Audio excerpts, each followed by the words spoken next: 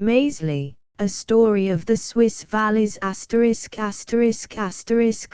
A Story of the Swiss Valleys by Johanna Spyri, author of Heidi, Corneli, etc. Translated by Elizabeth P. Stork 1921 Forward. The present story is the third by Madame Spyri to appear in this series. For many years the author was known almost entirely for her Alpine classic, Heidi. The publication of a second story, Corneli, during the past year was so favorably received as to assure success for a further venture. Maezli may be pronounced the most natural and one of the most entertaining of Madame Spyri's creations. The atmosphere is created by an old Swiss castle and by the romantic associations of the noble family who lived there. Plot interest is supplied in abundance by the children of the Bergman family with varying characters and interests. A more charming group of young people and a more wise and affectionate mother would be hard to find. Every figure is individual and true to life, with his or her special virtues and foibles, so that any grown person who picks up the volume will find it a world in miniature and will watch eagerly for the special characteristics of each child to reappear. Naturalness, generosity, and forbearance are shown throughout not by precept but by example. The story is at once entertaining, healthy, and, in the best sense of a word often misused, sweet. Insipid books do no one any good, but few readers of whatever age they may be will fail to enjoy and be the better for Maezli. It may save trouble to give here a summary of the Bergman household. The mother is sometimes called Mrs. Rector, on account of her being the widow of a former rector of the parish, and sometimes Mrs. Maxa, to avoid confusion with the wife of the present rector. It is as if there were two Mrs. John Smiths, one of whom is called Mrs. Helen, Maxa being, of course, a feminine Christian name. Of the 5 children the eldest is the high-spirited, impulsive Bruno, who is just of an age to go away to a city school. Next comes his sister Mie, whose fault is that she is too submissive and confiding.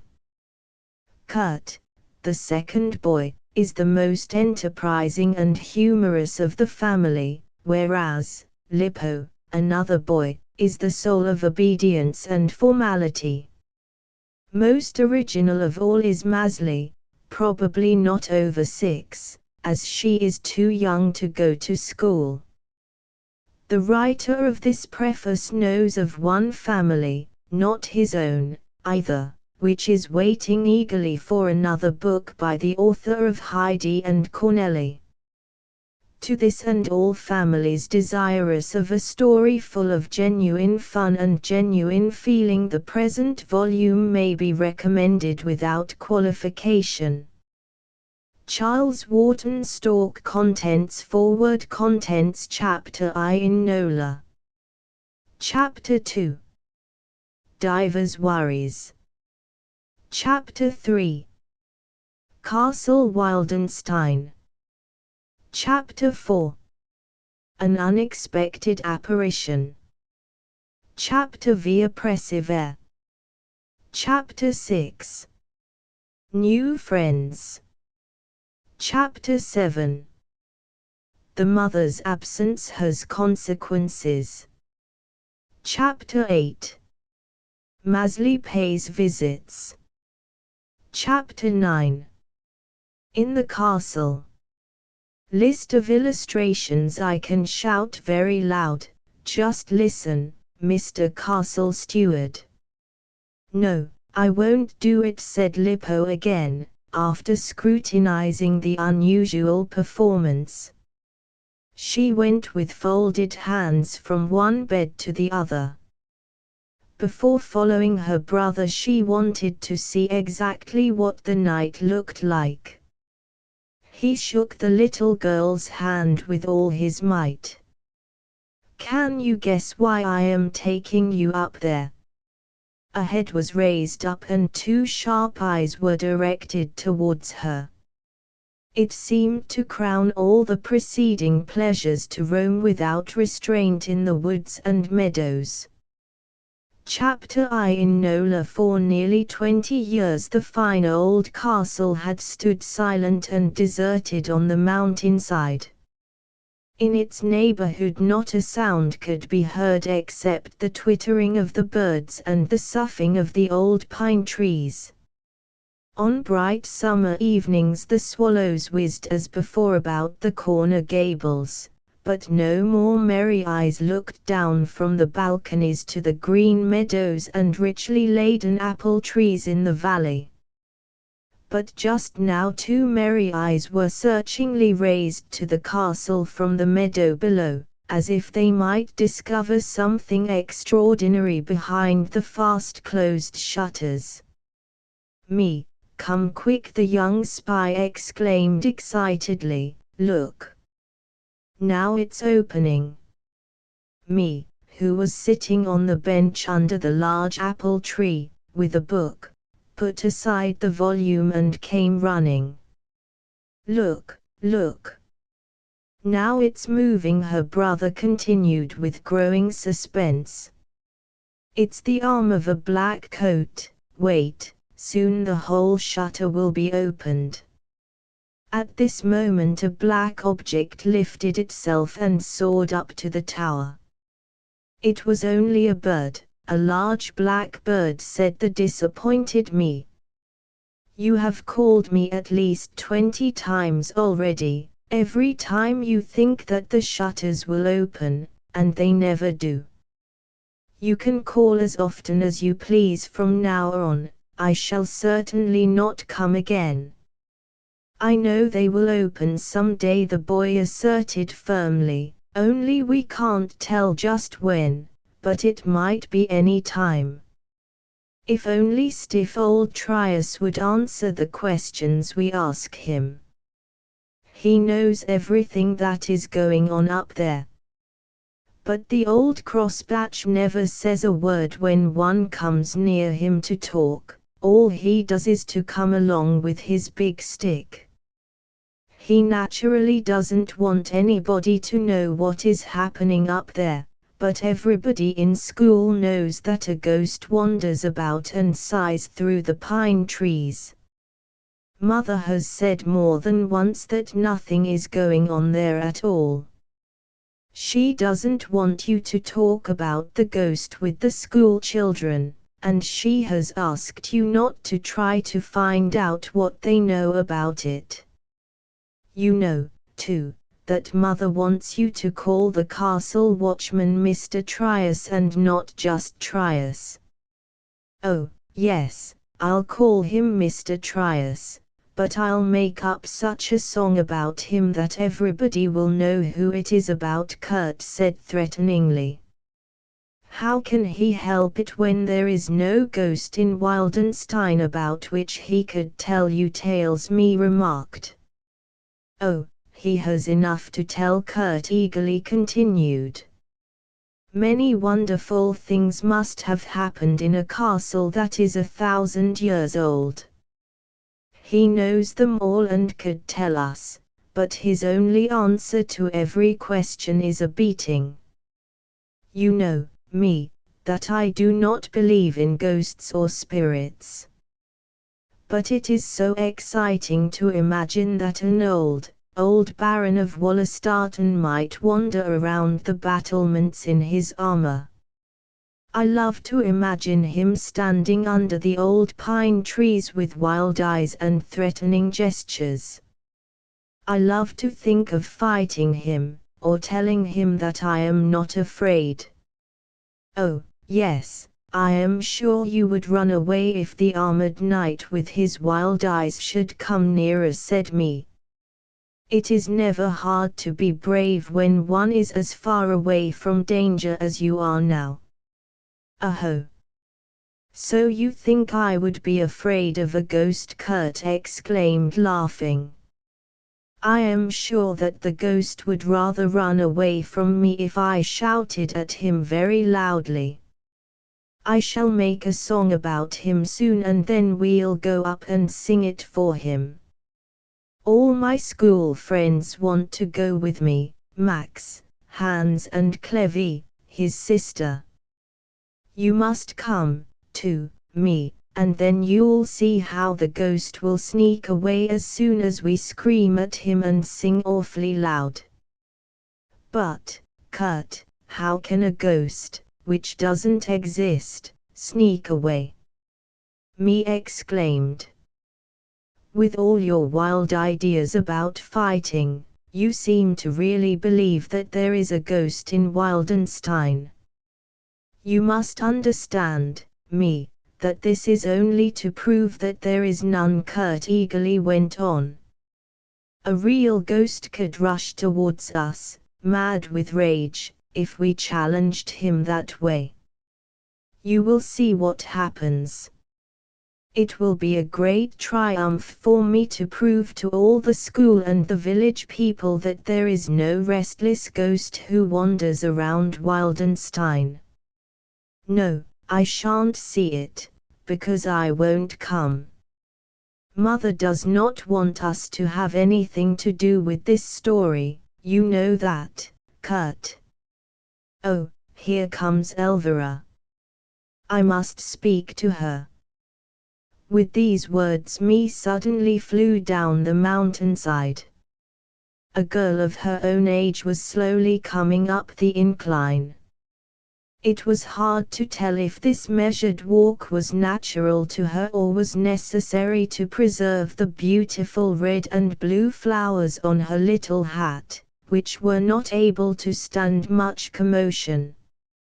It was clearly evident, however, that the approaching girl had no intention of changing her pace, despite the fact that she must have noticed long ago the friend who was hurrying towards her. She certainly could move her proud stilts a little quicker when she sees how me is running, Kurt said angrily. Me shouldn't do it. Oh, well, I shall make a song about Elvira that she won't ever forget.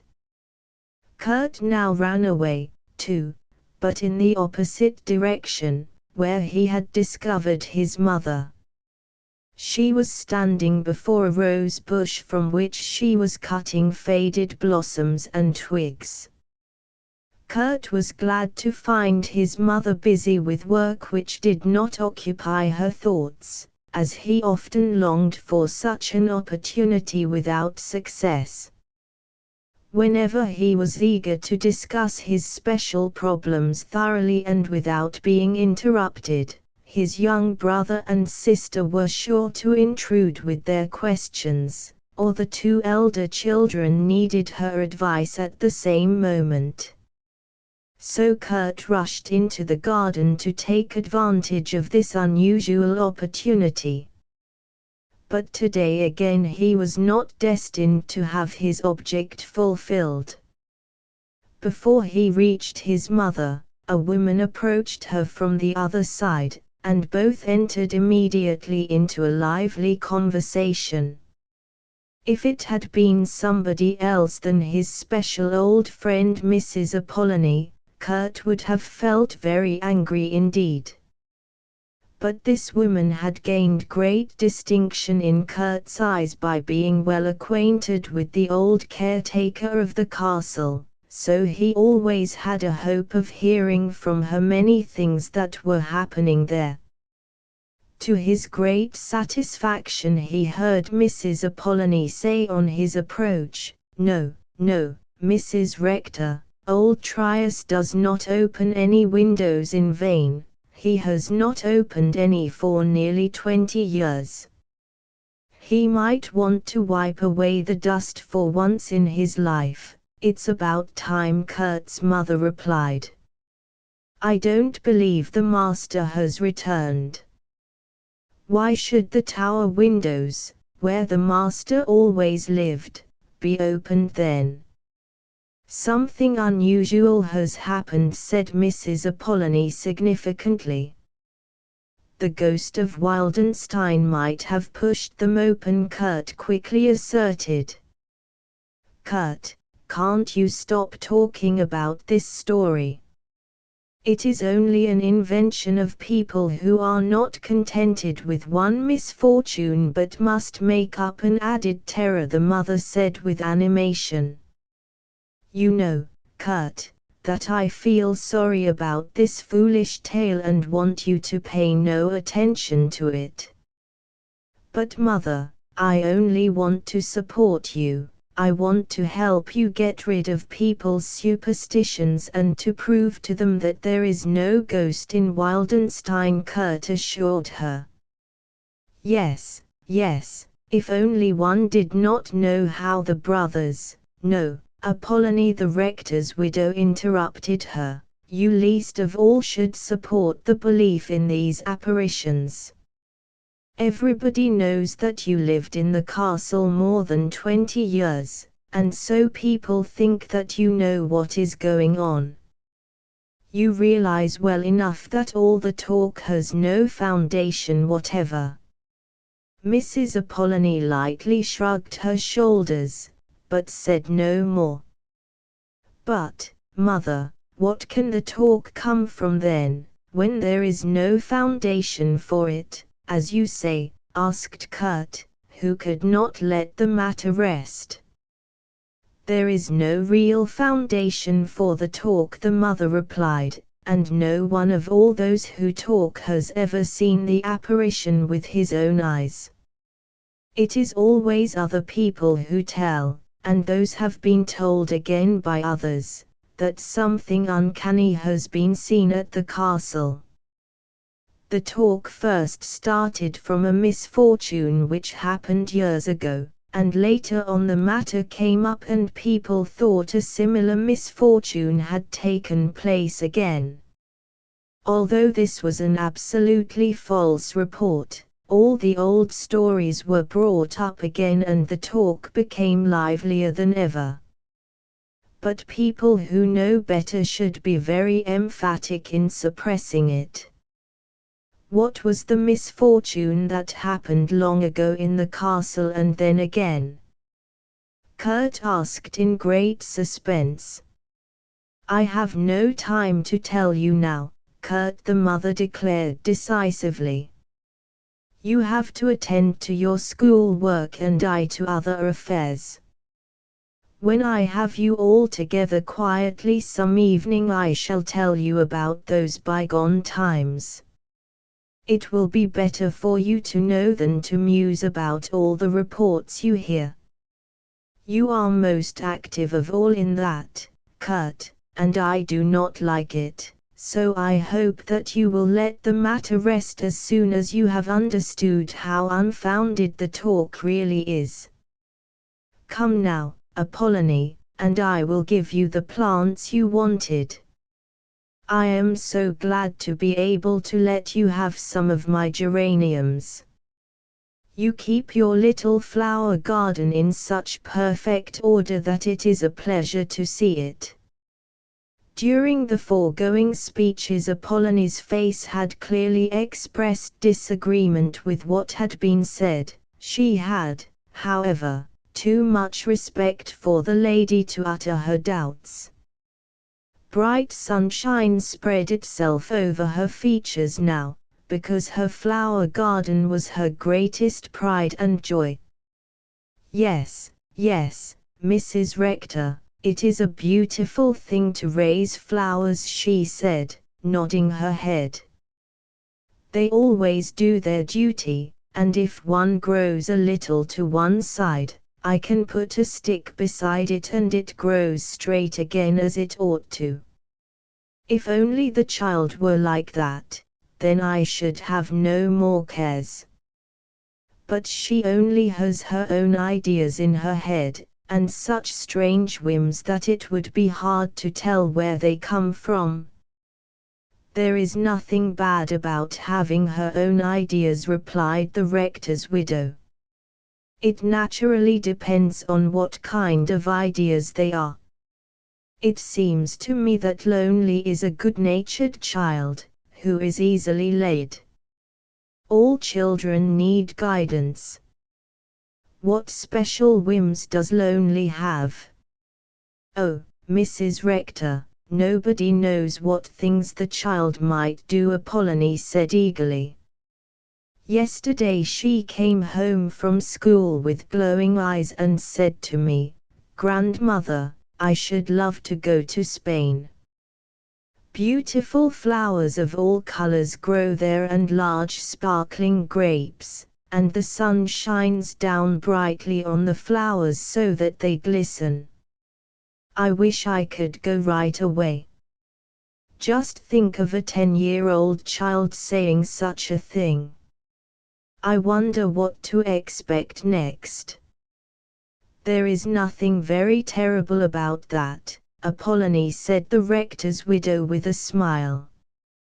The child might have heard you mention Spain yourself, so that it roused her imagination.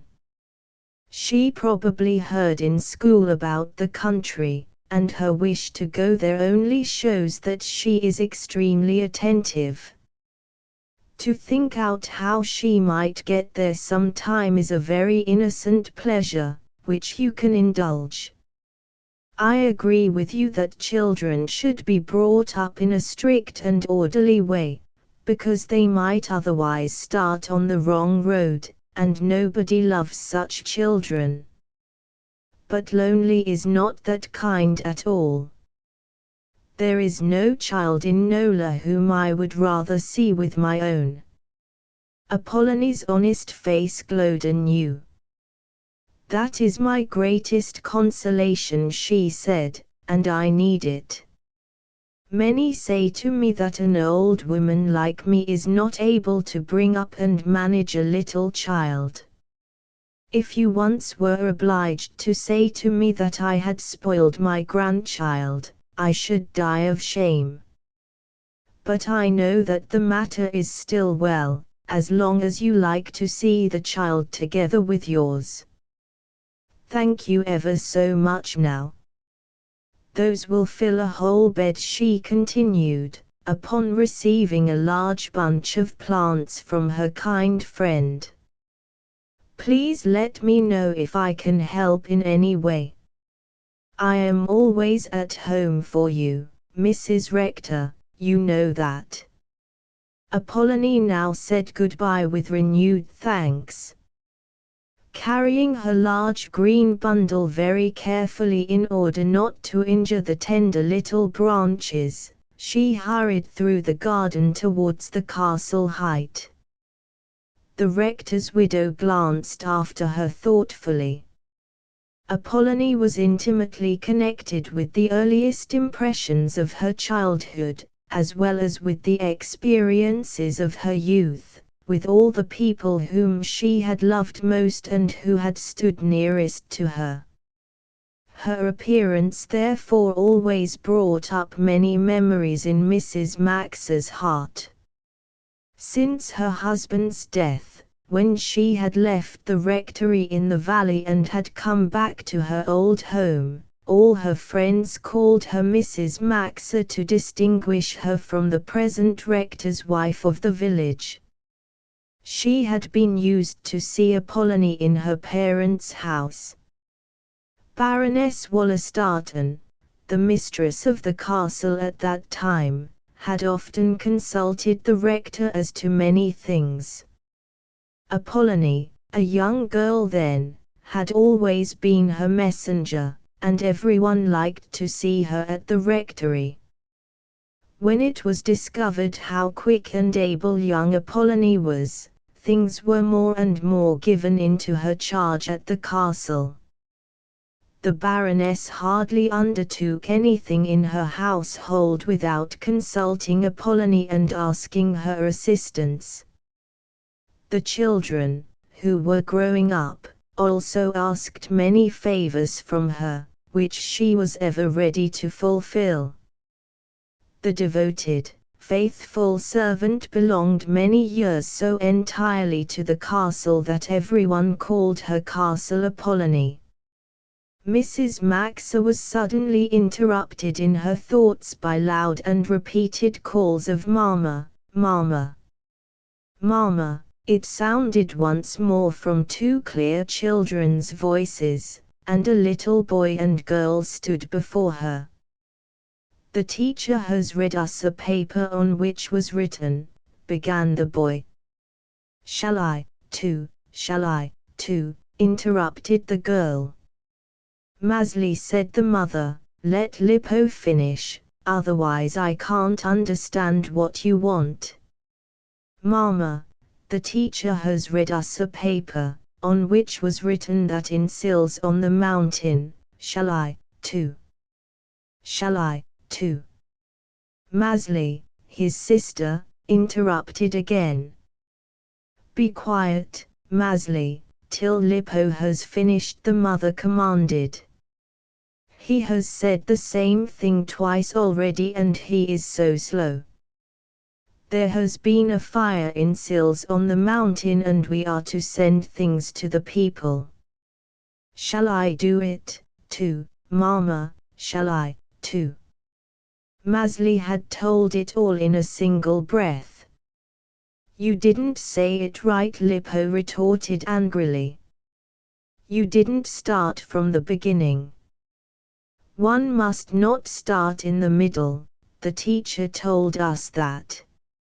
Now I'll tell you, Mama. The teacher has read us a paper." "We know that already," Lippo the mother remarked. "What was in the paper?" "In the paper was written that a big fire in Sils on the mountain has destroyed 2 houses and everything in them. Then the teacher said that all the pupils of the class, shall I too, Maezli urged. "Finish a little quicker now," Lippo said the mother. "Then the teacher said that all the pupils from all the classes must bring some of their things to give to the poor children. Shall I too, Mama, shall I go right away and get together all they need?" Maezli said rapidly, as if the last moment for action had arrived. "Yes, you can give some of your clothes and Lippo can bring some of his," the mother said. "I shall help you, for we have plenty of time. Tomorrow is Sunday and the children are sure not to bring their things to school before Monday, as the teacher will want to send them off himself."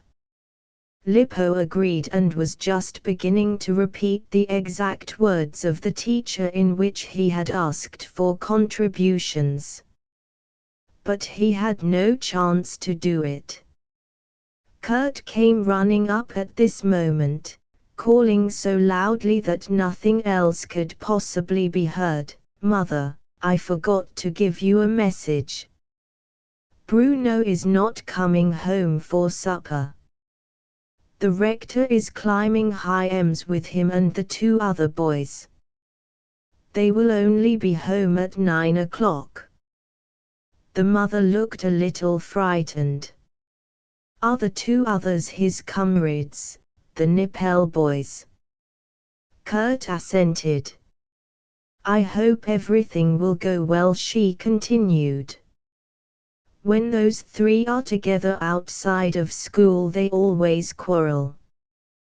When we came here first I was so glad that Bruno would have them for friends, but now I am in continual fear that they will clash." "Yes, Mother," Kurt asserted, "you would never have been glad of that friendship if you had really known them. Wherever they can harm anybody they are sure to do it, and always behind people's backs.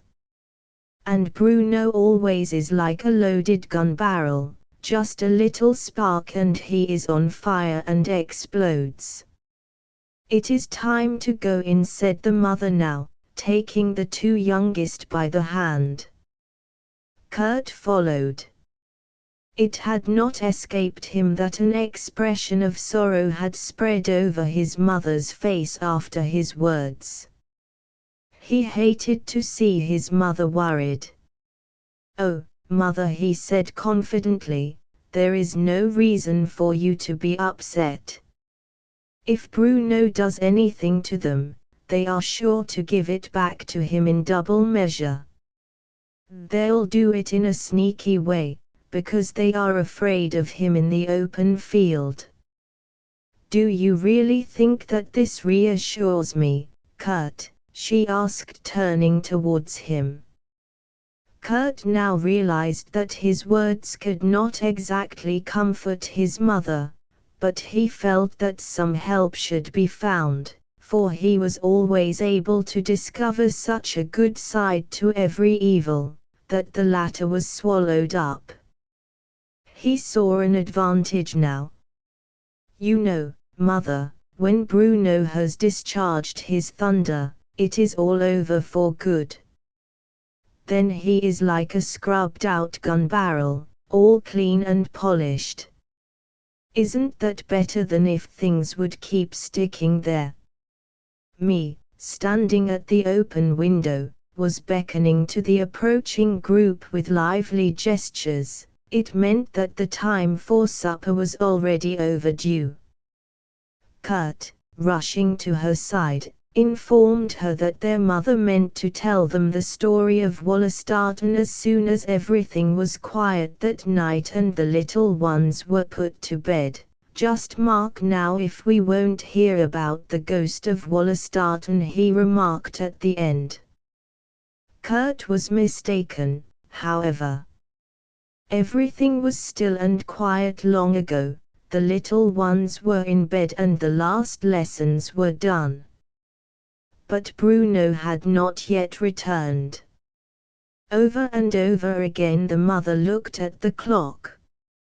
"You must not be afraid, mother, that they will have a quarrel, because the rector is with them," Kurt said consolingly. Now rapid steps sounded outside. The door was violently flung open and Bruno appeared, pale with rage. "Those two mean creatures, those malicious rascals, the sneaky hypocrites, the Bruno, no more please," the mother interrupted. "You are beside yourself.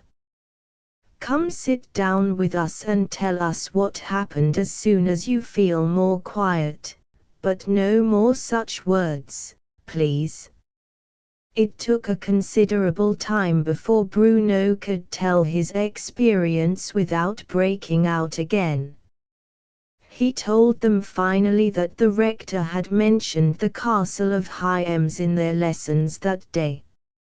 After asking his pupils if they had ever inspected the famous ruins, they had all said no. So the rector invited the three big boys to join him in a walk to see the castle.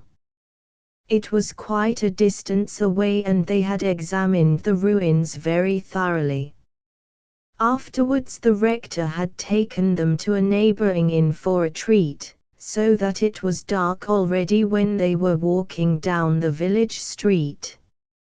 Just where the footpath, which comes from the large farmhouse, crosses the road, Bruno continued, Lonely came running along with a full milk bottle in her arm. That scoundrel Edwin quickly put out his foot in front of her and Lonely fell down her whole length. The milk bottle flew far off and the milk poured down the road like a small white stream. The boys nearly choked with laughter and all I was able to do was to give Edwin a sound box on the ear, Bruno concluded, nearly boiling with rage. Such a coward! He ran right off after the rector, who had gone ahead and had not seen it. Lonely went silently away, crying to herself. I'd like to have taken hold of both of them and given them proper, yes, and Lonely is sure to be scolded by her grandmother for having spilled the milk. Me interrupted, She always thinks that Lonely is careless and that it is always her own fault when somebody harms her. She is always punished for the slightest little fault. But she never defends herself, Kurt said, half in anger, partly with pity. If those two ever tried to harm Clevie, they would soon get their faces scratched. Apollonie has brought Lonely up the wrong way. Should you like to see Lonely jump at a boy's face and scratch it, Kurt? Asked the mother. After meditating a while, Kurt replied, I guess I really shouldn't. Don't you all like Lonely because she never gets rough and always is friendly, obliging and cheerful?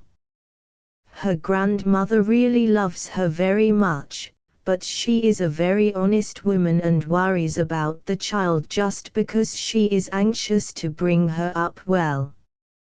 I should be extremely sorry if she scolded Lonely in the first excitement about the spilled milk.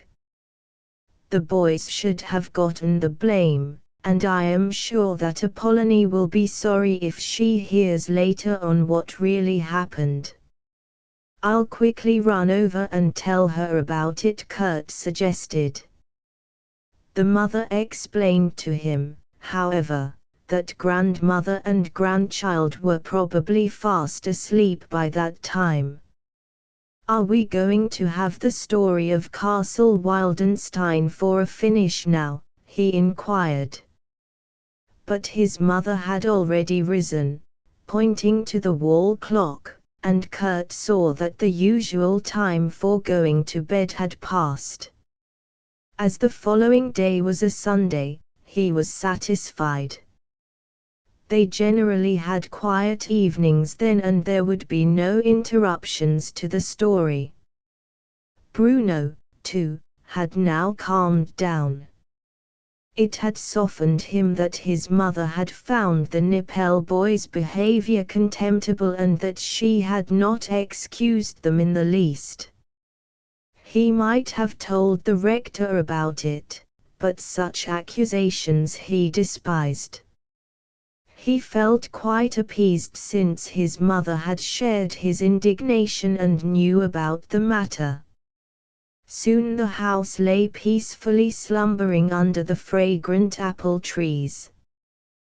The golden moon above was going her way and seemed to look down with friendly eyes, as if she was gratified that the house, which was filled all day with such noise and lively movement, was standing there so calm and peaceful. Chapter 2 Divers worries. Before the mother went off to church on Sunday morning, she always glanced into the living room to see if the children were quietly settled at their different occupations and to hope that everything would remain in order during her absence. When she looked in today, everything was peaceful. Bruno and me were both sitting in a corner lost in a book. Kurt had spread out his drawings on a table before him, and Lippo and Maezli were building on their small table a beautiful town with churches, towers and large palaces. The mother was thoroughly satisfied and went away. For a while everything was still.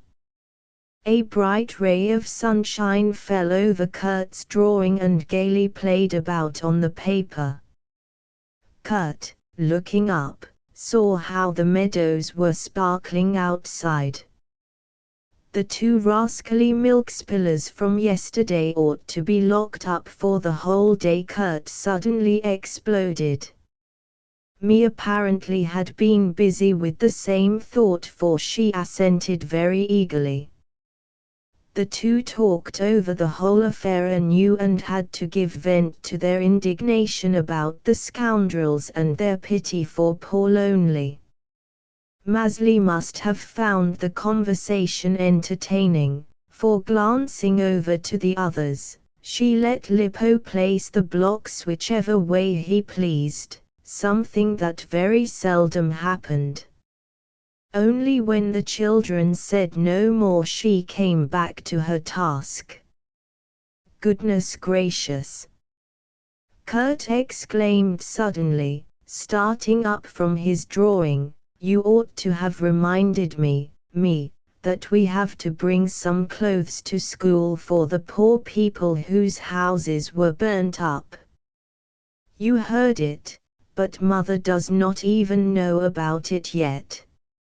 I forgot it, too, said me quietly, continuing to read. Mother knows about it long ago.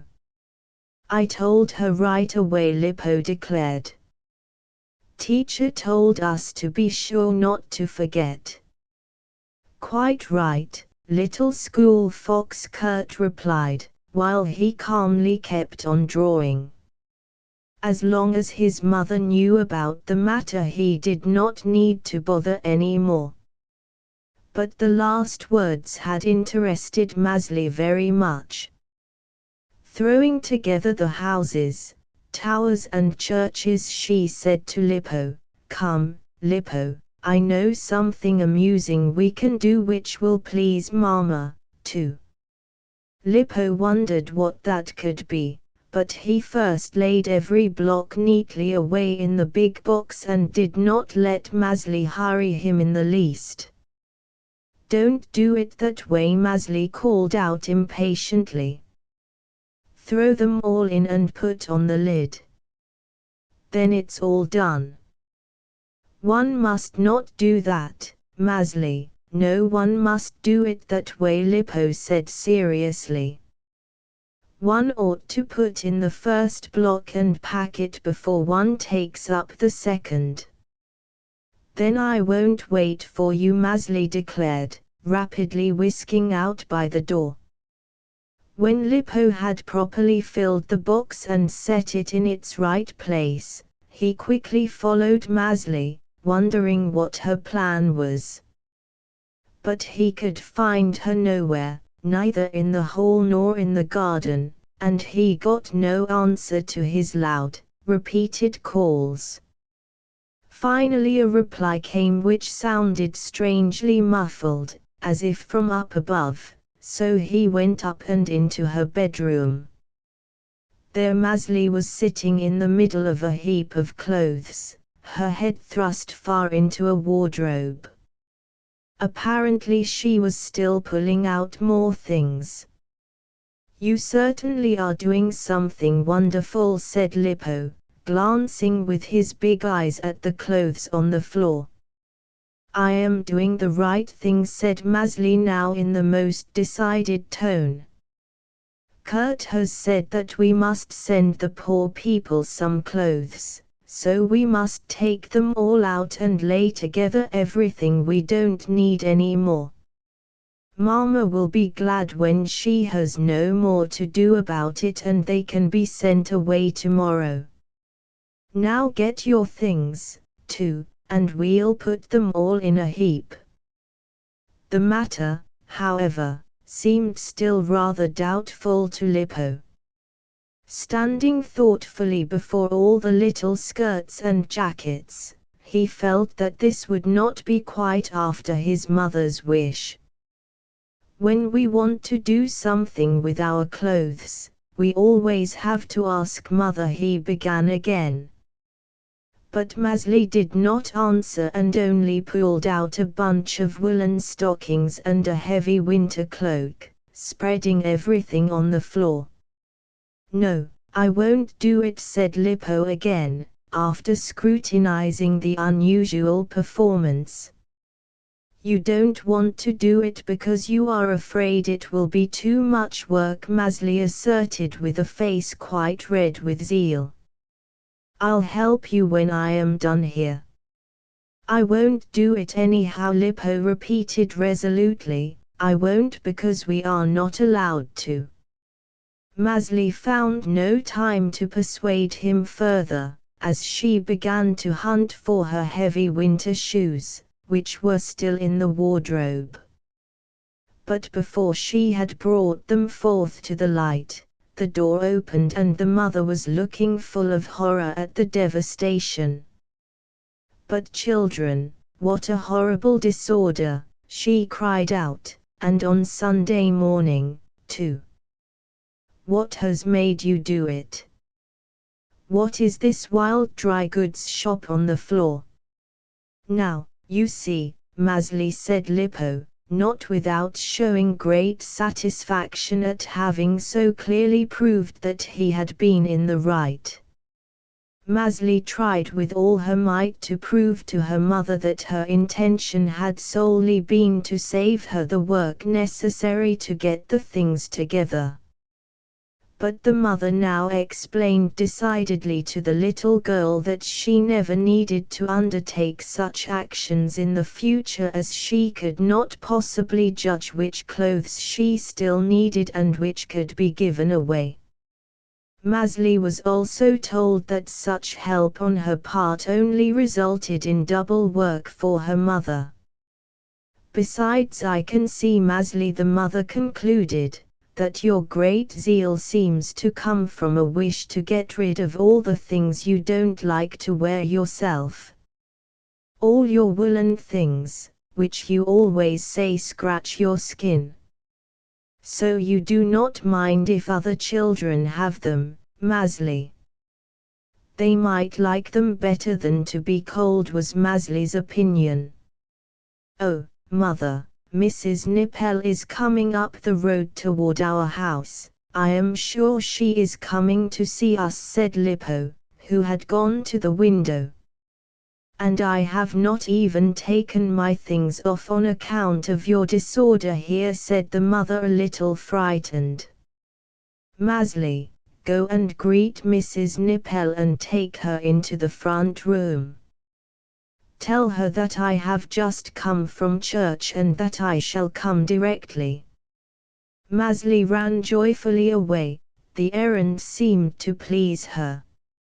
She received the guest with excellent manners and led her into the front room to the sofa, for Maezli knew exactly the way her mother always did. Then she gave her mother's message. Very well, and what do you want to do on this beautiful Sunday?" the lady asked. "Take a walk," Maezli answered rapidly. "Are they still locked up?" she then casually asked. Whom do you mean?" and the lady looked somewhat disapprovingly at the little girl. "Edwin and Eugen," Maezli answered fearlessly. "I should like to know where you get such ideas," the lady said with growing irritation. "I should like to know why the boys should be locked up." "Because they are so mean to Lonely all the time," Maezli declared. The mother entered now. To her friendly greeting she only received a very cold reply. "I only wonder, Mrs. Rector," the guest began immediately in an irritated manner, "what meanness that little poison toad of a Lonely has spread and invented about my boys. But I wonder still more that some people should believe such things." Mrs. Maxa was very much astonished that her visitor should have already heard what had taken place the night before, as she knew that her sons would not speak of it of their own free will. "As long as you know about it already, I shall tell you what happened," she said. "You have apparently been misinformed. It had nothing to do whatever with a meanness on Lonely's part.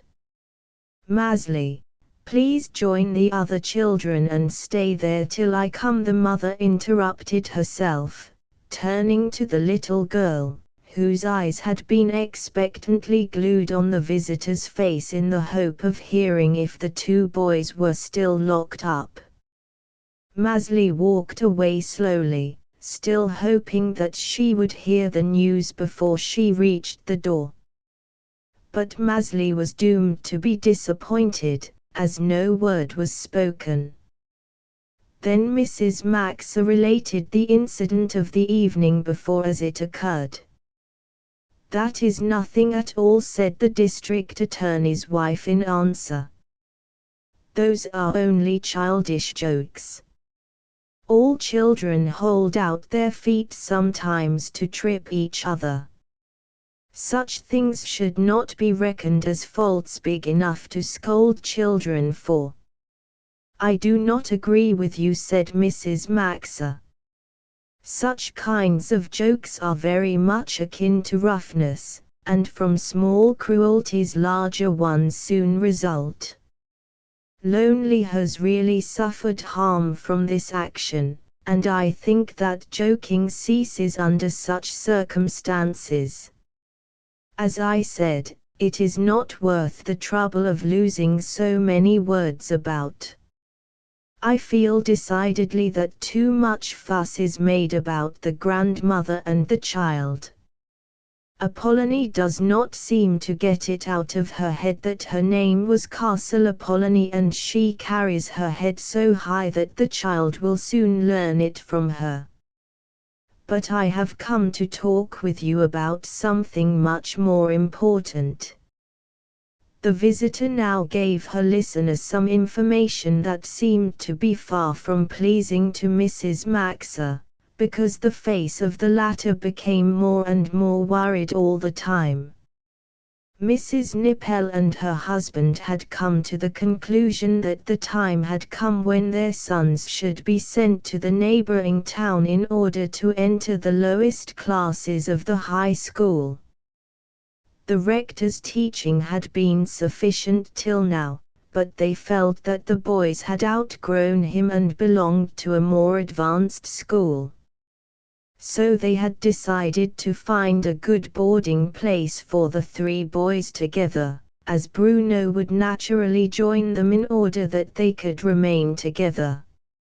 Since the three would, in later years, have great authority in the little community, it would be splendid if they were educated alike and could agree thoroughly in everything. "My husband means to go to town in the near future and look for a suitable house where they can board," the speaker concluded. "I am sure that you will be grateful if the question is solved for Bruno, as you would otherwise be obliged to settle it yourself." Frau Max's heart was very heavy at this news. She already saw the consequences and pictured the terrible scenes that would result if the three boys were obliged to live closely together. "The thought of sending Bruno away from home already troubles me greatly," she said finally. "I do not see the necessity for it. Our rector, who has offered to teach them out of pure kindness, means to keep the boys under his care till a year from next spring. They are able to learn plenty still from him. However, if you have resolved to send your sons away, I shall be obliged to do the same, as the rector could not continue the lessons for Bruno alone." Mrs. Maxa declined the offer of her visitor to look up a dwelling place for Bruno, as she had to talk the matter over first with her brother. He was always her counselor in these things, because he was the children's guardian. The district attorney's wife did not seem gratified with this information. As she was anxious to have the matter settled then and there, she remarked rather sarcastically that a mother should be able to decide such matters alone. "The boys are sensible enough to behave properly without being constantly watched," she added. "I can certainly say that mine are, and where two hold to the right path, a third is sure to follow. My eldest is never one to follow blindly," Mrs. Maxa said with animation. "I should not wish it either in this case. I shall keep him at home as long as it is possible for me, and after that I shall send him away under God's protection." "Just as you say," the other lady uttered, rising and taking leave. "We can talk the question of boarding over again another time," she remarked as she was going away. "When the time comes, my husband's preparation for the future will be welcome, I am sure." When the mother, after escorting her guest, came back to the children's room, Maezli immediately called out, "Did she say if the two are still locked up?" "What are you inventing, Maezli?" said the mother. "You probably don't know yourself what it means." "Oh, yes, I know," Maezli assured her. "I asked her if the boys were still locked up because Kurt said that." Kurt laughed out loud. "Oh, you naughty child, to talk so wild." "Because I say that those two ought to be locked up." Maezli runs over and immediately asks their mother that question. Mrs. Maxa now understood clearly where her visitor had heard about her boy's behavior of yesterday. "Maezli," she said admonishingly, "have you forgotten that you are not to ask questions of grown-up people who come to see me?" "But why shouldn't I ask what the locked-up children are doing?" Maezli declared, feigning great pity in her voice. Now the foxy little thing wants to incline mother to be comforted by pretending to pity them, Kurt declared. Suddenly a terrific shout of joy sounded from all voices at once as they all called, "Uncle Fip! Uncle Fip!" In a moment they had disappeared through the door. Kurt jumped out through the window, which was not dangerous for him and was the shortest way to the street. The mother also ran outside to greet Uncle Fip, who was her only brother.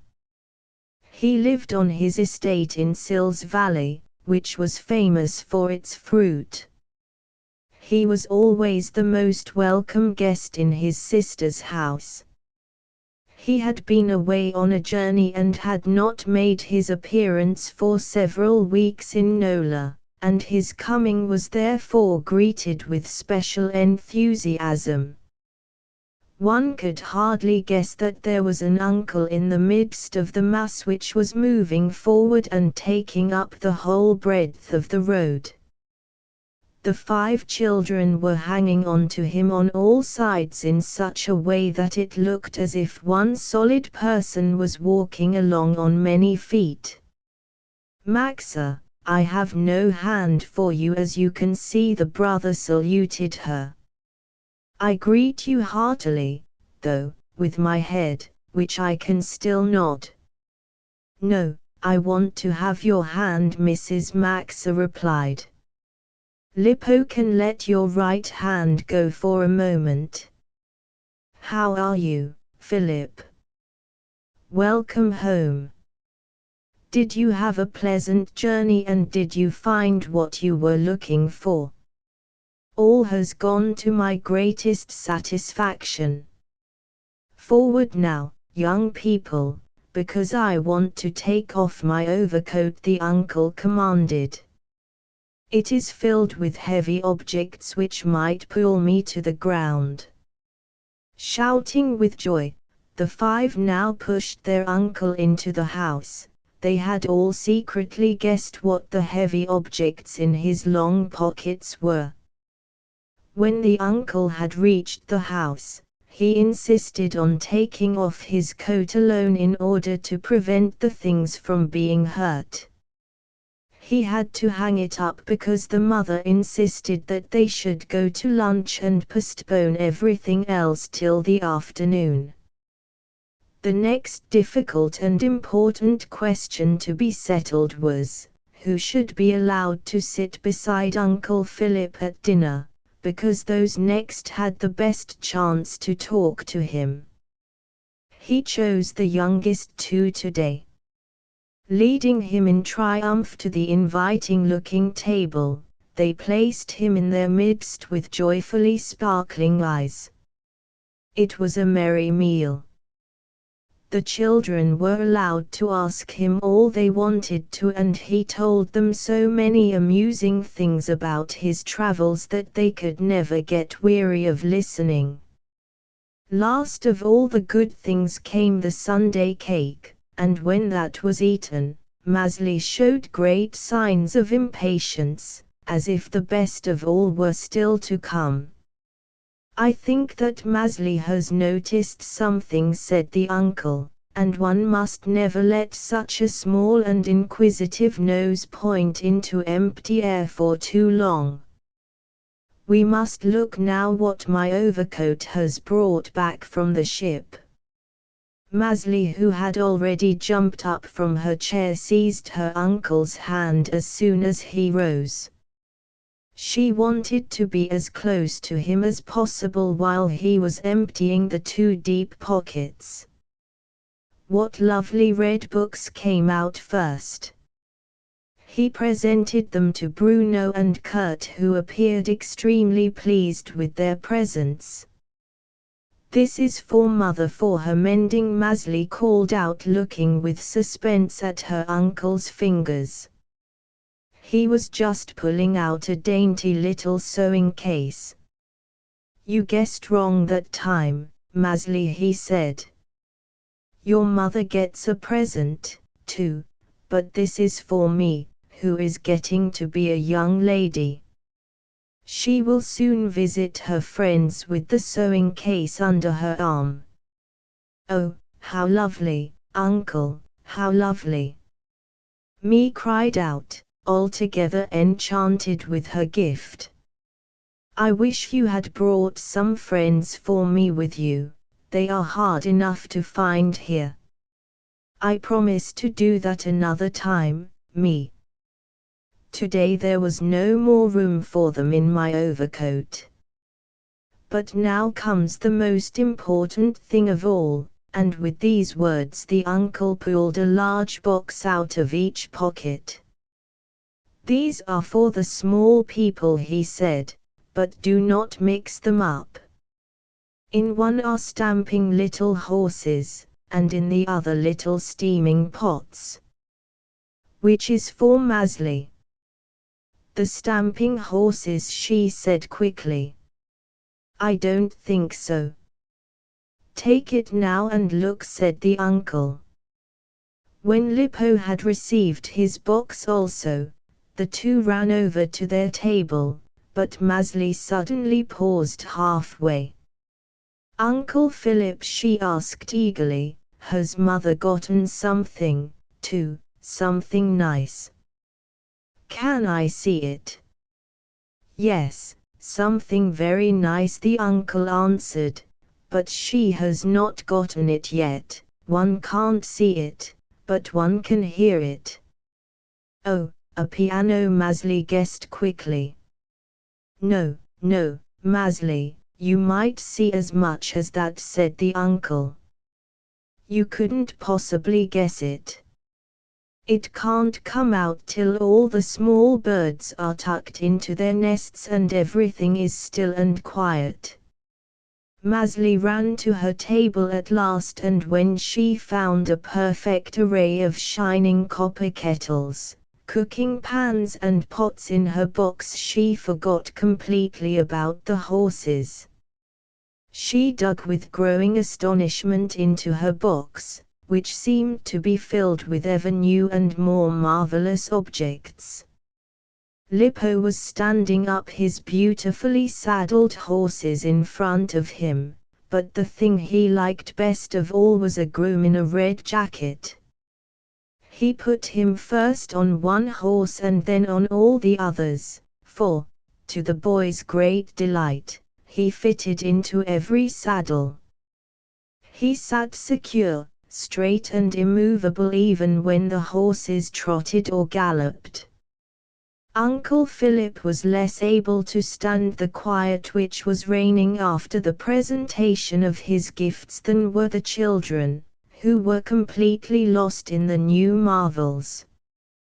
He told them now that he was ready to take them all on a walk. Maezli was ready before anyone, because she had thrown everything into her box and then with a little pushing had been able to put on the lid. This did not worry her further, so she ran towards the uncle. "Maezli, you mustn't do that, no, you mustn't," Lippo called after her. But the little girl stood already outside, holding her uncle's hand ready for the march. Everybody else was ready, as they all had only had one object to put away, and the mother gave her orders to Kathy, the cook. "Come, Lippo, don't stay behind," the uncle called into the room. "I have to finish first, then I'll come right away," the little boy called back. The mother was ready to go, too, now. "Where is Lippo?" she asked, examining her little brood. "He sits in there like a mole in his hole and won't come out," said Kurt. "Shall I fetch him?" "He'll come quickly enough then." "No, no," the mother returned. "I'll attend to it." Lippo was sitting at his little table, laying one horse after the other slowly and carefully in the box so that they should not be damaged. "Come, Lippo, come. We must not let Uncle Philip wait," the mother said. "But, mother, one must not leave before everything is straightened up and put into the wardrobe," Lippo said timidly. "One must always pack up properly." "That is true, but I shall help you today," said the mother, and with her assistance everything was soon put in order. "Oh, here comes the slowpoke at last," Kurt cried out. "No, you must not scold him, for Lippo did right in putting his things in order before taking a walk," said his mother, who had herself given him that injunction. "Bravo, my godson. I taught you that, but now we must start," said the uncle, extending his hand to the little boy. "Where shall we go?" "Up to the castle," Kurt quickly suggested. Everybody was satisfied with the plan and the mother assented eagerly, as she had intended the same thing. "We shall go up towards the castle hill," the uncle remarked as he set out after taking the two little ones by the hand. "We shall have to go around the castle, won't we? If cross Mr. Trias is keeping watch, we won't get very close to it, because the property is fenced in for a long way around." "Oh, we can go up on the road to the entrance," said Kurt with animation. "We can look into the garden from there, but everything is overgrown. On the right is a wooden fence which we can easily climb. From there we can run all the way up through the meadows to a thick hawthorn hedge. On the other side of that begin the bushes and behind that the woods with the old fir and pine trees, but we can't climb over it. We could easily enough get to the castle from the woods." "You seem to have a very minute knowledge of the place," said the uncle. "What does Mr. Trias say to the climbing of hedges?" "In the meadows there are beautiful apple trees as far as I remember. He beats everybody he can catch," was Kurt's information, "even if they have no intention of taking the apples. Whenever he sees anyone in the neighborhood of the hedge, he begins to strike out at them. His intention is probably to show everybody who tries to nose around that the fences are not to be climbed. Let us wait for your mother, who knows all the little ways. She will tell us where to go." Uncle Philip glanced back for his sister, who had remained behind with me and Bruno. While the uncle was amusing the younger ones, the two others were eagerly talking over their special problems with her, so that they got ahead very slowly. "To which side shall we go now? As you know the way so well, please tell us where to go," said the uncle when the three had approached. The mother replied that Uncle Philip knew the paths as well as she, if not even better. As long as the decision lay with her, however, she chose the height to the left from which there was a clear view of the castle. "Then we'll pass by Apollonie's cottage," said Kurt. "I am glad. Then we can see what Lonely is doing after yesterday's trouble. She is the nicest child in school." "Let us go there," the uncle assented.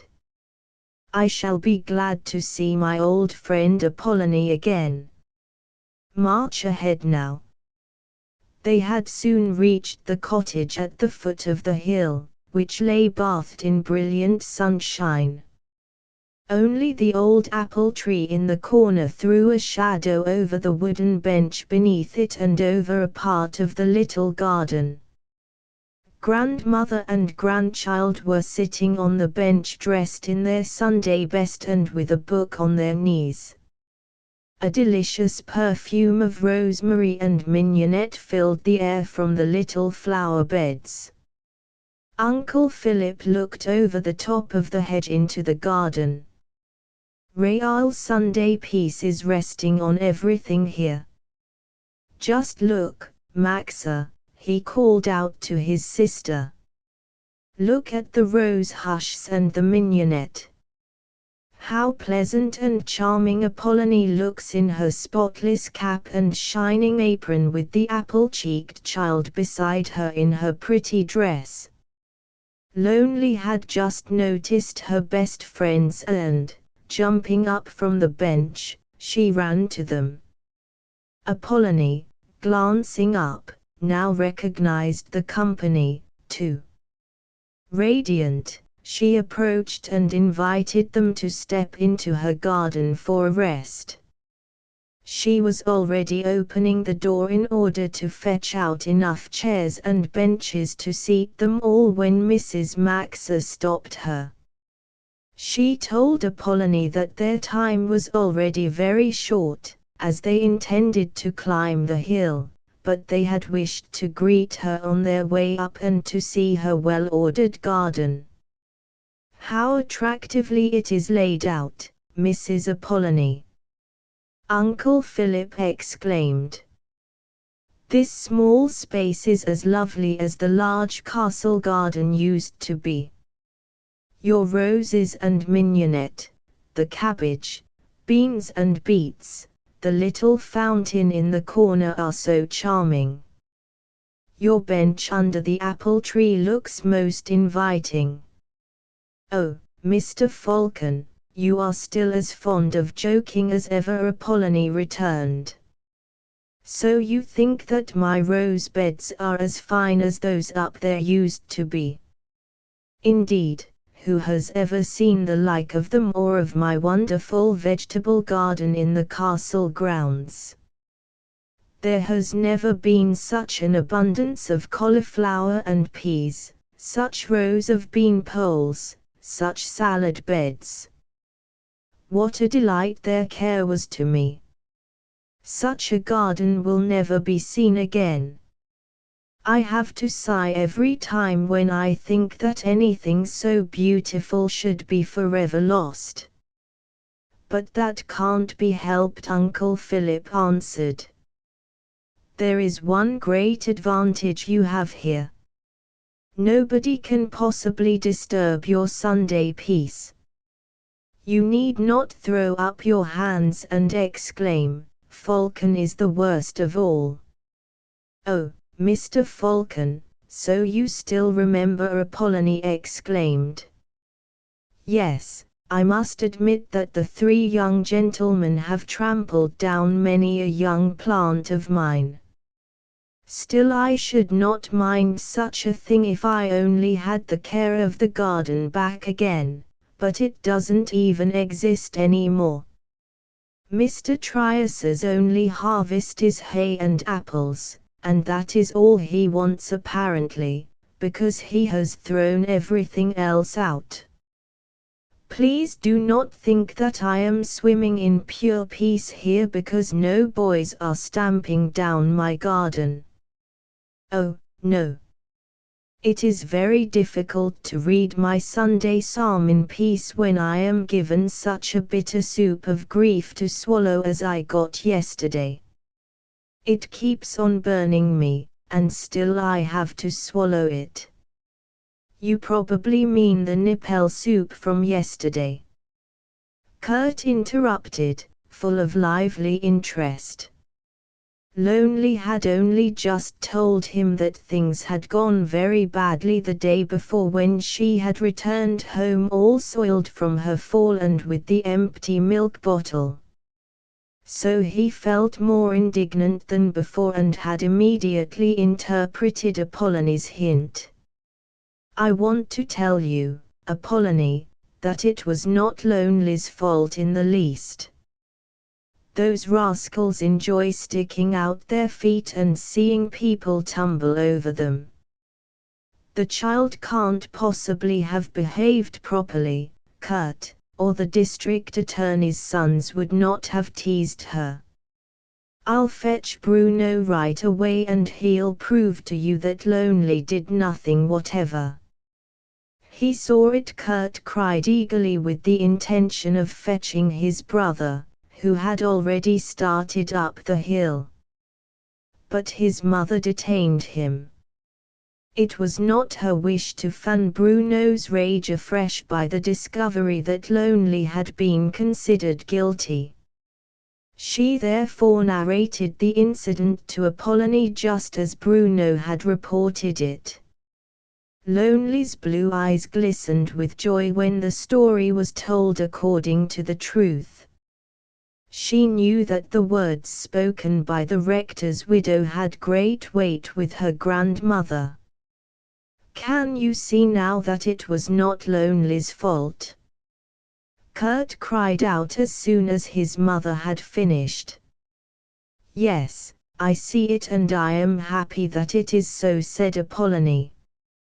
How could one have suspected that boys who had a good education should want to hurt others without cause?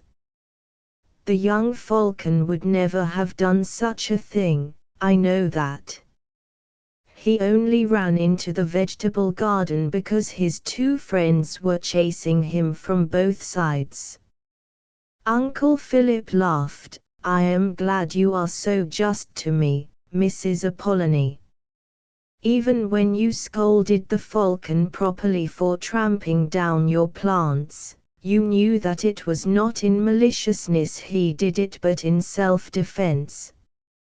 I am afraid it is time to go now, and with these words he heartily shook his old acquaintance by the hand. The two little ones, who had never left his side, were ready immediately to strike out once more. They soon reached the hill, and the castle, which was bathed in the soft evening light, lay openly before them. A hushed silence reigned about the grey building and the old pine trees under the tower, whose branches lay trailing on the ground. For years no human hand had touched them.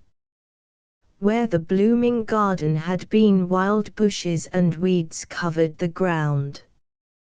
The mother and uncle, settling down on a tree trunk, looked in silence towards the castle, while the children were hunting for strawberries on the sunny incline. How terribly deserted and lonely it all looks, Uncle Philip said after a while. Let us go back. When the sun is gone, it will get more dreary still. Don't you notice anything, Philip? Asked his sister, taken up with her own thoughts. Can you see that all the shutters are closed except those on the tower balcony? Don't you remember who used to live there? Certainly I do. Mad Bruno used to live there, the brother answered. As his rooms alone seem to be kept in order, he might come back. Why, he'll never come back, Uncle Philip exclaimed. You know that we heard ages ago that he is an entirely broken man and that he lay deadly sick in Malaga. Mr. Tillman, who went to Spain, must certainly know about it. Restless Baron Bruno has probably found his last resting place long ago. Why should you look for him here? I only think that in that case a new owner of the place would have turned up by now, was his sister's opinion. 2 young members of the family, the children of Sallow and Eleanor, are still alive. I wonder where these children are. They would be the sole owners after their uncle's death. They have long ago been disinherited, the brother exclaimed. I do not know where they are, but I have an idea on that subject. I shall tell you about it tonight when we are alone. Here you are so absent-minded. You throw worried looks in all directions as if you were afraid that this perfectly solid meadow were a dangerous pond into which your little brood might fall and lose their lives. The children had scattered in all directions. Bruno had gone far to one side and was deeply immersed in a little book he had taken with him. Mie had discovered the most beautiful forget-me-nots she had ever seen in all her life, which grew in large masses beside the gurgling mountain stream. Beside herself with transport, she flew from place to place where the small blue flowers sparkled, for she wanted to pick them all. Kurt had climbed a tree and from the highest branch he could reach was searchingly studying the castle, as if something special was to be discovered there. Maezli, having discovered some strawberries, had pulled Lippo along with her. She wanted him to pick those she had found while she hunted for more in the meantime. The mother was very busy keeping an eye on them all. Kurt might become too daring in his climbing feats. Maezli might run away too far and Lippo might put his strawberries into his trousers pocket as he had done once already, and cause great harm to his little Sunday suit. You fuss and worry too much about the children, Uncle Philip said. Just let the children simply grow, saying to them once in a while, if you don't behave, you'll be locked up. Yes, that certainly sounds simple, said his sister. It is a pity you have no brood of your own to bring up, Philip, as lively as mine, and each child entirely different from the others, so that one has to be urged to a thing that another has to be kept from. I get the cares without looking for them. A new great worry has come to me today, which even you won't be able to just push aside. Mrs. Maxa told her brother now about the morning's interview with the wife of the district attorney. She told him of the problem she had with Bruno's further education, because the lessons he had been having from the rector would end in the fall, and of her firm intention of keeping him from living together with his 2 present comrades. The 3 had never yet come together without bringing as a result some mean deed on one side and an explosion of rage on the other. Don't you think, Philip, that it will be a great care for me to think that the 3 are living under one roof? Don't you think so yourself? Mrs. Maxa concluded. Oh, Maxa, that is an old story. There have been boys at all times who fought together and then made peace again. Philip, that does not console me, the sister answered. That has never been Bruno's way at all. He never fights that way. But it is hard to tell what he might do in a fit of anger at some injustice or meanness, and that is what frightens me so. His godfather of the same name has probably passed that on to him.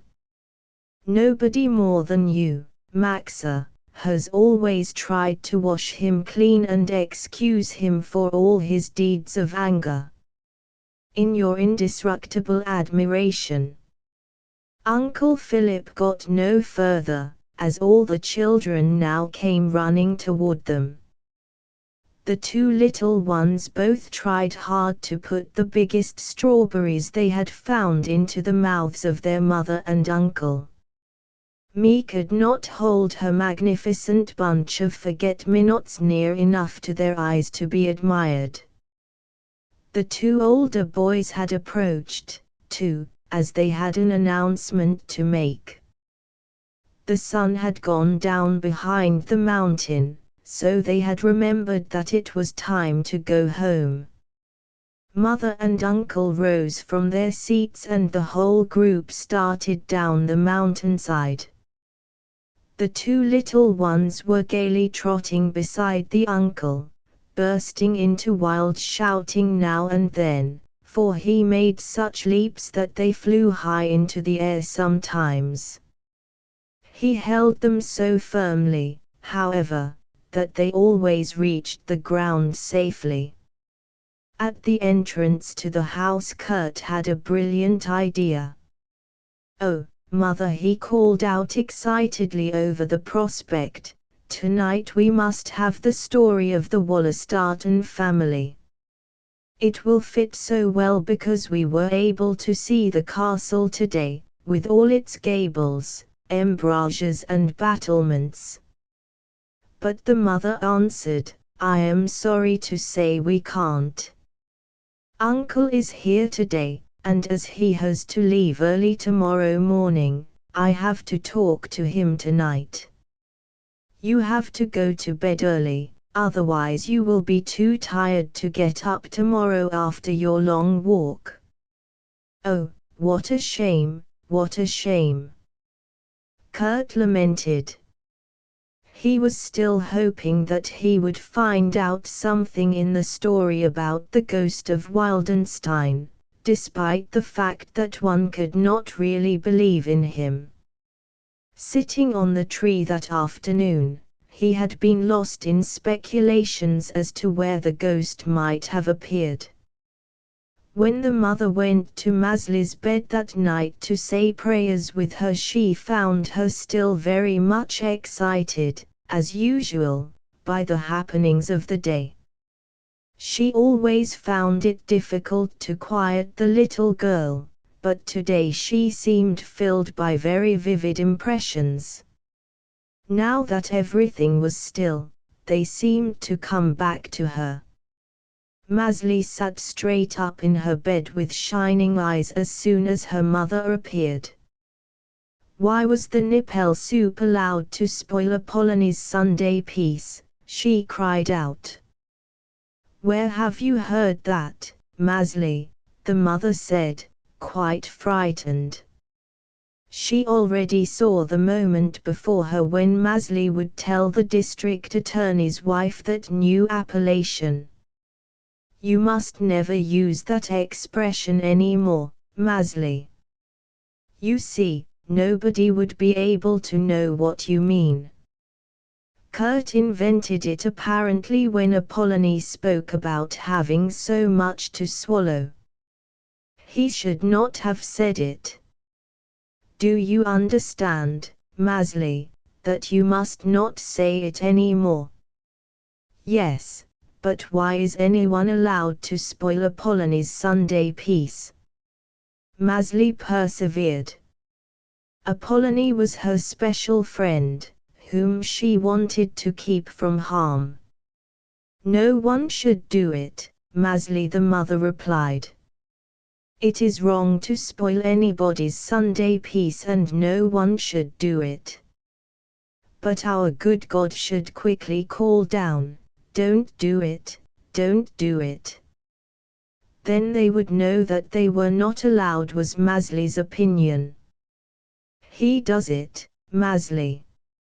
He does it every time anybody does wrong, said the mother, for the evildoer always hears such a voice that calls out to him, don't do it, don't do it. But sometimes he does it in spite of the voice.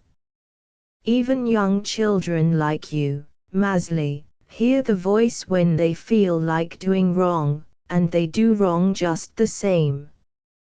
I only wonder why God does not punish them right away. He ought to do that, Maezli eagerly replied. But he does, said the mother. As soon as anybody has done wrong, he feels a great weight on his heart so that he keeps on thinking, I wish I hadn't done it. Then our good God is good and merciful to him and does not punish him further. He gives him plenty of time to come to him and tell him how sorry he is to have done wrong. God gives him the chance to beg his pardon. But if he does not do that, he is sure to be punished so that he will do more and more evil and become more terribly unhappy all the time. I'll look out, too, now if I can hear the voice, was Maezli's resolution. The chief thing is to follow the voice, Maezli, said the mother. But we must be quiet now. Say your prayers, darling, then you will soon go to sleep. Maezli said her little prayer very devoutly. As there was nothing more to trouble her, she lay down and was half asleep as soon as her mother closed the door behind her. She was still expected at 4 other little beds. Every one of the children had a problem to bring to her, but there was so little time left today that they had to be put off till tomorrow. In fact, they were all glad to make a little sacrifice for their beloved uncle. When she came back into the room, she found him hurrying impatiently up and down. He could hardly wait to make his sister the announcement to which he had already referred several times. Are you coming at last? He called to her. Are you not a bit curious what present I have brought you? Oh, Philip, I am sure it can only be a joke, Mrs. Maxa replied. I should love to know what you meant when you spoke of the children of Wollastarten. It happens to be one and the same thing, the brother replied. Come here now and sit down beside me and get your mending basket right away so that you won't have to jump up again. I know you. You will probably run off 2 or 3 times to the children. No, Philip, today is Sunday and I won't mend. The children are all sleeping peacefully, so please tell me about it. Uncle Philip sat down quietly beside his sister and began, as surely as I am now sitting here beside you, Maxa, so surely young Leonore of Wollastarten was sitting beside me 3 days ago. I am really as sure as anything that it was Leonore's child. She is only an hour's distance away from you and is probably going to stay in this neighborhood for a few weeks. I wanted to bring you this news as a present. Mrs. Maxa first could not say a word from astonishment. Are you quite sure, Philip? She asked, wishing for an affirmation. How could you become so sure that the child you saw was Leonore's little daughter?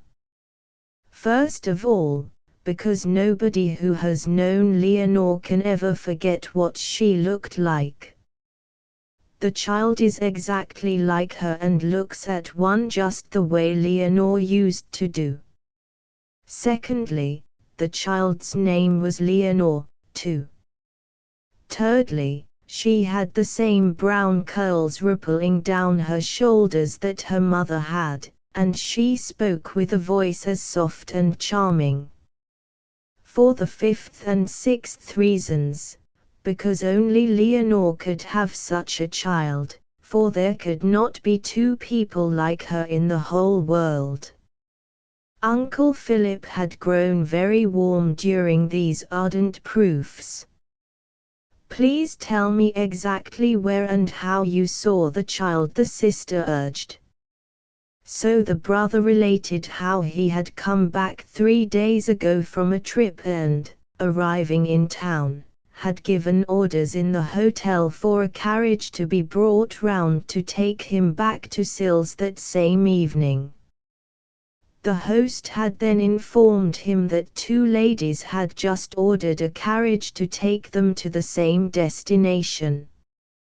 He thought that as long as they had seemed to be strangers and were anxious to know more about the road, they would be very glad to have a companion who was going the same way. So the host had made all necessary arrangements, as there were no objections to the plan on either side. When the carriage had driven up, he had seen that the ladies had with them a little daughter who was to occupy the back seat of the carriage. This daughter, as I thought, was Leonore's child. "I am as certain of that as of my relation with you," the brother concluded. Mrs. Maxa was filled with great excitement. Could one of the children for whom she had vainly longed and inquired for such long years be really so near her? Would she be able to see her? Who were the ladies to whom she belonged? To all her various questions the brother could only answer that the ladies with whom Leonore was living came from the neighborhood of Hanover. They had taken a little villa in Sils on the mountain, which they had seen advertised for the summer months. He had shown the ladies his estate in Sils and had offered to serve them in whatever way they wished. Then they had taken leave.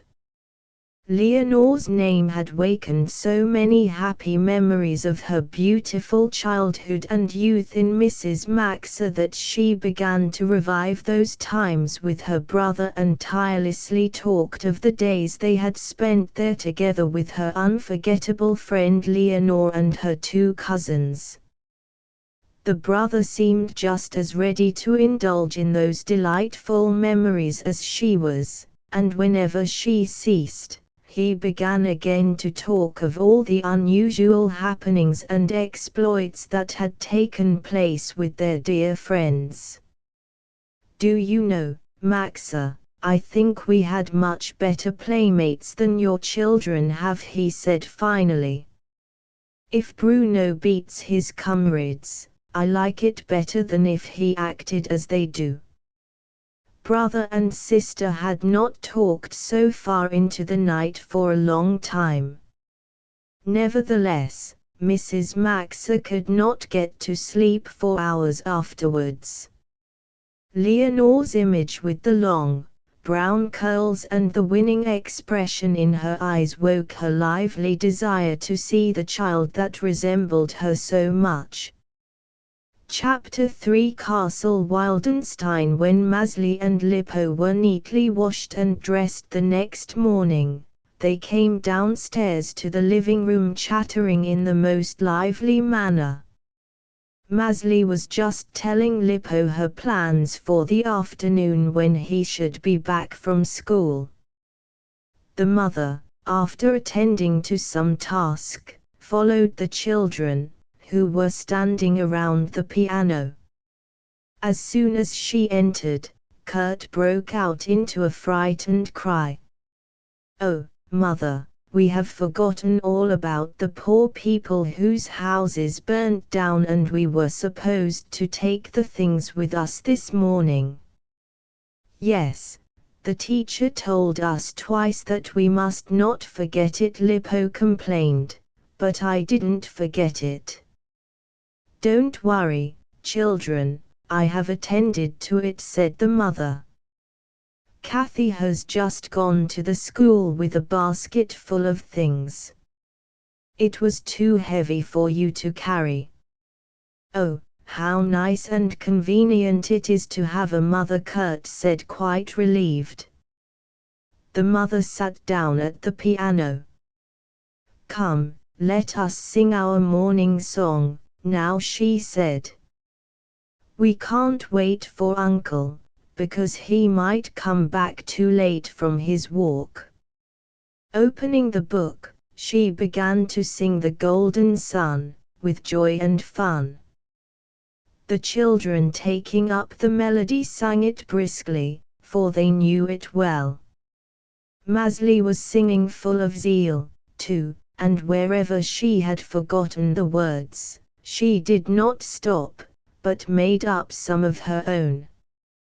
2 stanzas had been sung when Kurt said, "We must stop now or it will get too late.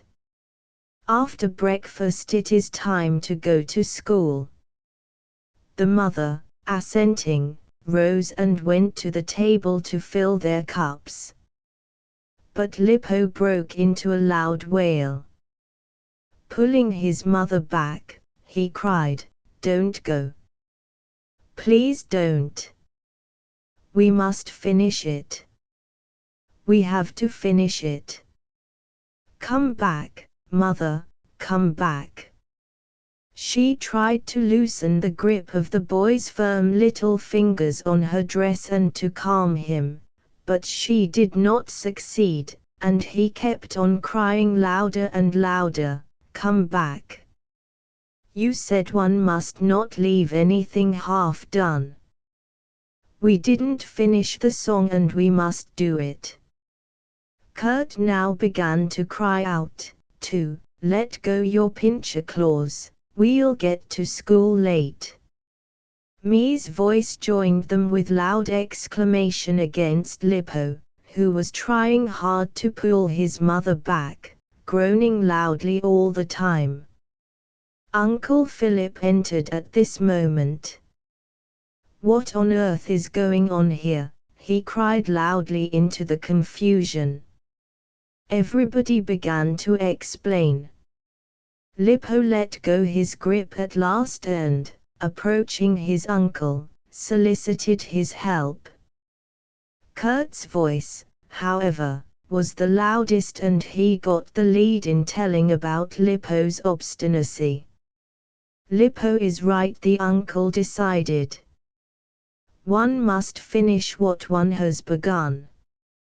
This is a splendid principle and ought to be followed. Lippo has inherited this from his godfather and so he shall also have his help. Come Lippo, we'll sit down and finish the song to the last word." "But, Uncle Philip, the song has 12 stanzas, and we have to go to school." "Lippo must go, too," Kurt cried out in great agitation. "He can't get an excuse for saying that he had to finish his morning song." "That is true, Kurt is right," said the uncle. "You see, Lippo, I know a way out. When you sing tonight, Mother must promise me to finish the song. Then you will have sung it to the end." "We can't do that," Lippo wailed. "This is a morning song and we can't sing it at night. We must finish it now." "Wait, Kurt," he cried aloud, when he saw that the boy was taking up his school bag. "What can we do? Where is your mother? Why does she run away at such a moment?" Uncle Philip cried out helplessly. Call for your mother. You mustn't go on like that. Lippo had run back to the piano and, leaning against it, was crying bitterly.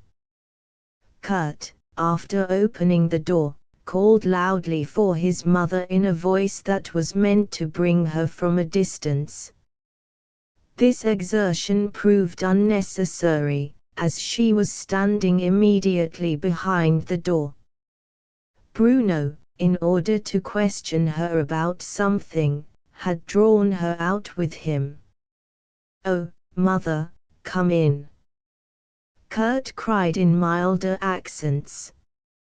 "Come and teach our two-legged law paragraph here to get some sense. School is going to start in 5 minutes." The mother entered. "Maxa, where did you go?" the brother accosted her. "It is high time to get this boy straightened out.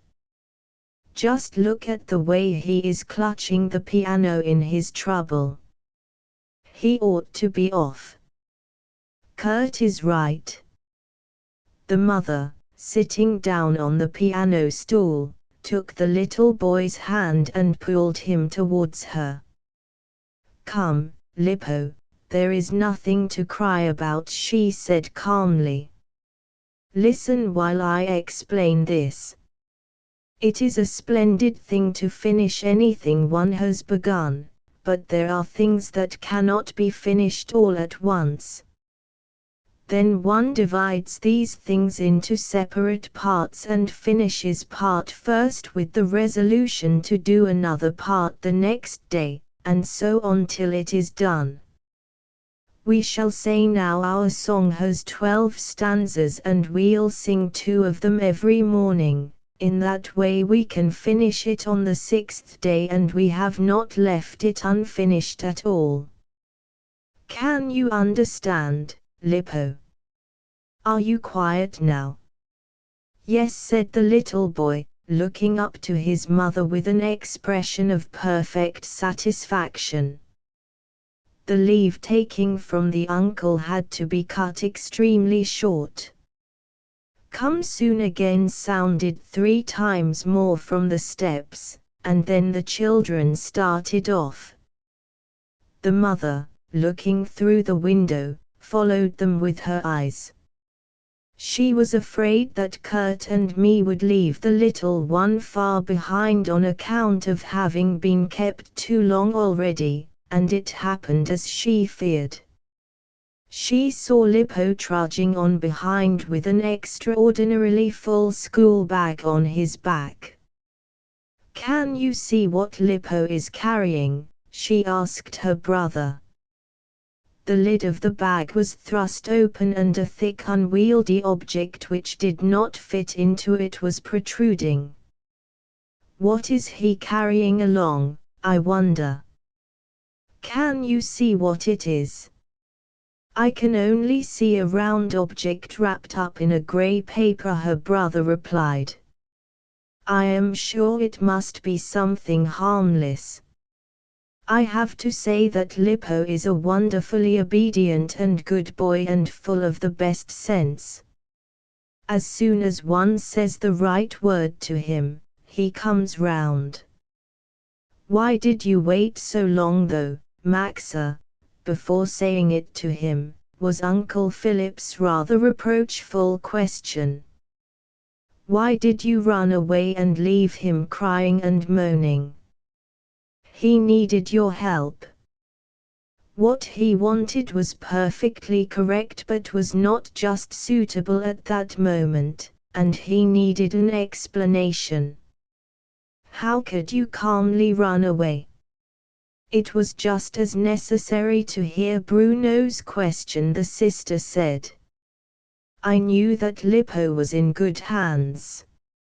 I thought naturally that you would be able to say the right word to him. You know yourself how he respects you." "Oh, yes, that is right," Uncle Philip admitted. It is not always easy to say the right word to a little fellow who has the right on his side and needs to have the other side shown to him, too. He is terribly pedantic besides, and says that one can't sing a morning song in the evening, and when he began to wail in his helplessness, it made me miserable. How should one always just be able to say the right word? His sister smiled. Do you admit now, Philip, that bringing up children is not a very simple matter? There is a truth in what you say. On the other hand, it does not look very terrible, either, the brother said with a glance at Maezli, who was quietly and peacefully sitting at the table, eating her bread and milk in the most orderly fashion. She had been compelled to stop in the middle of breakfast by the excitement caused by Lippo. It had been very thrilling, but now she could calmly finish. Uncle Philip suddenly discovered that the tune set for his departure was already past. Taking a rapid leave of his sister, he started to rush off, but she held him for a moment. Please, Philip, try to find out for me about the little girl, to whom she belongs, and with whom she is traveling, she begged him eagerly. Please do that for me. If your supposition, that she is Leonore's child, is right, I simply must see her. Nobody can prevent me from seeing her once at least. We'll see, the brother answered hurriedly, and was gone the next moment. The day had started with so much agitation and it had all taken so much time that Mrs. Maxa had her hands full now in order to complete the most necessary tasks before the children came back from school. Maezli was very obedient today and had settled down on her little chair. She was virtuously knitting on a white rag, which was to receive a bright red border and was destined to dust Uncle Philip's desk. It was to be presented to him on his next birthday as a great surprise. Maezli had in her head this and many other thoughts caused by the morning's scene, so she did not feel the same inclination to set out on trips of discovery as usual, and remained quietly sitting on her chair. Her mother was extremely preoccupied, as could easily be seen. Her thoughts had nothing to do with either the laundry or the orders she was giving to Kathy, nor the cooking apples she had sorted out in the cellar. Her hand often lay immovably on these, while she absently looked in front of her. Her thoughts were up in the castle garden with the lovely young Leonore, and in her imagination she was wandering about with her beloved friend, singing and chattering under the sounding pine trees. Her brother's news had wakened all these memories very vividly. Then again she would sigh deeply and another communication filled her full of anxiety. Bruno had asked her not to wait for him at dinner, as he had resolved to stop his comrades from a wicked design and therefore would surely be a trifle late. What this was and what action he meant to prevent the boy had not had time to say, for Kurt had opened the door at that moment calling for her with his voice of thunder. All she had been able to do was to beg Bruno, whatever happened, not to let his anger become his master. Sooner than the mother had expected, Kurt's steps could be heard hurriedly running into the house, followed by a loud call for her. "Here I am," Kurt sounded calmly from the living room, where his mother had finally settled down after her tasks, beside Maezli's chair. Come in first before you try to make your announcements, or is it so dreadfully urgent? Kurt had already reached his mother's side. Oh, mother, when I come home from school I'm never sure if you are in the top or the bottom of the house, he said, so I have to inquire in plenty of time, especially when there is so much to tell you as there is today. Now listen. First of all, the teacher thanks you for the presents for the poor people. He lets you know that if you think it suitable to send them a helmet of cardboard with a red plume, he will put it by for the present. Or did you have a special intention with it? I do not understand a word of what you say, Kurt, the mother replied. That moment Lippo opened the door. He was apt to come home after the older boy, for Kurt was not obliged to wait for him after school. Here comes the one who will be able to explain the precious gift you sent, mother, said Kurt. Lippo, trotting cheerfully into the room, had bright red cheeks from his walk. The mother began by asking, Tell me, Lippo, did you take something to school this morning in your school bag for the poor people whose houses were burnt? Yes, mother, my helmet from Uncle Philip, Lippo answered. I see. You thought that if a poor little chap had no shirt, he would be glad to get a fine helmet with a plume for his head, Kurt said, laughing. You don't need to laugh, Lippo said, a little hurt. Mother told us that we must not only send things we don't want anymore. So I gave the helmet away and I should have loved to keep it. Don't laugh at him, Kurt, I really told him that, the mother affirmed. He wanted to do right but he did not quite find the right way of doing it. If you had told me your intention, Lippo, I could have helped you to do some positive good. Next time you want to help, tell me about it, and we'll do it together. Yes, I will, Lippo said, quite appeased. Oh, mother, listen. Kurt was continuing. I have to tell you something you won't like and we don't like either. Just think. Lonely had to sit on the shame bench today. But all the class is on Lonely's side. But why, Kurt? The poor child, the mother exclaimed. What did she do? I am afraid that her honest old grandmother will take it terribly to heart. She'll be in deep sorrow about it and will probably punish Lonely again. No, indeed, she must not do that, Kurt said eagerly. The teacher said himself that he hated to put Lonely there, as she was a good and obedient child, but that he had to keep his word.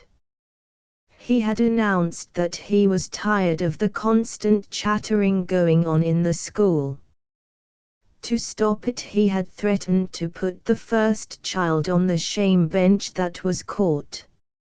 So poor Lonely had to sit there all by herself and she cried so terribly that we all felt sorry. But of course, mother, a person doesn't talk alone, and Lonely should not have been obliged to stay there alone. The teacher had just asked, Who is talking over there? I can hear some whispering. Who is it? Lonely answered I in a low voice, so she had to be punished. One of her neighbors should have said I too, of course, it was perfectly evident that there was another one. Lonely might have asked somebody a question which was not answered, his mother suggested. Me will know all about it, for she followed Lonely after school. Now more still, Mother Kurt continued. 2 boys from my class were beaten this morning by Mr. Trias. Early this morning they had climbed over the castle hedge to inspect the apples on the other side of the hedge. But Mr. Trias was already about and stood suddenly before them with his heavy stick. In a jiffy they had a real Trias beating, for the hedge is high and firm and one can't get across it quickly. Now for my 4th piece of news. Farmer Max, who lives behind the castle, has told everybody that when his father came back late yesterday night from the cattle fair in the valley, he saw a large coach, which was right behind his own, drive into the castle garden. He was quite certain that it went there, but nobody seems to know who was in it. So you are really listening at last, Mother. I noticed that you have been absent-minded till now. Farmer Max told us something else about his father that you wouldn't like me to repeat, I know. You would not say so if it were not wrong. You had better not repeat it, Kurt said the mother. No, indeed, it is not bad, but very strange. I can tell you though, because I don't believe it myself. Max told that his father said there was something wrong about the coach and that he went far out of its way. The coachman looked as if he only had half a head, and his coat collar was rolled up terribly high in order to hide what was below.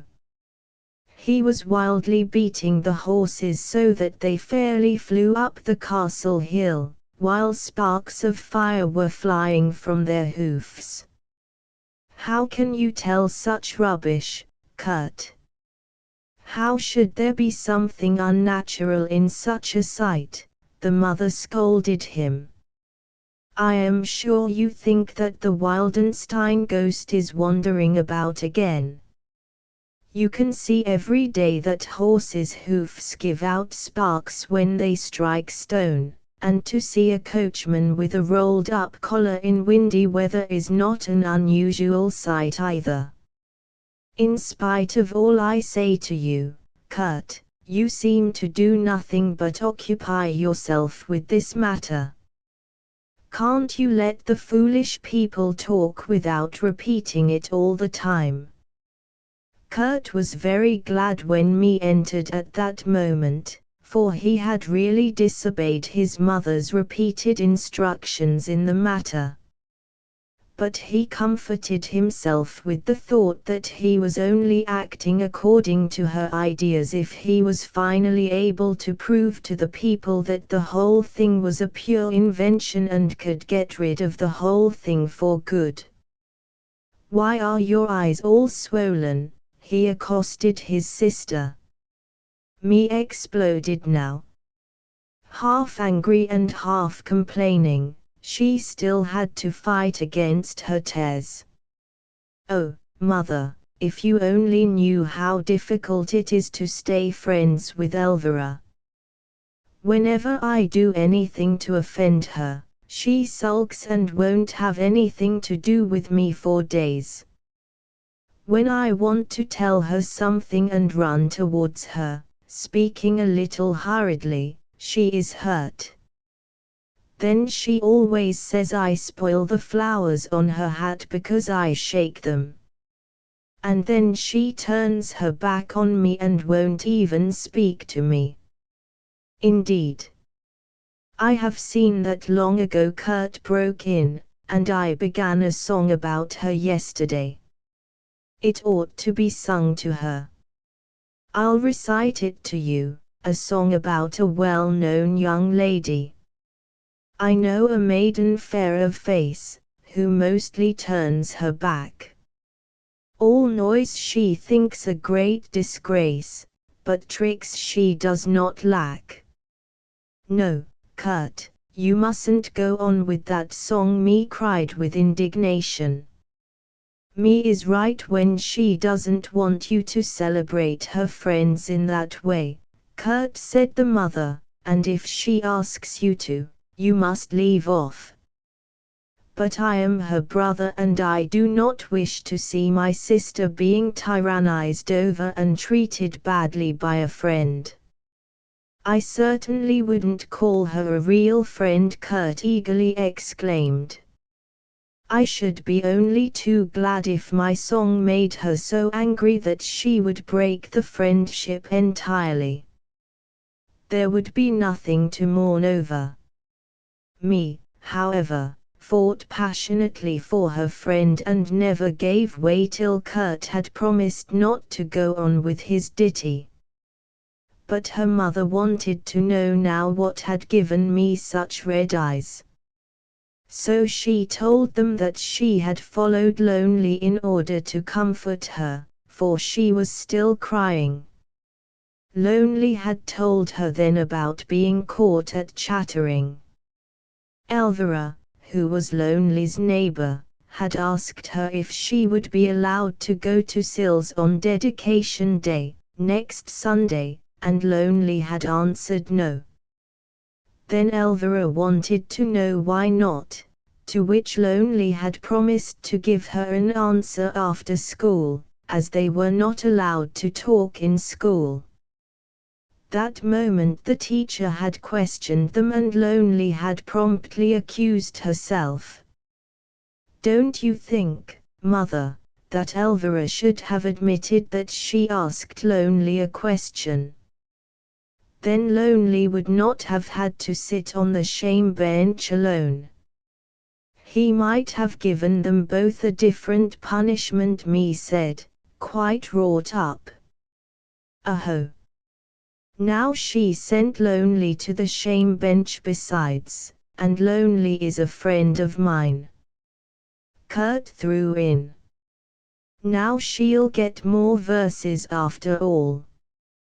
Elvira should certainly have done so, the mother affirmed. Yes, and listen what happened afterwards, Me continued with more ardor than before. I ran from Lonely to Elvira, but I was still able to hear poor Lonely's sobs, for she was awfully afraid to go home.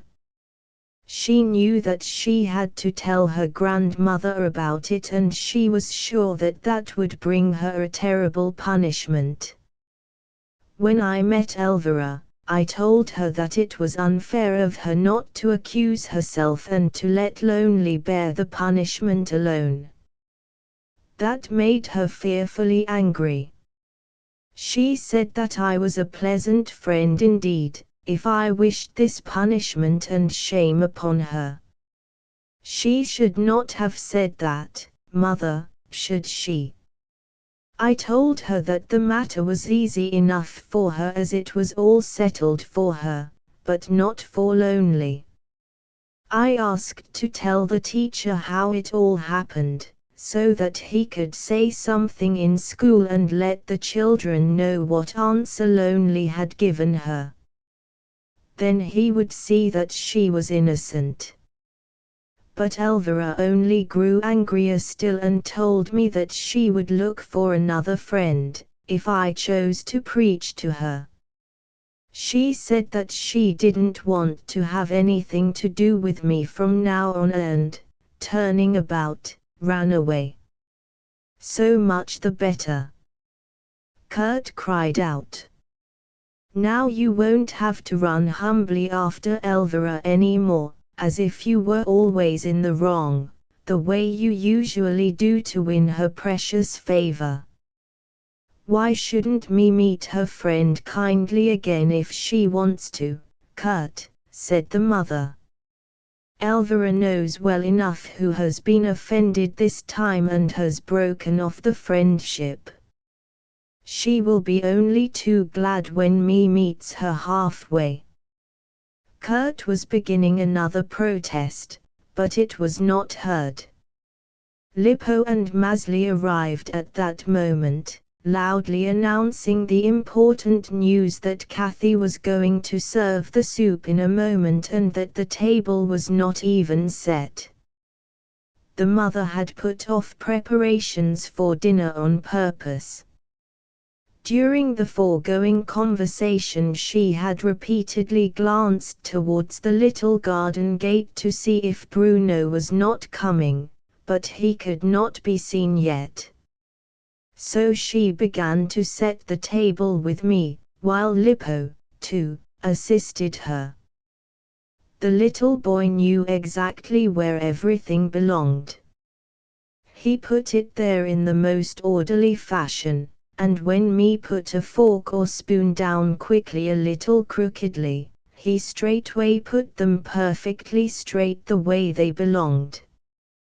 Kurt laughed out loud. "Oh, Lippo, you must become an innkeeper, then all your tables will look as if they had been measured out with a compass." "Leave Lippo alone," said the mother. "I wish you would all do your little tasks as carefully as he does." Dinner was over and the mother was looking out towards the road in greater anxiety, but Bruno had not come. "Now he comes with a big whip," Kurt shouted suddenly. Something must have happened, for one does not usually need a whip in school. The younger boy opened the door, full of expectation. Bruno could not help noticing his mother's frightened expression, despite the rage he was in, which plainly showed in his face. He exclaimed, as he entered, "I'll tell you right away what happened, Mother, so that you won't think it was still worse. I have only whipped them both as they deserved, that is all." "But, Bruno, that is bad enough. You seem to get more savage all the time," the mother lamented. "How could you do such a thing?" "I'll explain it right away and then you will have to admit that it was the only thing to do," Bruno assured her. "The two told me last Saturday that they had a scheme for today in which I was to join. They had discovered that the lovely plums in the rector's garden were ripe and they meant to steal them. When the rector is through with his lessons at 12 o'clock he always goes to the front room and then nobody knew what is going on in the garden. Their plan was to use this time today in order to shake the tree and fill their pockets full of plums. I was to help them. I told them what a disgrace it was for them to ask me and I said that I would find means to prevent it. So they noisily called me a traitor and told me that accusing them was worse than stealing plums. I said that it wasn't my intention to tell on them, but I would come and use my whip as soon as they touched the tree. So they laughed and sneered at me and said that they were neither afraid of me nor of my whip. As soon as our lessons were done at 12 o'clock, they ran to the garden and, getting the whip I had hidden in the hallway, I ran after them. Edwin was already halfway up the tree and Eugene was just beginning to climb it. First I only threatened and tried in that way to force Edwin down and keep Eugene from going further. But they kept on sneering at me till Edwin had reached the first branch and was shaking it so hard that the lovely plums came splattering to the ground. I got so furious at that I began to beat first the boy higher up and then the lower one. First, Edwin tumbled down on top of Eugene and then they both ran away moaning, while I kept on striking them. They left the plums on the ground and I followed them. It is terrible, Bruno, that such scenes have to come up between you all the time," the mother lamented. "You are always the one who gets wild and loses control. It is hard to excuse that, even if your intention is good, Bruno. I wish I could keep you boys apart." "It was a good thing he became furious at them today," Mother Kurt remarked. "You see, it shows that even two can't get the better of him. If he had not been so mad, the two would have been stronger, and our poor rector would have lost his plums." It was hard to tell if this explanation comforted the mother. She had gone out with a sign to attend to Bruno's belated lunch. The time was already near at hand when all the children had to get back to school. When that same evening the little ones were happily playing and the big children were busy with their school work, Kurt stole up to his mother's chair and asked her in a low voice, "Shall we have the story today?" The mother nodded. "As soon as the little ones are in bed." At this Maezli pricked up her ears. When all the work was done in the evening, all the family usually played a game together. Kurt, who was usually the first to pack up his papers, was still scribbling away after me had laid hers away. Looking over his shoulder into the notebook, she exclaimed, "He is writing some verses again." "Who is the subject of your song, Kurt?" "I'll read it to you, then you can guess yourself," said the boy. "The first verse is already written somewhere else. Now listen to the second. She stares about with stately mien, oh ho, just look at me. If I am not acknowledged queen, I surely ought to be." Her friend agrees with patient air and fastens up her shoes. Then Queenie thinks, "That's only fair, she couldn't well refuse. But if the friend should try to show the queen her faults, look out. She'd break the friendship at a blow and straightway turn about." Me had been obliged to laugh a little at first at the description of the humble behavior which did not seem to describe her very well. Finally, however, sad memories rose up in her.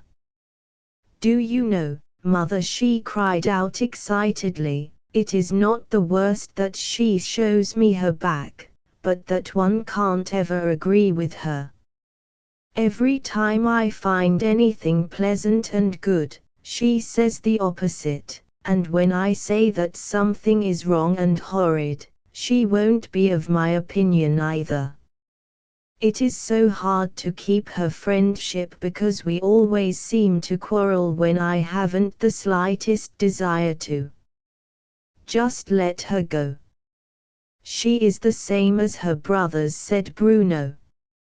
"I never want their friendship again, and I wish I might never have anything more to do with them.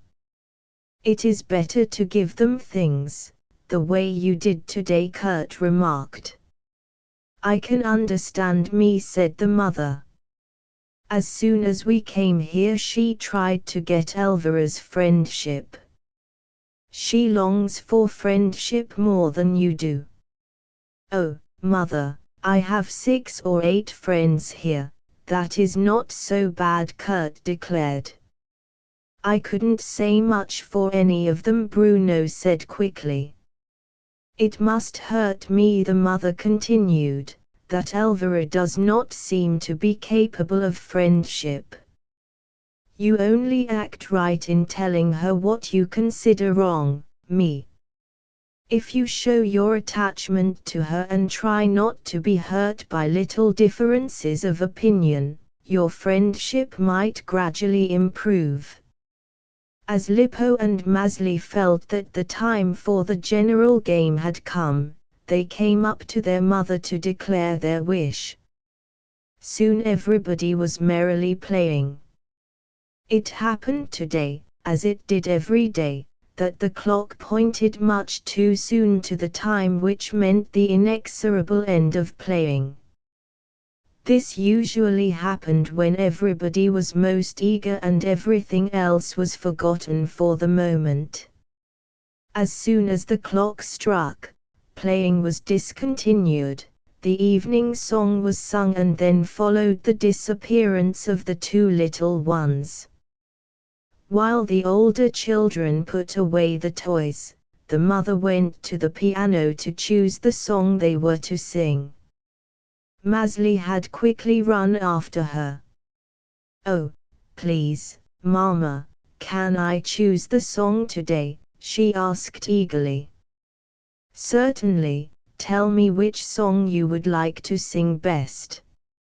Maezli seized the songbook effectively. "But, Maezli, you can't even read," said the mother. "How would the book help you? Tell me how the song begins, or what lines you know." "I'll find it right away," Maezli asserted. "Just let me hunt a little bit." With this she began to hunt with such zeal as if she were seeking a long-lost treasure. "Here, here," she cried out very soon, while she handed the book proudly over to her mother. The latter took the book and read, "Patience, O Lord, is needed, when sorrow, grief and pain." "But, Maezli, why do you want to sing this song?" her mother asked. Kurt had stepped up to them and looked over the mother's shoulder into the book.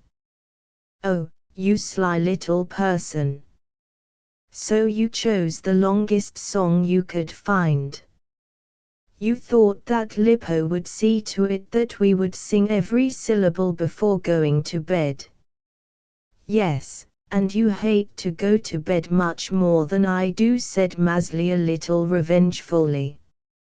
It had filled her with wrath that her beautiful plan had been seen through so quickly. "When you have to go, you always sigh as loud as yesterday and cry, 'Oh, what a shame! Oh, what a shame!' and you think it is fearful." "Quite right, cunning little Maezli," Kurt laughed. "Come, come, children, now we'll sing instead of quarreling," the mother admonished them. "We'll sing 'The lovely moon is risen.' You know all the words of that from beginning to end, Maezli." They all started and finished the whole song in peace. When the mother came back later on from the beds of the two younger children, the three elder ones sat expectantly around the table, for Kurt had told them of their mother's promise to tell them the story of the family of Wallerstatten that evening. They had already placed their mother's knitting basket on the table in preparation of what was to come, because they knew that she would not tell them a story without knitting at the same time. Smilingly the mother approached. "Everything is ready, I see, so I can begin right away." "Yes, and right from the start, please, from the place where the ghost first comes in." The mother looked questioningly at Kurt. "It seems to me, Kurt, that you still hope to find out about this ghost, whatever I may say to the contrary.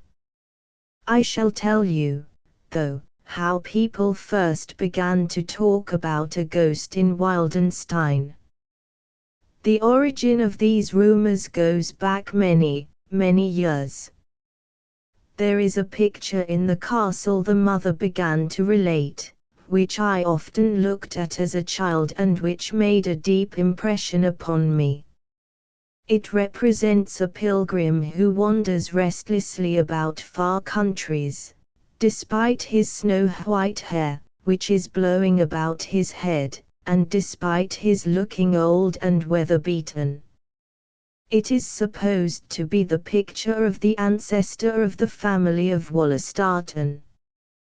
The family name is thought to have been different at that time. This ancestor is said to have been a man extremely susceptible to violent outbreaks. In his passion he was supposed to have committed many evil deeds, on account of which his poor wife could not console herself. Praying for him, she lay whole days on her knees in the chapel. She died suddenly, however, and this shocked the Baron so mightily that he could not remain in the castle. In order to find peace for his restless soul he became a repentant pilgrim. So he took the emblem of a pilgrim into his coat of arms and called himself Wollastarten. Leaving his estate and his sons, he never more returned. Later on 2 of his descendants lived in the castle.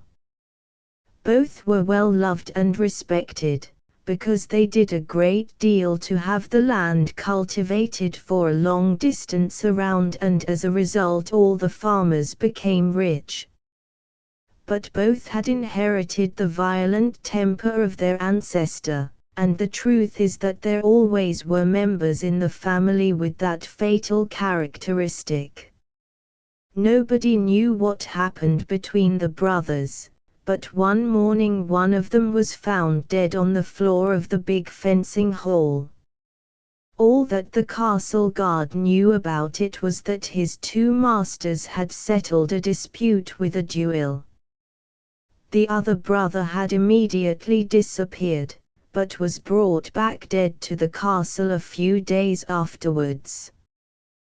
Climbing up a high mountain, he had fallen down a precipice and had been found dead. These events threw all the neighborhood into great consternation. That is when the rumors first spread that the restless spirit of the brother murderer was seen wandering about the castle. All this happened many years before my father and your grandfather moved into Nola as rector. The rumor had somewhat faded then, and all that we children heard about it was that my father was very positive in denying all such reports that reached his ears. Your grandfather was the closest friend of the master of Wollastarten, whom everybody called the Baron. I can only remember seeing him once for a moment, but he made an unusual impression upon me. I remember him very vividly as a very tall man going with rapid steps through the courtyard and mounting a horse, which was trying to rear. He died before I was 5 years old, and I have often heard my father say to my mother that it was a great misfortune for the 2 sons to have lost their father. I felt so sorry for them that I would often stop in the middle of play to ask her, "Oh, mother, can nobody help them?" To comfort me she would tell me that God alone could help. For a long time I prayed every night before going to sleep, "Dear God, please help them in their trouble." Both were always very kind and friendly with me. I was up at the castle a great deal, because the Baroness Maximiliana of Wollastarten was my godmother. My father instructed the 2 sons and acted as helper and advisor to the Baroness in many things. He went up to her every morning, holding me by one hand and Philip by the other. My brother had lessons together with the boys, who were 1 year apart in age, while Philip was just between them. Bruno, the elder, I was named after him. Mother, wasn't I? Bruno interrupted here. Salo was a year younger, I was called after him, me said quickly. You wanted a sallow so much and, as I was a girl, you called me Malami, didn't you? The mother nodded. And I was called after Father, Kurt cried out, in order to prove that his name also had a worthy origin. I went up to the castle because my godmother wished it. She would have loved to have a little daughter herself, therefore she occupied herself with me as if I belonged to her. She taught me to embroider and to do other fine handwork. Whenever she went with me into the garden and through the estate, she taught me all about the trees and flowers. I was often allowed to pick the violets that grew in great abundance beneath the hedges and in the grass at the border of the little woods. Oh, what beautiful days those were! Soon they were to become more perfect still for us. But I received an impression in those days which remained in my heart for a long while like a menacing power, often frightening me so that I was very unhappy.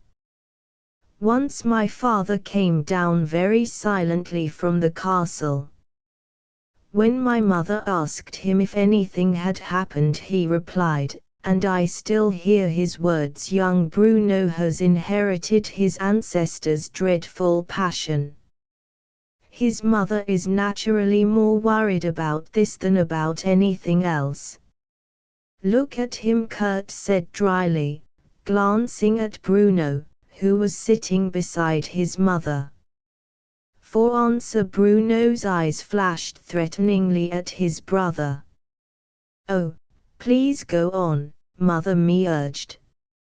She was in no mood to have the tale interrupted by a fight between her brothers. It seemed terrible to me, the mother continued again, that Bruno, my generous, kind friend, should have anything in his character to worry his mother. Often I cried quietly in a corner about it and wondered how such a thing could be. I had to admit it myself, however.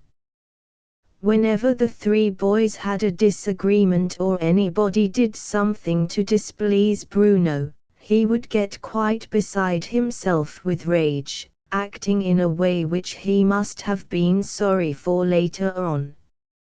I have to repeat again, though, that he had at bottom a noble and generous nature and would never have willingly harmed anyone or committed a cruel deed. But one could see that his outbreaks of passion might drive him to desperate deeds. Sallow, his brother, never became angry, but he had a very unyielding nature just the same.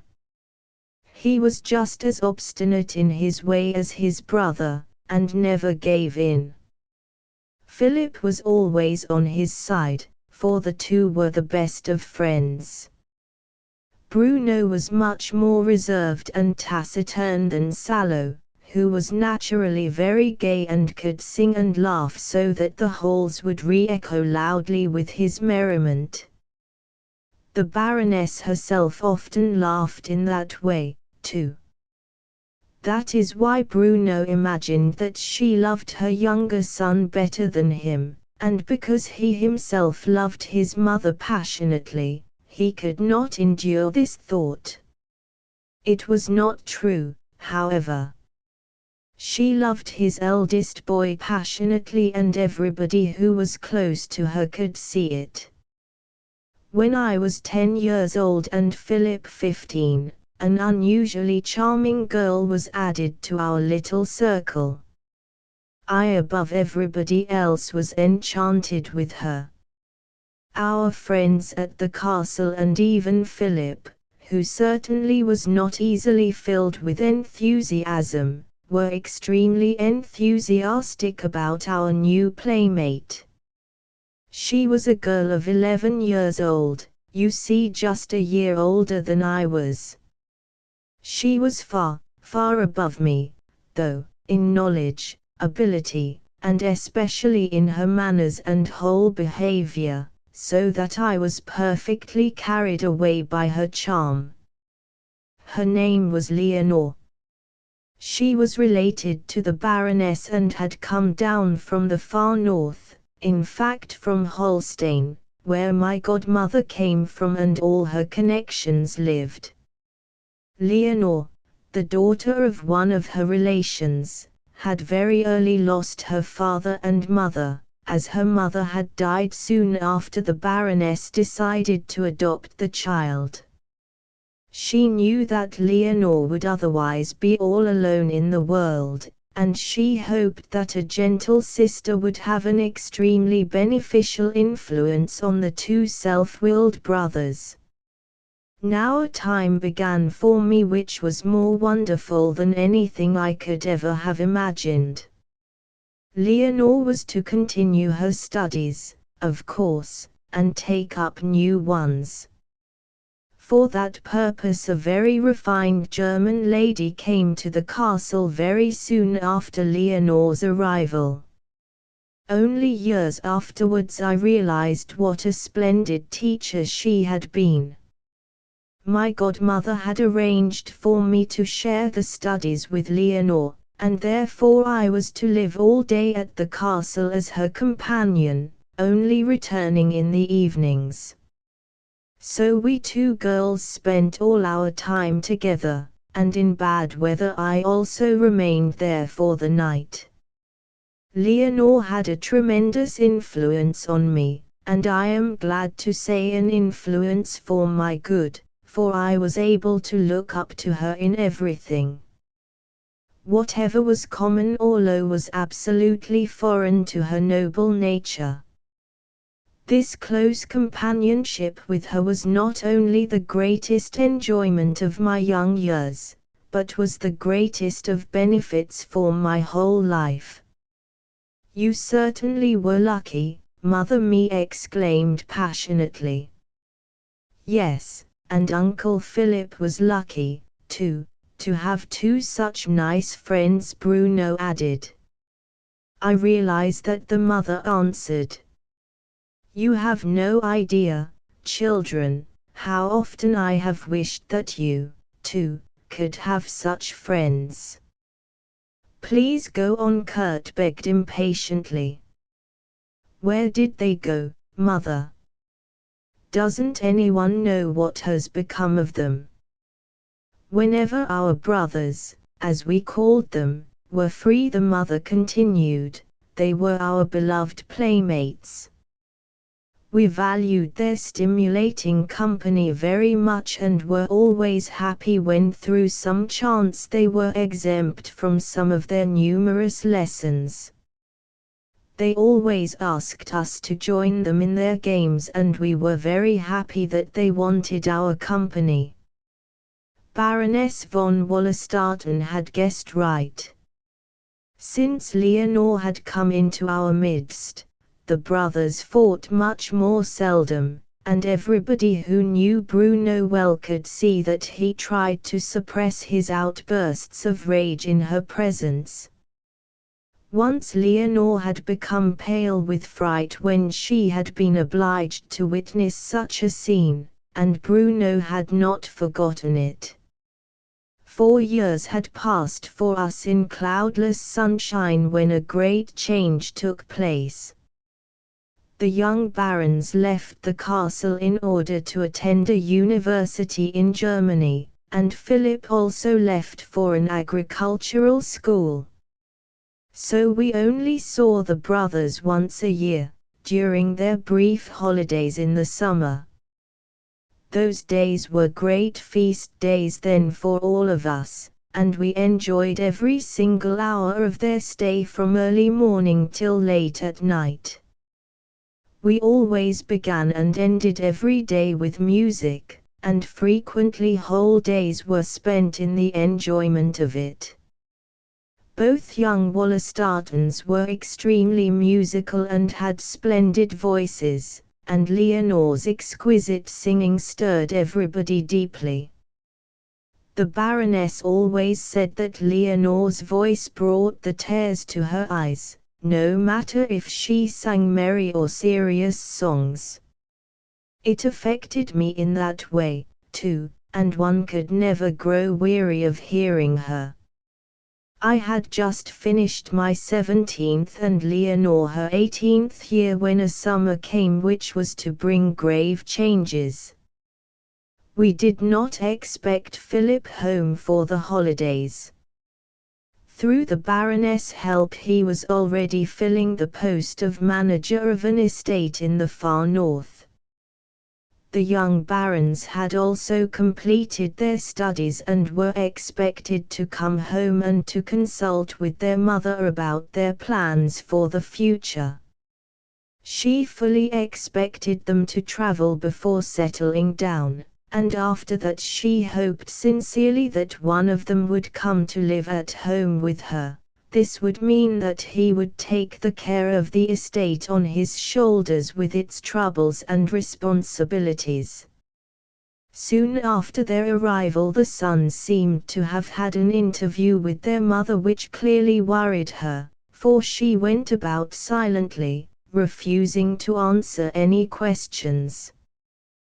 Bruno strode up and down the terrace with flaming eyes whole hours at a time, without saying a word. Salo was the only sociable one left, and sometimes he would come and sit down beside us, but if we questioned him about their apparent feud, he remained silent.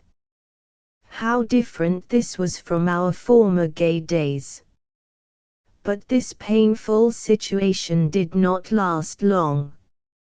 On the 5th or 6th day after their arrival the brothers did not appear for breakfast. The Baroness immediately inquired in great anxiety if they had left the castle, but nobody seemed to have noticed them. Apollonie was the only one who had seen them going upstairs together in the early morning, so she was sent up to look for them in the tower rooms. When she found them empty, she opened the door of the old fencing hall by some strange impulse. Here Salo was crouching half fainting on the floor. He told her that it was nothing to worry about, and that he had only lost consciousness for a moment. She had to help him to get up, however, and he came downstairs supported on her arm. The Baroness never said a word. She stayed in her son's chamber till the physician who had been sent for had gone away again. Then returning to us, she sat down beside Leonore and me and told us that we ought to know what had happened. Apparently she was very calm, but I had never seen her face so pale. She informed us that when she had spoken to her sons about their future plans, she had discovered that neither of them had ever spoken about it to the other. Now they both declared to her that their full intention had been for years to come home after the completion of their studies and to live in Wildenstein with her and Leonore. Bruno was quite beside himself when he found that Salo had apparently no intention to yield to him in the matter, so he challenged his brother to a duel in order to decide which of them was to remain at home. Salo had been wounded and, losing consciousness, had fallen to the ground. Bruno, fearing something worse, had disappeared. The doctor had not found Sale's wounds of a serious nature, but as he had a delicate constitution, great care had to be taken. When I left the castle that day I felt that all the joy and happiness I had ever known on earth was shattered, and this feeling stayed with me a long while after.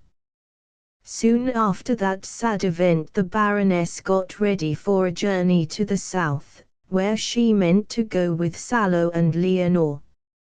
Salo had not recovered as quickly as she had hoped, and Leonore, instead of getting more robust in our vigorous mountain air, only became thinner and frailer. Only once Bruno sent his mother some news. In extremely few words he let her know that he was going to Spain, and that she need not trouble more about him. But the news of his brother's survival reached him, nevertheless. Now all those I had loved so passionately had gone away, and I felt it very deeply. There the castle stood, sad and lifeless, and its lighted windows looked down no more upon us from the height. All its eyes were closed and were to remain so. "Oh, oh, did they never come back?" cried out Kurt with regret. "No, never," the mother replied. At that time, too, apparently, all the reports which had long ago faded were revived as to a ghost who was supposed to wander about the castle. There were many who asserted they had seen or heard him, until today the ghost of Wildenstein is haunting people's heads. "Look at him," said Bruno dryly, pointing to the lower end of the table where Kurt was sitting. "Finish, please, mother," the latter quickly urged. "Where did they all get to? And where is the brother who disappeared?" "All I still have to tell you is short and sad," said the mother. "Leonore faithfully wrote to me. After spending the first winter in the south, it became apparent that the Baroness's health was shattered. She refused to return to the castle and sent her instructions to Apollonie, who had married the gardener of Wildenstein, and who now with her husband became caretaker of the castle. 3 years afterwards the Baroness died without ever having returned. A short time after that Leonore became Salo's wife, but they were not fated to remain together long. Not more than 3 years later Salo died of a violent fever and Leonore followed him in a few months, but they left a little boy and a little girl. After Salo's death Leonore was left alone in life, so an aunt from Holstein came to live with her in Nice. After Leonore's death this aunt took the 2 children home with her. I heard this from Apollonie, who had been sent Leonore's last instructions by this aunt. I never learned anything further about the 2 children, and only once did I receive word from Baron Bruno through Apollonie. Your late father, young Rector Bergman, had married me just about the time when we heard of the Baroness's death. I followed him very gladly to Sils, because Philip had just bought an estate there and was very anxious to have me close to him. One day Apollonie came to me in great agitation. Baron Bruno, never once sending word, had arrived in the castle after an absence of 8 years and had brought with him a companion by the name of Mr. Demetrius. The Baron had naturally expected to find his mother, his brother and his erstwhile playmates gathered there as before. When he heard from Apollonie everything that had happened in his absence, he broke into a violent passion, because he believed that the news had been purposely kept from him. Apollonie was able to show him his late mother's letters where she had given her exact orders in case of his return. He could also see from them that she wrote to him frequently and had tried to reach him in vain. Baron Bruno had lived an extremely unsettled existence and all the letters had miscarried, despite the orders he had left in big cities to have them forwarded. Full of anger and bitterness the Baron immediately left, until the present hour he has not been heard of. Mr. Demetrius, later on called Mr. Trius by everybody, came back a few years ago to the deserted castle. Apollonie had meanwhile lost her husband, had closed up all the rooms at the castle, and had gone to live again in the former gardener's cottage, where she is living now. From the time when he reappeared till today, Mr. Trius has led a solitary life and sees no one except Apollonie, and her only when he is in need of her. However hard Apollonie tried to make him tell about his master, he would not do it. You know now about my happy life in Wildenstein and will be able to understand the reason why I moved here again after the death of your father. Another inducement was that our director, an erstwhile friend of my father's, promised to give Bruno instruction which he could not get at a country school, so that I was able to keep him at home longer, you see. Now you know why the deserted castle attracts me so despite its sad aspect, for it brings back to me my most beautiful memories. Oh, please, mother, tell us a little more, Kurt begged eagerly, when his mother rose. Oh, mother me joined in, tell us more about your friend, Leonore. Oh, yes, tell us more, Mother Bruno supplicated. There must be more to know still. Did Baron Bruno keep on traveling in Spain? I think most of the time, but I can't tell you for sure, the mother replied. I know everything only from Apollonie, who had these reports from Mr. Trius, but he either does not choose to talk or does not know very much himself about his master. I have told you everything now and you must go to bed as quickly as you can. It was your bedtime long ago. No questions or supplications helped now, and soon the house was silent, except for the mother's quiet steps as she once more visited the children's beds. Her eldest, who could become so violent, lay before her with a peaceful expression on his clear brow. She knew how high his standard of honor was, but how would he end if his unfortunate trait gained more ascendancy over him? Soon she would be obliged to send him away, and how could she hope for a loving influence in strange surroundings, which was the only thing to quiet him?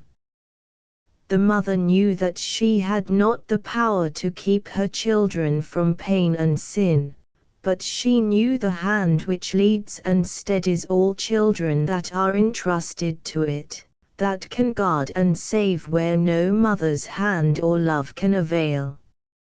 She went with folded hands from one bed to the other, surrendering her children to their father's protection in heaven. He knew best how much they were in need of his loving care. Chapter 4 An unexpected apparition. Kurt had so many plans the next day that he already rushed to school as if he had not a minute to lose. Me and Lippo, who started with him, looked full of astonishment at his unusual speed. Arriving at the school, he saw Lonely coming along with a drooping head and not, as usual, with a happy stride. What is it, Lonely? Asked Kurt, coming nearer. Why are your eyes swollen already before it is even 8 o'clock? Just he happy. I'll help you. Did anybody hurt you? No, Kurt, no one, but I can't be happy any more. And with these words Lonely's eyes filled again with tears. I wish you could see grandmother since I've been on the shame bench. I would not mind if she were angry, for she generally forgives me again after a while, but she is sad all the time. It is worst when I go to school in the morning, because she says that I brought down shame on us both, and that I have given her grey hairs. She said to me that after having lived an honorable life and spent most of it with the most noble family, this was very hard for her. She felt as if she had raised me only to bring down shame on both for the rest of our lives. Lonely broke out anew into tears. This never-ending disgrace, together with the constant reproaches she had had to bear, seemed to choke her. No, no, Lonely, you don't need to cry any more. It is not at all the way your grandmother is taking it, Kurt said consolingly. I'll go to her ever so soon to explain what happened. Please be happy and everything will come out all right. Do you think so?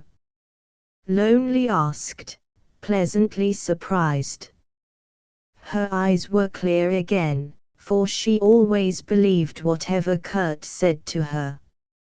Now he rushed over to the noisy crowd of children, who seemed to have been waiting for him. Kurt was always glad to have such numerous friends, for he usually needed a large following for the execution of his schemes. Today he had two large undertakings in his head, and he needed to persuade his comrades to join him. He was explaining with such violent gestures and eager words that they entirely neglected the first strokes of the tower bell. At the last and 8th stroke the little crowd dispersed as suddenly as a flock of frightened birds. Then they rushed into the schoolhouse. Kurt was home today ahead of everybody, too.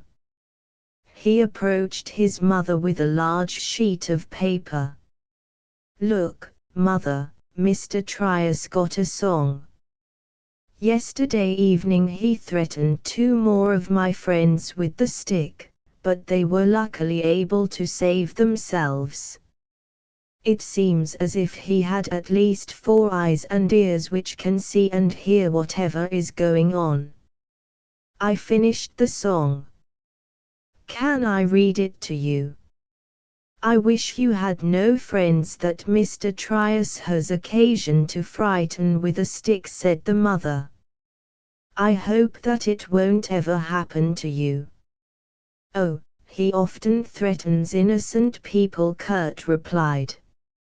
Listen to a true description of him. A song about Mr. Trius, the boy beater. Old Trius lives in our town, a haughty man is he, and every one that he can catch he beats right heartily. Old Trius wears a yellow coat, it's very long and thick, but all the children run away at sight of his big stick. Old Trius of the pointed hat, he wanders all around, and if he beats nobody, why there's no one to be found. Old Trius thinks, to spank a boy is really very kind, and all he cannot hit in front at least he hits behind. Old Trius makes a pretty face with every blow he gives. He'll beat us all for many years, I'm thinking, if he lives. The mother could not help smiling a little bit during the perusal, but now she said seriously, this song must under no condition fall into Mr. Trius' hands. He might not look at it as a joke, and you must not offend him. I advise you, Kurt, not to challenge Mr. Trius in any way, for he might reply to you in some unexpected fashion. He has his own ways and means of getting rid of people. Kurt was very anxious to get his mother's permission to run about that same evening by moonlight with his friends, and his mother granted it willingly. "I hope you are not going on one of the unfortunate apple expeditions I hear so much about," she added. Kurt quite indignantly assured her that he would never do such a thing. Lippo was pushing him to one side now. The little boy had made attempts to reach his mother for several minutes, and he was delighted at his brother's quick departure. "Mr. Rector sends you his regards and he wants to know if you wanted to give him an answer." "Here is a letter," said Lippo. "Where did you bring the letter from?" asked the mother. "I didn't bring the letter. Lies from the rectory brought it," was Lippo's information. "But Lies saw me in front of the door and said that I should take the letter up with me and give it to you, and tell her whether you wanted to give the rector an answer or not." "Oh, that is just the way a message ought to be given," the mother said with a smile. "Did you hear it, Maezli? I wish you could learn from Lippo how to do it. Whenever you have one to give, I have such trouble to find out what really happened and what you have only imagined." Maezli, whose knitting ball was at that moment in the most hopelessly knotted condition, was ever so glad when her mother suggested a new activity. Quickly flinging her knitting away, she jumped up from her stool. Then she began to repeat Lippo's speech, word for word. "I did not bring the letter. Lies from the rectory. No, no, Maezli, I do not mean it that way," the mother interrupted her. "I mean that the reports you bring me so often sound quite impossible. I want you to be as careful and exact in them as Lippo." In the meantime the mother had opened the letter and looked suddenly quite frightened. "Tell the girl that I shall go to Mr. Rector myself and that she need not wait for an answer," was her message entrusted to Lippo. The thing she had dreaded so much was settled now. The rector let her know in his letter that he had realized the time had come for his pupils to be put into different hands. He wrote that he had decided to discontinue the studies with them next fall, but that he would be only too glad to be of assistance to Mrs. Maxa in consulting about Bruno's further education.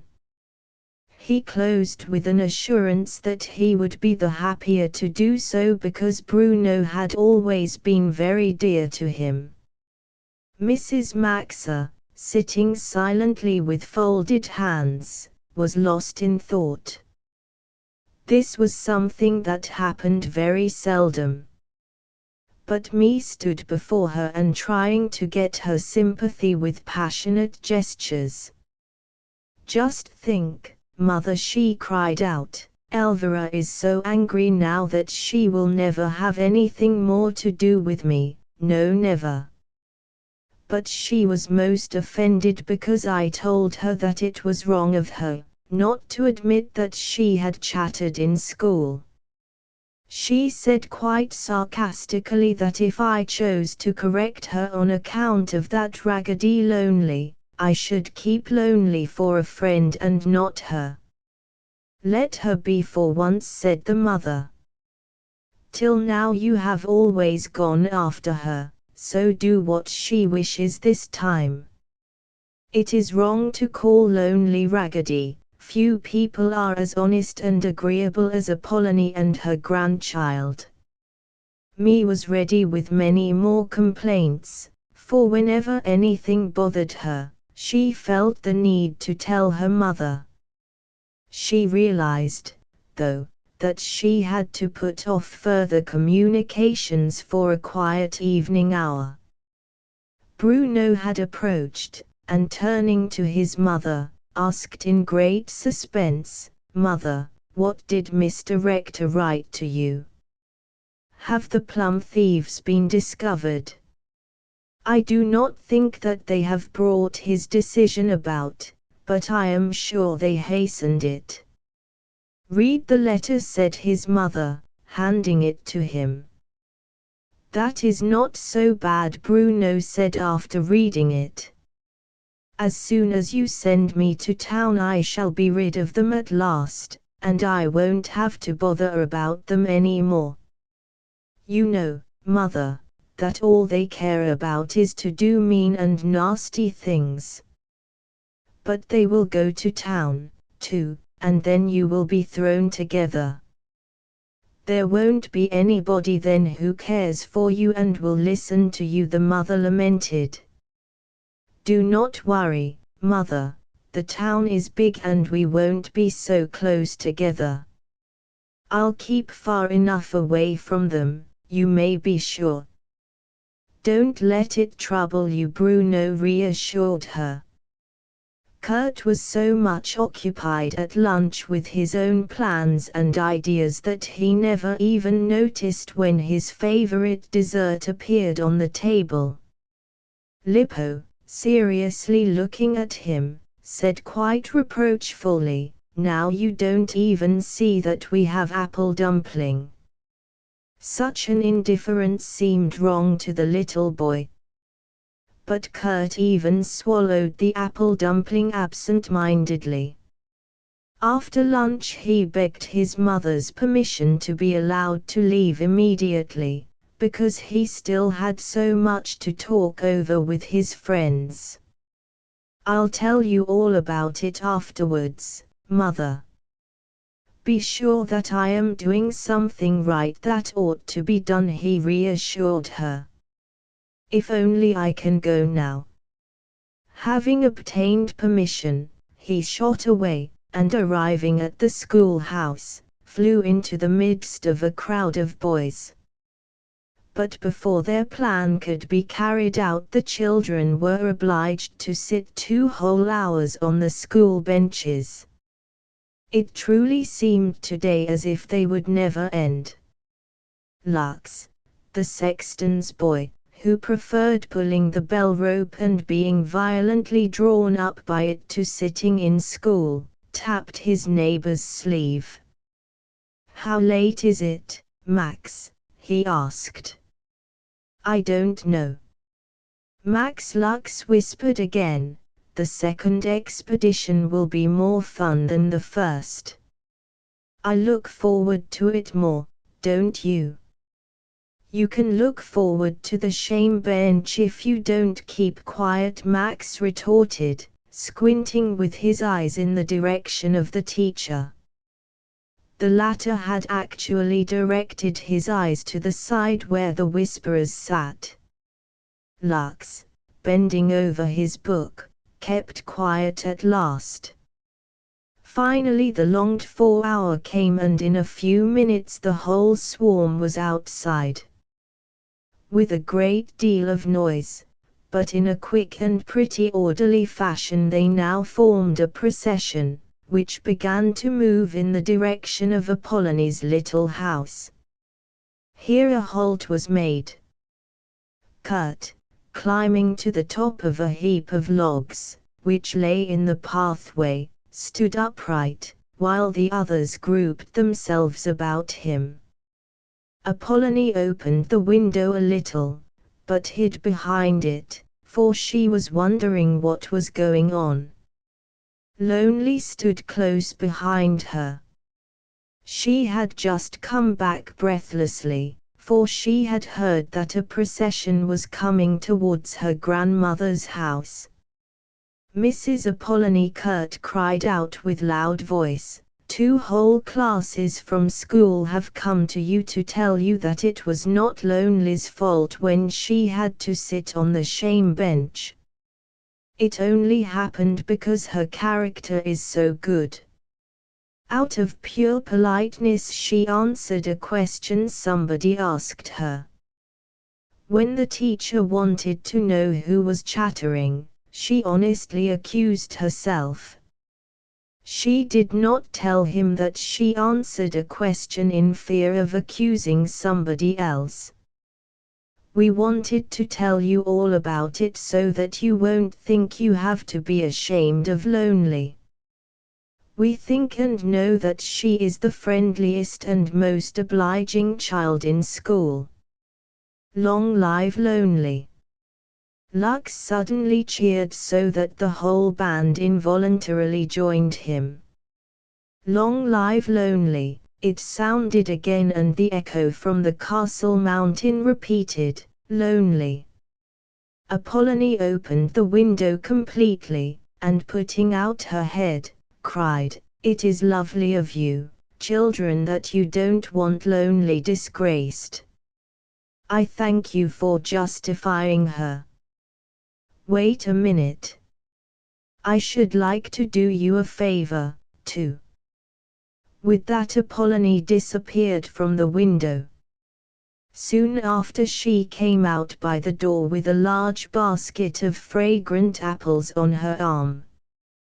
Putting it in front of the children, she said encouragingly, "Help yourselves." "Good gracious!" cried out Lux, with one of the juicy apples between his teeth, "I know these. They only grow in the castle garden, on the 2 trees on the right, in the corner by the fence." "Do you know that, Kurt?" he said confidentially. "I only wonder how she could get hold of such a basket full, without being, With this he made the unmistakable motion of Mr. Trius with his tool of correction. "What on earth do you mean?" Kurt cried out, full of indignation. "Mrs. Apollonie did not need to steal them. Mr. Trius certainly could give her a few baskets of apples for all the shirts she sews and mends for him." "Oh, I see, that is different," said Lux, now properly informed. In the shortest time the huge basket was emptied of its delicious apples, and the whole band had dispersed after many exclamations of thanks. They all ran home and Kurt outran them all. It was important now to do his homework as speedily as possible, as the second expedition was to take place a little later. When he reached the front door he noticed that Mrs. Nippel was coming up behind him. Running ahead quickly, he flung open the living room door and called in, "Take Maezli out of the way or else something horrible will happen again." After saying this he ran away. Bruno and me, who were busy in the room with their work, did not find it necessary to follow Kurt's command. If he found it so necessary, why didn't he do it himself, they thought, remaining seated. Maezli had risen rapidly and looked towards the door with large expectant eyes, wondering what was going to happen. Mrs. Nippel now entered. "Why does something horrible always happen when Mrs. Nippel comes?" Maezli asked in a loud voice. Me, quickly getting up, went out of the door, pulling Maezli after her. To explain her hasty retreat, she said that she wanted to fetch her mother. She simply had to take that horrible little Maezli out of the way. Who could know what she might say next? She always brought forward her most awful ideas when it was least suitable. The mother, who was on the way already, entered just when me was running out with Maezli. Bruno also slipped quickly after them. He had only waited for his mother's appearance in order to fly. "Your children are certainly very peculiar," the district attorney's wife began. "I have to think so every time I see them. What do all your admonitions help, I should like to know? Nature will have its way. Not one of my children has ever been so impertinent, to say the least, as your little daughter is already. I am very sorry you should have to tell me that, Mrs. Maxa replied. Isn't it possible that the child should have unconsciously said an impertinence? I hope you have never had a similar experience with my older children. No, I could not say that, Mrs. Nippel answered. But I should say that all of them have inherited the love of preaching, especially your daughter me. Children can be unlike by disposition without its being necessary that one of them should constantly make sermons to the other. My children are very often of different opinions, but I could not say that they preach much to each other, said Mrs. Maxa. It is certainly me's habit to do so, and that is why she is not able to keep peace with her friends. I suppose you received a letter from our rector telling you of the refusal to teach the boys any further. This was said with a less severe intonation. Mrs. Maxa confirmed the statement. So the change we have looked forward to has really come, the visitor continued, and my husband agrees with me that prompt action should be taken. He is going to the city tomorrow. In fact, he has left already in order to visit his sister on the way. He will look for a suitable, attractive home in town that the three boys can move into next fall. You do not mean to tell me, Mrs. Nippel, that your husband is ordering living quarters for Bruno, too? Mrs. Maxa said in consternation. Oh, yes, and this is why my husband has sent me here, to let you know how glad he is to do it for you, the attorney's wife said soothingly. He was positively sure that you would be glad if he decided and ordered everything to suit himself and you. But, Mrs. Nippel, I am not prepared for this. I have not even spoken to my brother about it. You know very well that he is the children's guardian. Mrs. Maxa was quite unable to hide her excitement. You can be reassured, for we have thought of that, too, the visitor said with a slightly superior smile. My husband's sister does not live very far from Mr. Falconinsil's. So he planned to visit your brother and talk the plan over with him. This calmed Mrs. Maxa a trifle, for her brother knew already how it stood between the three comrades and how little she wanted them to live together.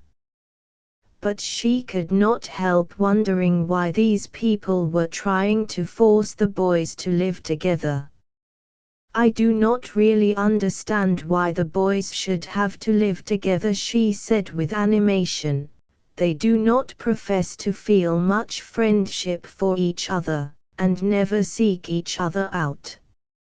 You yourself, Mrs. Nippel, do not seem to get a very good impression from my children's ways. I do not see why you wish your sons to live with mine at all. It is a matter of decorum, the attorney's wife replied, and my husband agrees with me. What would people in town say if the sons of the two best families here, who have always studied together, should not live together? Everybody would think that something special had happened between the families. Both parties will only gain in respect by joining. I do not believe that people in the city will be interested in what the three boys are doing, said Mrs. Maxa, smiling a little. That same moment the door was flung wide open. with a triumphant face as if she wanted to say, "Just look whom I bring you here." Maezli stood on the threshold leading Apollonie in. The latter hastily retreated. "No, no, Maezli," she said, quite frightened, "you should have told me that there was company." Mrs. Nippel had risen to take her departure. "It seems to me that other visitors are greeted very joyfully by your children." "Well, I must say they have rather odd tastes," she said, walking towards the door. "Apollonie is a very old friend of ours. All the children love her very much. They may have inherited this attachment, though," Mrs. Maxa replied with a smile. "I only want to say one more word," said the lady, turning round before stepping outside the door. "The scene your son Kurt enacted today in front of Apollonie's cottage with his crowd of miscellaneous friends can only be called a vulgar noise." But Mrs. Maxa did not yet know what Kurt had done. The visitor turned to go now, as it seemed not worth her while to waste words about it. As soon as the field was clear, Maezli rushed out of a hiding place, pulling Apollonie with her. The old woman was terribly apologetic about having gone into the room. When she had told Maezli that she wanted to see her mother, the little girl had taken her there without any further ado. She informed the rector's widow that she had come to her with a quite incredible communication. Mrs. Maxa found it necessary at this point to interrupt her friend. She had noticed that Maezli was all ears to what was coming. "Maezli, go and play with Lippo till I come," she said. "Please tell me all about it afterwards." Apollonie was Maezli's instruction before going to do as she was bid. Apollonie's communication took a considerable time. She had just left when the family sat down to a belated supper. Kurt swallowed his meal with signs of immoderate impatience. As soon as possible he rushed away, after having given his promise not to come home late. The friends that were to join him in this expedition had to be sought out first. When he neared the meeting place, he felt a little disappointed. In the twilight he could see that there was a smaller number assembled than he had hoped for. This certainly was not the crowd he had had together at noon, when at least all the boys had promised to take part in his new enterprise. They were afraid, all voices cried together. Kurt heard now, while each screamed louder than the other, that many boys and girls had left when the darkness was beginning to fall. Among the few that were left there were only 4 girls. "It doesn't matter," said Kurt. "There are enough people still. Whoever is afraid may leave. We must start, though, because we have rather far to go. We are not going up the well-known path, because Mr. Trius watches for apple hunters there till midnight, I think. That suits us exactly, for he must not hear us. We are going up to the woods at the back of the castle. First, we'll sing our challenge, then comes the pause, to give the ghost enough time, then again, and after that for the third and last time. If there really is a ghost, he will have appeared by then. You can understand that he won't let himself be teased by us. So when he hasn't come, we can tell everybody what we did. Then they'll see that it is only a superstition and that there is no wandering ghost in Wildenstein. Forward now. The little crowd set out full of spirits and eagerness for the adventure, for Kurt had clearly shown them that there could be no ghost. To go up there and sing loudly to a non-existent ghost was capital fun. Furthermore, they looked forward to boasting of their daring deed afterwards. Faster and faster they climbed, so that only half of the usual time was taken in reaching their destination. It was dark at first, but the moon suddenly came out from behind the clouds, cheerfully lighting up the fields.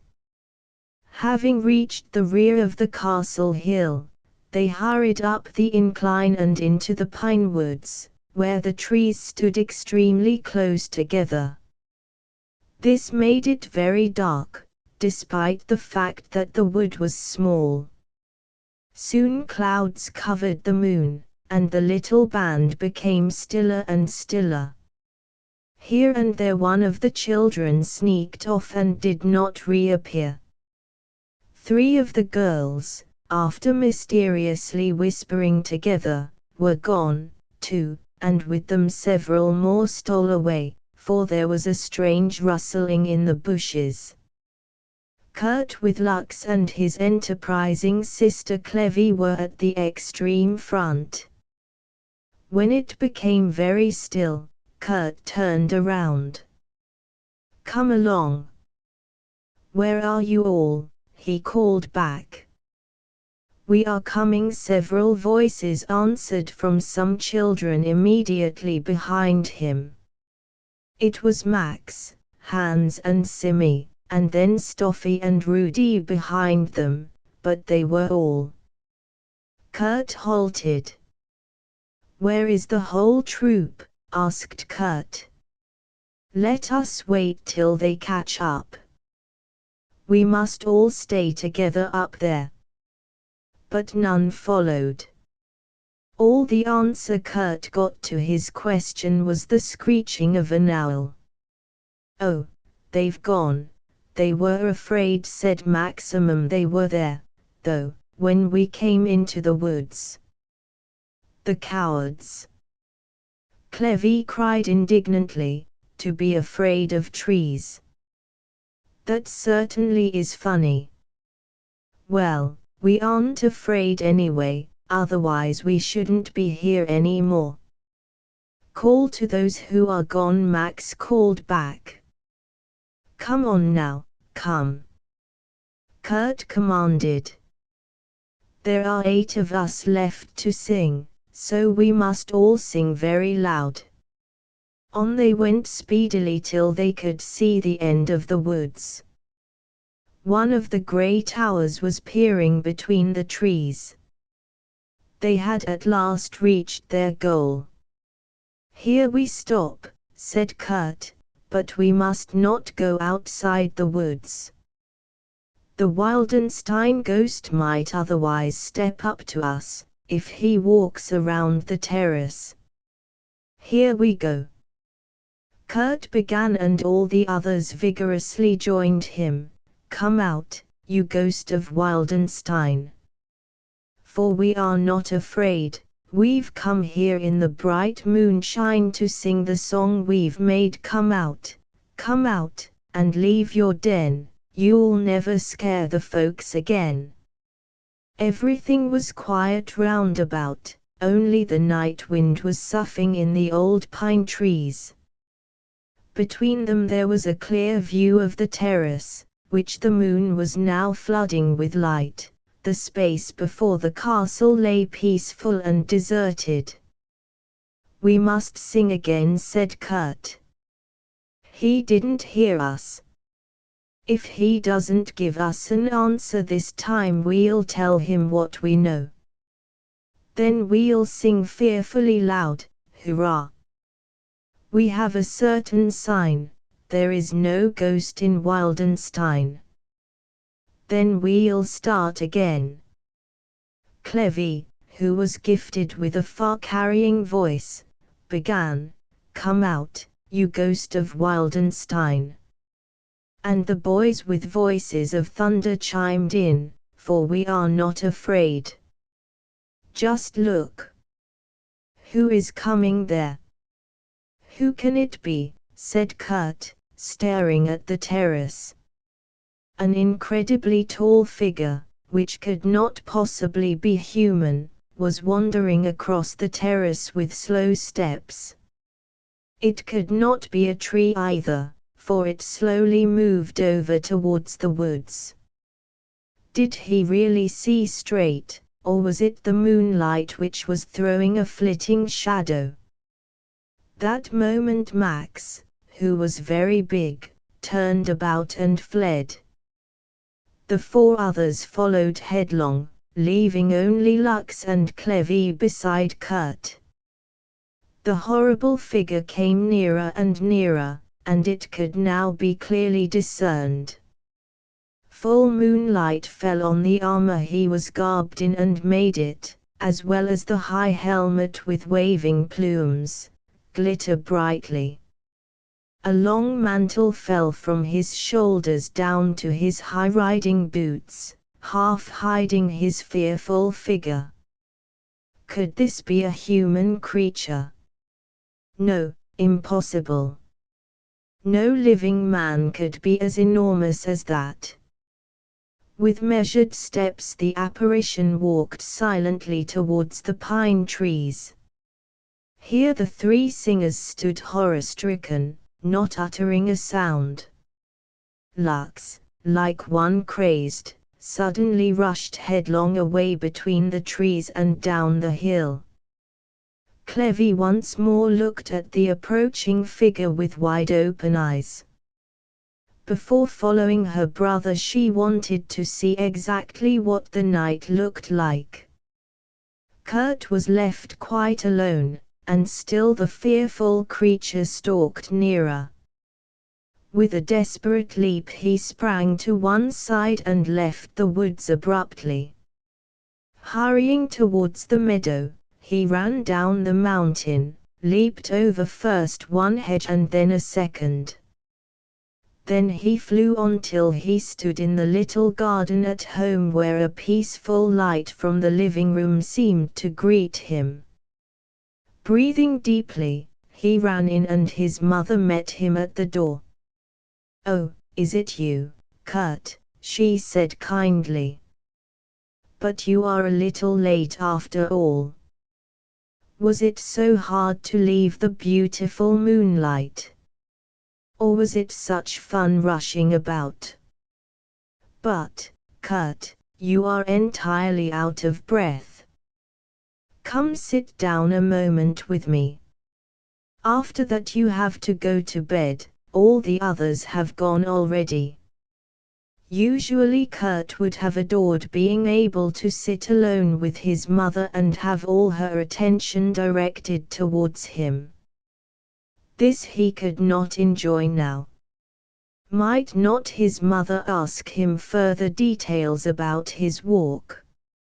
So he said that he preferred to go to bed right away, and his mother understood that he was glad to get to rest after running about so ceaselessly.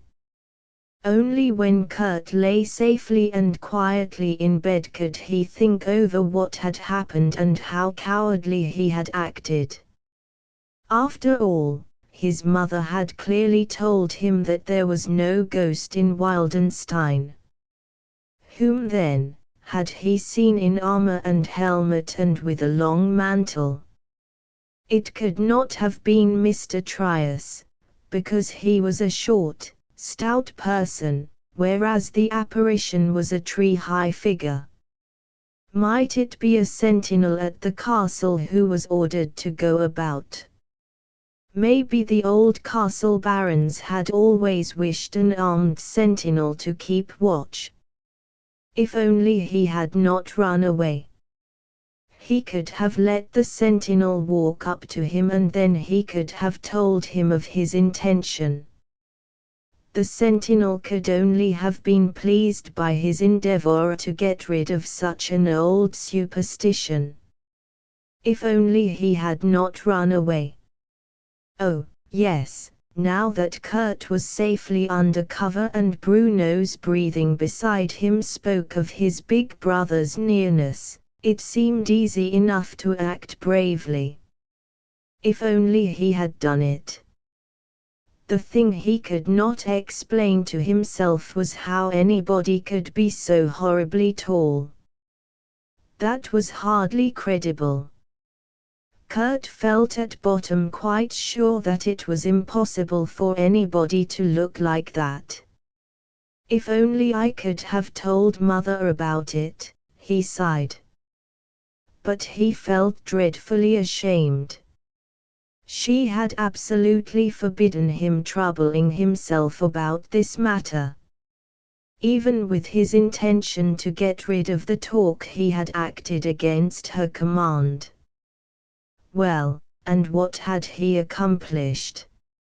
More than ever the whole village would say tomorrow that the ghost of Wildenstein was wandering about again.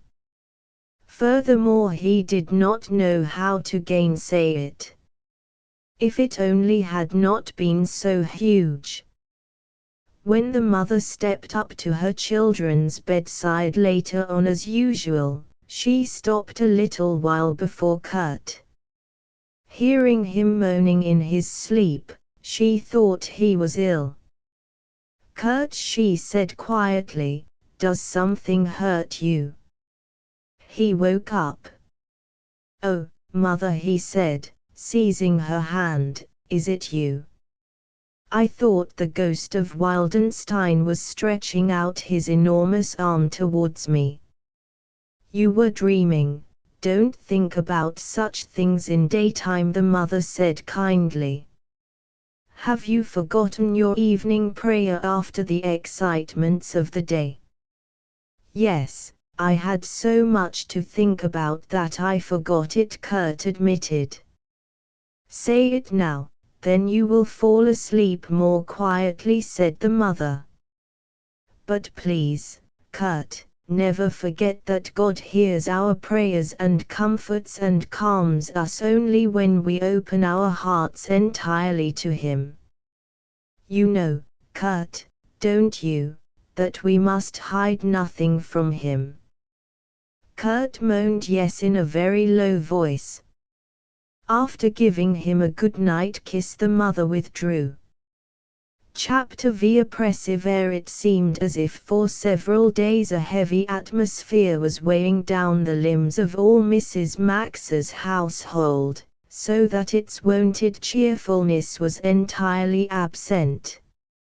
Even the mother went about more silently than usual, for the worry about Bruno's future weighed heavily on her heart. She had written to her brother to come to her as soon as possible, so that they could talk the matter over and come to a united decision.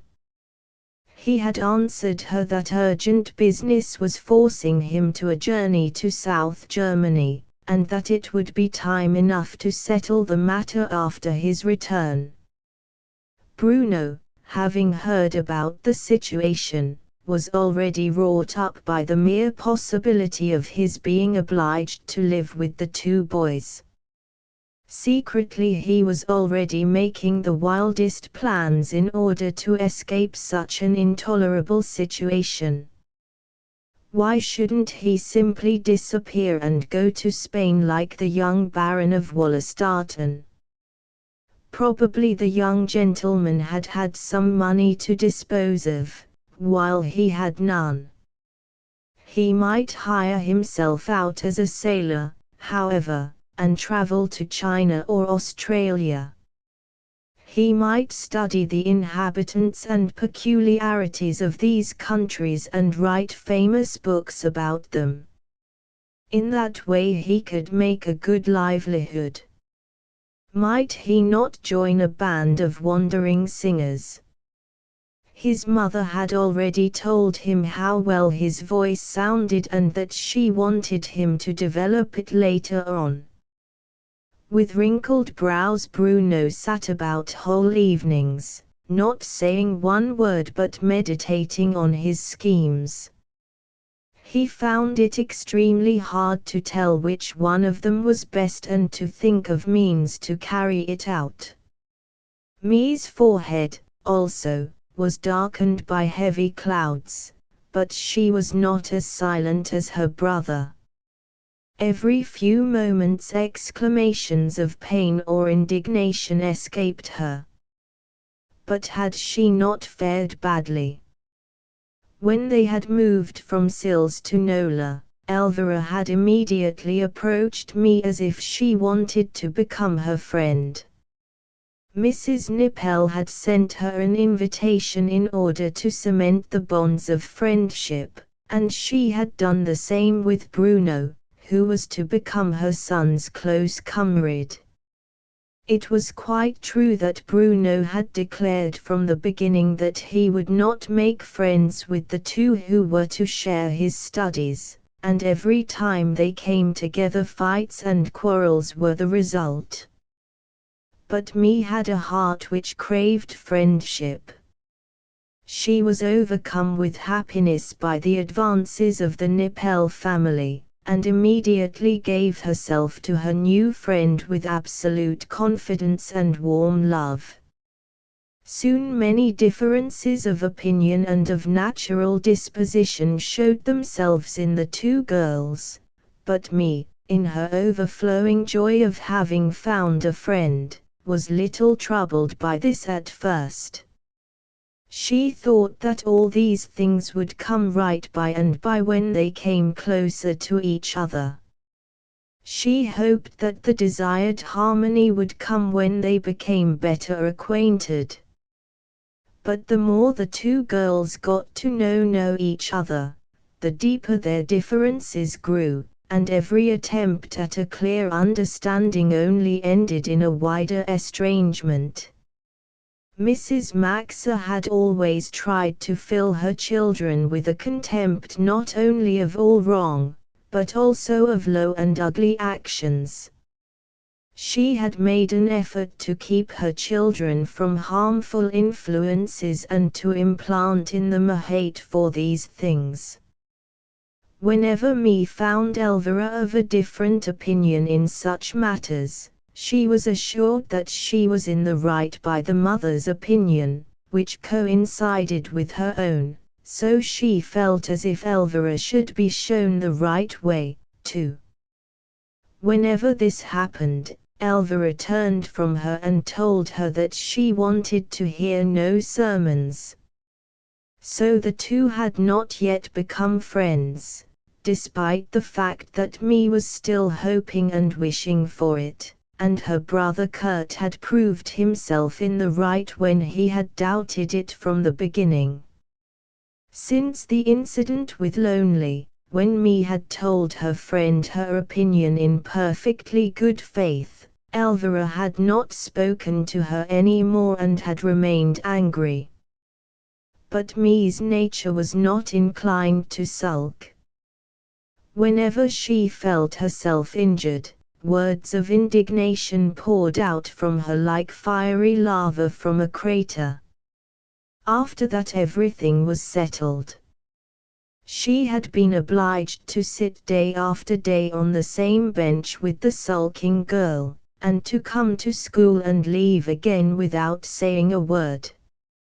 Should this situation, which had already become intolerable to her, continue forever? Me could only moan with this prospect in view. She was glad that Kurt was in a strangely depressed mood, too, and hardly ever spoke. He would otherwise have been sure to make several horrible songs about her experiences with the moping Elvira. Kurt, who was usually cheerful, had been as terribly depressed for the last few days as if he had been carrying a heavy weight around with him all the time. He had kept something from his mother, and therefore the weight seemed to get heavier and heavier.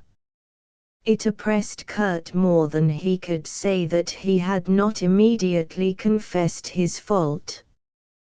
But how could the mother have believed him when he told her that he had seen a figure which could not possibly be human? He really felt like a traitor towards his mother. All people in Nola believed and knew that a ghost of Wildenstein went about, for the apparition had actually been seen. Kurt knew quite well that it was all his fault. He hardly dared to look at his mother and he longed for somebody to help him. He was filled with the craving to be happy again. Only Lippo and Maezli pursued their usual occupations and were untroubled by heavy thoughts. As soon as Maezli noticed that the usual cheerfulness had departed from the house, she tried to get into a different atmosphere at once. She always knew a place of refuge in such a case. "Oh, Mama, I have to go and see Apollonie," she would repeatedly say with firm conviction to her mother. Having the greatest confidence in Apollonie's guarding hand, and knowing, besides, that Maezli's visits always were welcome, the mother often let her youngest go there. The little girl was well able to find her way to the cottage and always went without attempting any digressions from the path. In the evening Lonely generally accompanied her home. Maezli would arrive carrying a large bunch of flowers, the inevitable gift from Apollonie. Presenting them to her mother, she would shout, "There they are again, just look. I have some for you again, Mother." The mother then looked full of delight at the bunch and said, "Yes, those are the same lovely mignonette that used to grow in the castle garden. Apollonie has transplanted them into her own." But they were much finer in the castle, nowhere could their equal have been found, she concluded, inhaling the delicious fragrance of the flowers. Maezli promptly poked her little nose into the bouquet, uttering an exclamation of unspeakable delight. Lonely's eyes were very merry again, and was full of her usual gaiety. Since Kurt had made his little speech and had rehabilitated Lonely's honor before the school children, the grandmother was as kind to her as of yore and never mentioned the shame bench again. Lonely's heart was simply filled with gratefulness for what he had done, and she often wished in turn for an opportunity to help him out of some trouble. She had noticed that Kurt was no longer the merriest and most entertaining of the children, and had given up being their leader in all gay undertakings. What could be the matter? Lonely hated to see him that way and could not help pondering about this remarkable change. Being extremely observant, she had noticed that it was very hard to find out the truth about the night expedition to the castle. All the boys' answers consisted in dark allusions to the fact that the ghost was wandering about Wildenstein more than ever. As not one of them wanted to admit the hasty retreat before the ghost had even been properly inspected, they only dropped vague and terrifying words about the matter. Brave little Clevie, who usually relished telling of her dangerous adventures when they had turned out well, was as silent as a mouse about it all. Whenever Lonely asked her a straight question needing a straight answer, Clevie ran away, and Lonely got none. The report was sure to have some foundation, and the most noticeable thing of all was that Kurt's change had come since that night. That same day he had taken the load off her heart and had been so gay and merry. So Lonely put two and two together, and having made these observations, was filled with sudden wrath. As soon as school was ended, she rushed to the astonished Clevie. "Oh, I know what you have done, Clevie. Kurt was your leader and you didn't obey him, you all ran away because you were afraid. Oh, you have spoiled it all for him." "Yes, and what about him?" "He was afraid himself," Clevie cried out excitedly, for the reproach had stung her. I could see with what terrified bounds he flew down the mountainside. "Was he afraid, too, do you really mean?" "But of what?" Lonely questioned further. "Of what?" "That is easily said, of what? You ought to have seen that huge creature coming towards us from the castle." Since it had come out that they had been so frightened, Clevie now told in detail about the horribly tall armored knight with the high boots and the long cloak hanging down to his boot tops. "Was the mantle blue?" Lonely, who had been listening intensely, interrupted. "It was night time, and you can imagine we did not see the color clearly," Clevie said indignantly. "But the color has nothing to do with it, it was the length, the horrible, horrible length of that thing. It looked just too awful. He had a high helmet on his head besides, with a still higher bunch of black plumes that nodded in the most frightful way." A gleam of joy sparkled in Lonely's eyes. Flying away like an arrow, she sought out Mrs. Max's house. Kurt was standing at the hawthorn hedge in front of the garden with his school bag still slung around him. He had not rushed in ahead of the others according to his custom. With puckered brow he was pulling one leaf after another from the hedge. Then he flung them all away, as if he wanted with each to rid himself of a disagreeable thought. Kurt Lonely called to him, "Please wait a moment. Don't go in yet, for I want to tell you something." When Lonely stood beside Kurt, she was suddenly filled with embarrassment. She knew exactly what she had to say, but it would sound as if she was trying to examine Kurt. This kept her from beginning. "Tell me what you want," Lonely Kurt encouraged her, when he saw her hesitation. So Lonely began, "I wanted to ask you oh, Kurt. Are you so sad on account of what happened at the castle and because you thought there was no ghost?" "I don't want to hear anything more about it," Kurt said evasively, pulling a handful of leaves from the hedge and throwing them angrily to the ground. "But it might only have been a man after all," Lonely continued quietly. Yes, that is easily said, Lonely. How can you talk when you haven't even seen him?" Kurt flung the last leaves away impatiently and tried to go. But Lonely would not yield. "Just wait a moment, Kurt," she entreated. "It is true that I did not see him, but Clevie told me all about him. I know why he looked that way and why he was so enormous.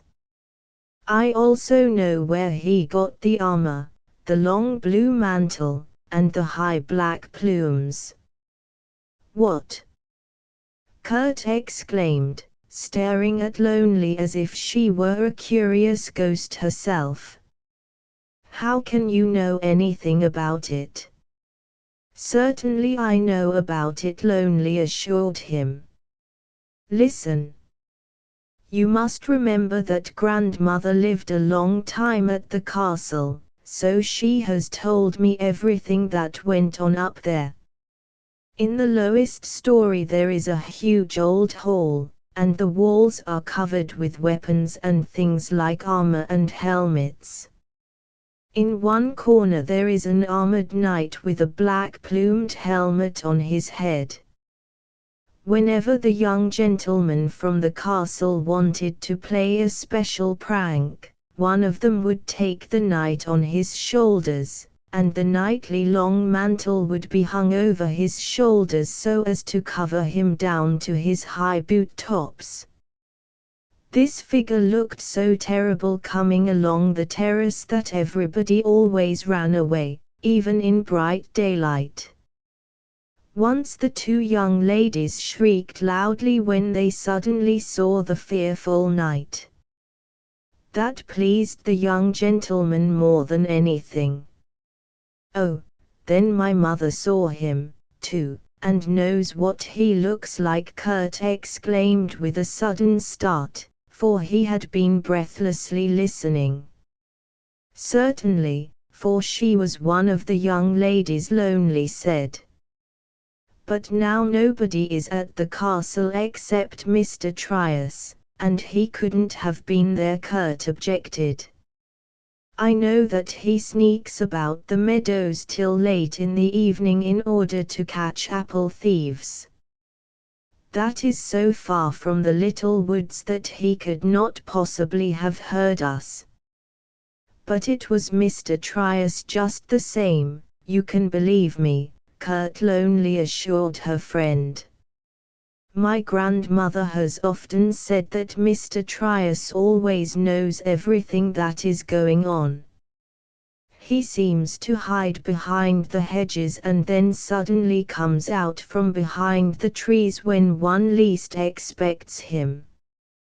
You know that the boys have known about your plan several days and that they don't always talk in a low voice.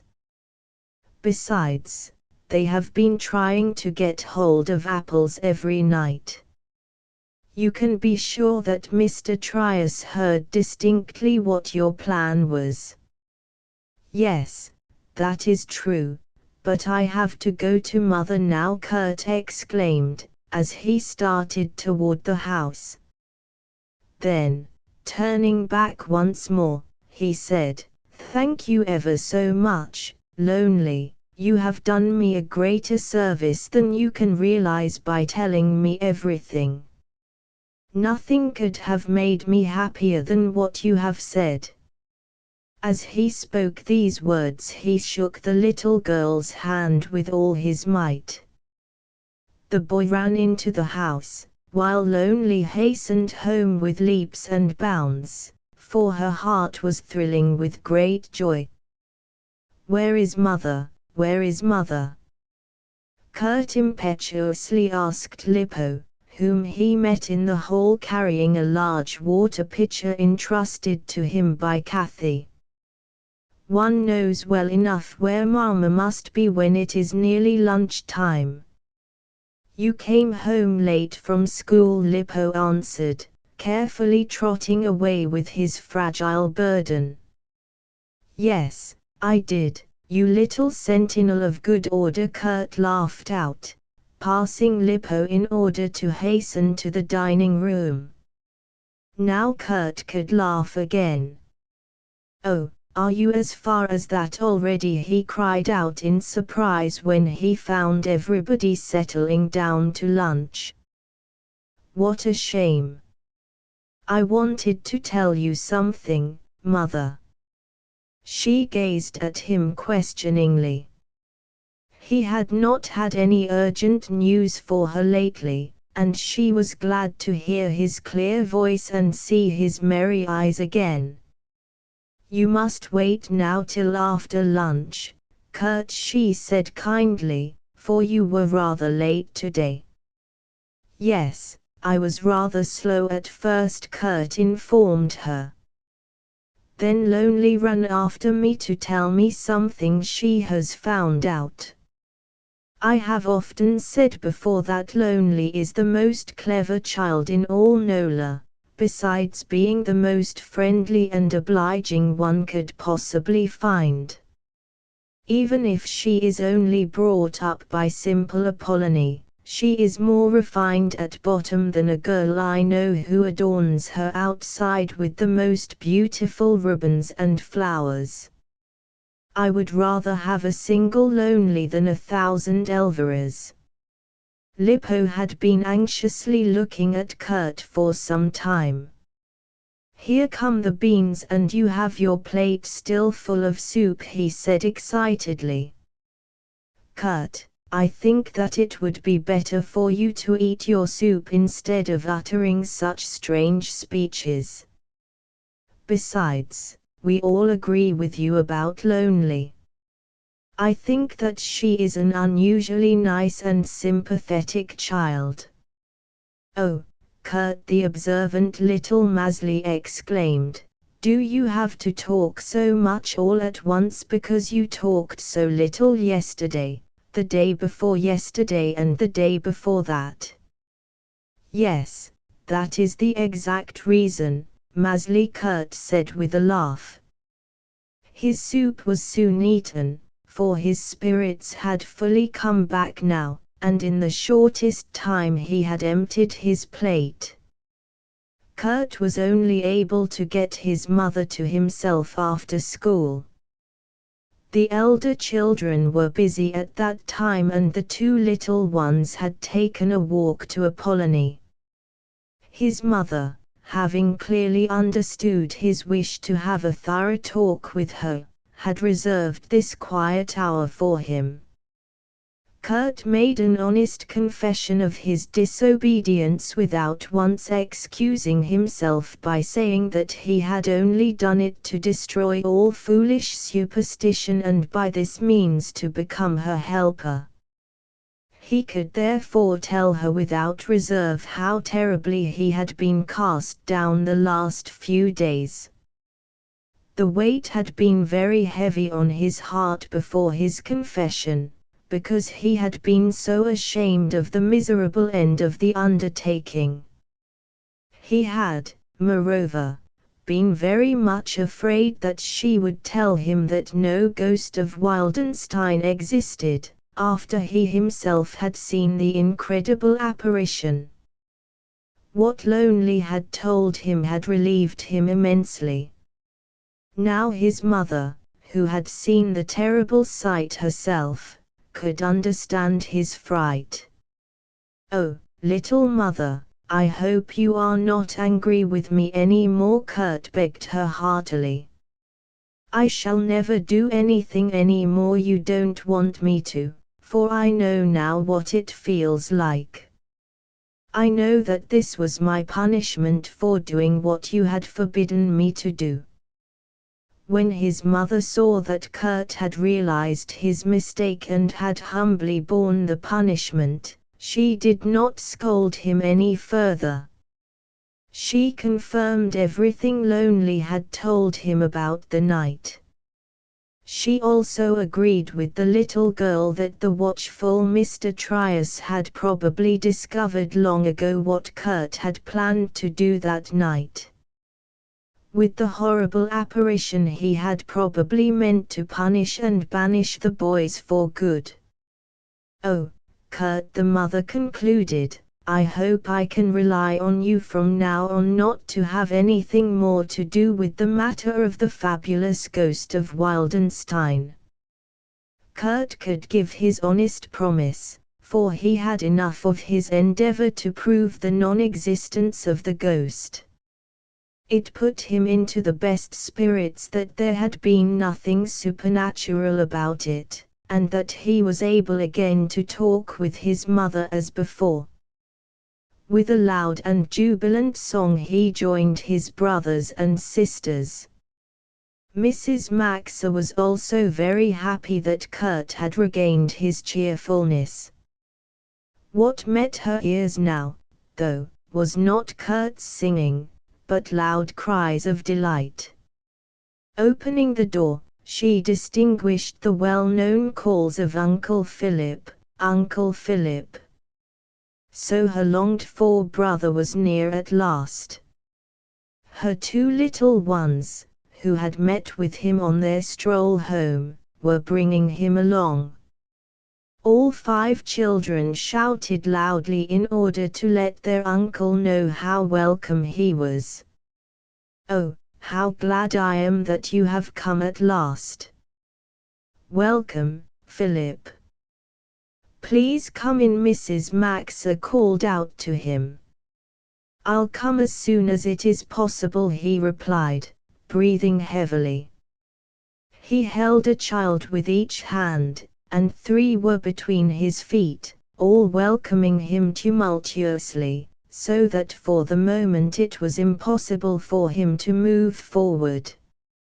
Gradually the whole knot moved into the house and towards the uncle's armchair. Here 10 busy hands fastened him down so that he should not at once get away. "You rascals, you," the uncle said, quite exhausted. "A man is lucky to escape from you with his life. Are you trying to throttle your godfather, Lippo? Whoever put 2 fat little arms about a godfather's neck like that? You seem to have climbed the chair from behind and to have only your foot on the arm of the chair. If you slip, I shall be strangled. Who then will find out for whom I brought a harmonica that's buried in the depths of my coat pocket? It gives forth the most beautiful melodies you ever heard, when you have learned to play it." A harmonica was the most wonderful thing Lippo could imagine. His neighbor in school, a little girl called Tonli, owned one and could play whole songs on it. He had always thought it splendid. If a harmonica was really destined for him, he had better let go his uncle's arm. Uncle Philip dove into his deep pockets with both hands, and soon the wonderful, coveted object really came to light. And how much bigger and finer it was than Tonli's little instrument. Such a one must be able to sound the loveliest tones. Lippo, holding his treasure in his hand, could hardly believe it to be his own property, but Uncle Philip reassured him, saying, "Come, Lippo, take it, the harmonica is meant for you." There were presents for all the children in the depths of the pockets, and one child after another ran away to show his gift to his mother. Lippo saw and heard nothing else just then. In expectation of the melodies which would well up, he blew with all his might quite horrible, ear-shattering sounds. "Lippo, you must learn how to play a little first. Everything has to be learned." "Give it to me," said Uncle Philip. "You see, you must do this way." Setting the instrument to his lips and pushing it up and down, he played the merriest tunes. Lippo looked up in speechless admiration at his godfather.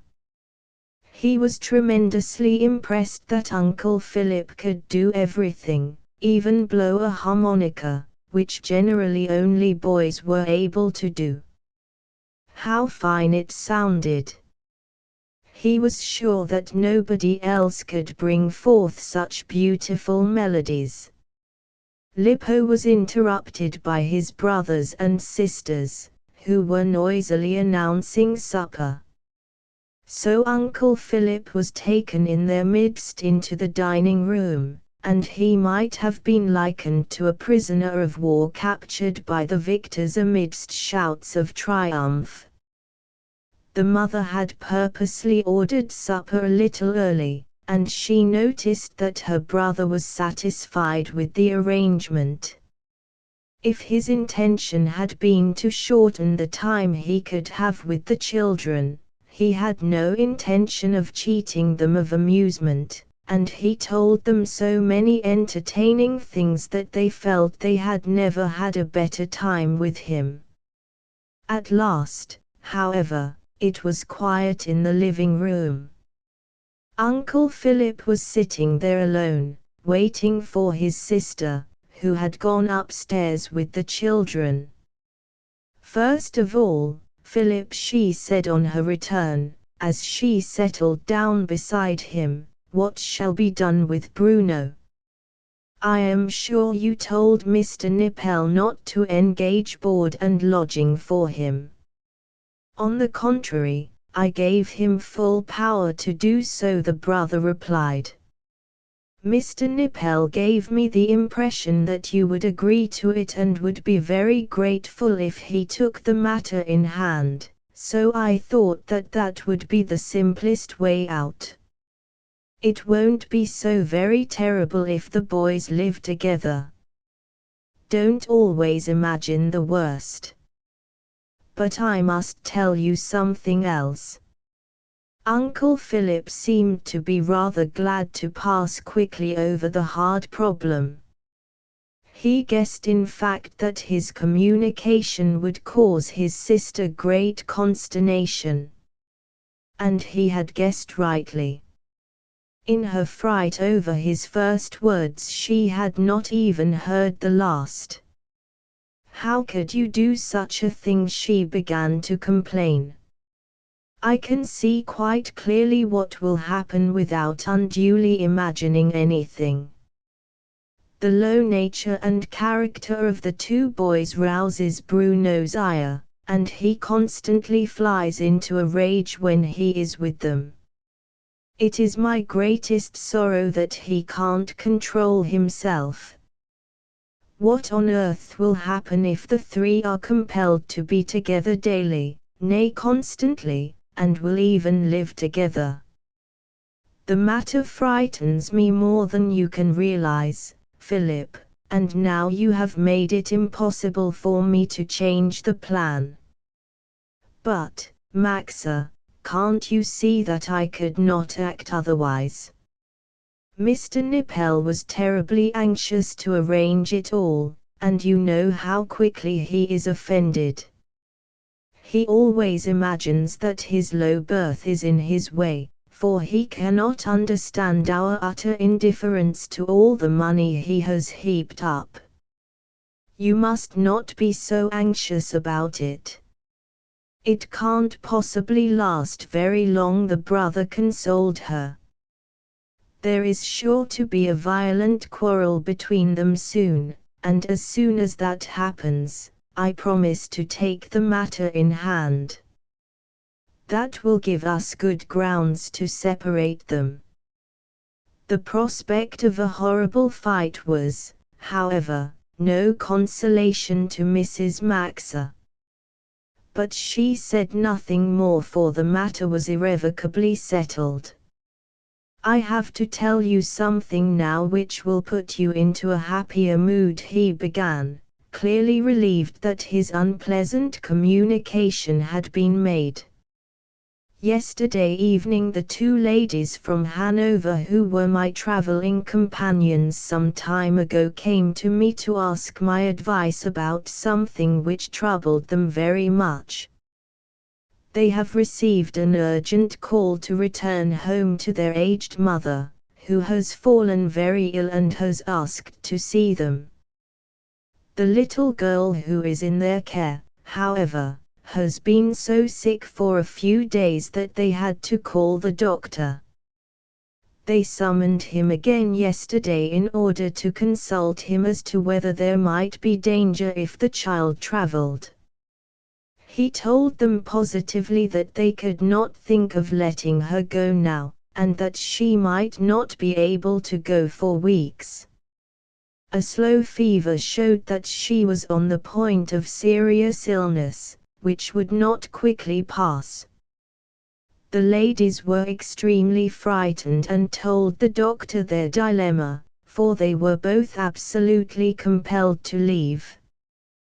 One of them might be able to return in about 2 weeks, but they had to find a reliable person in the meantime who could nurse the child. This was terribly difficult for them as strangers. The doctor's advice was to bring the young invalid to the hospital in Sils, where she would be well taken care of and he could see her every day. The ladies wanted my opinion before deciding.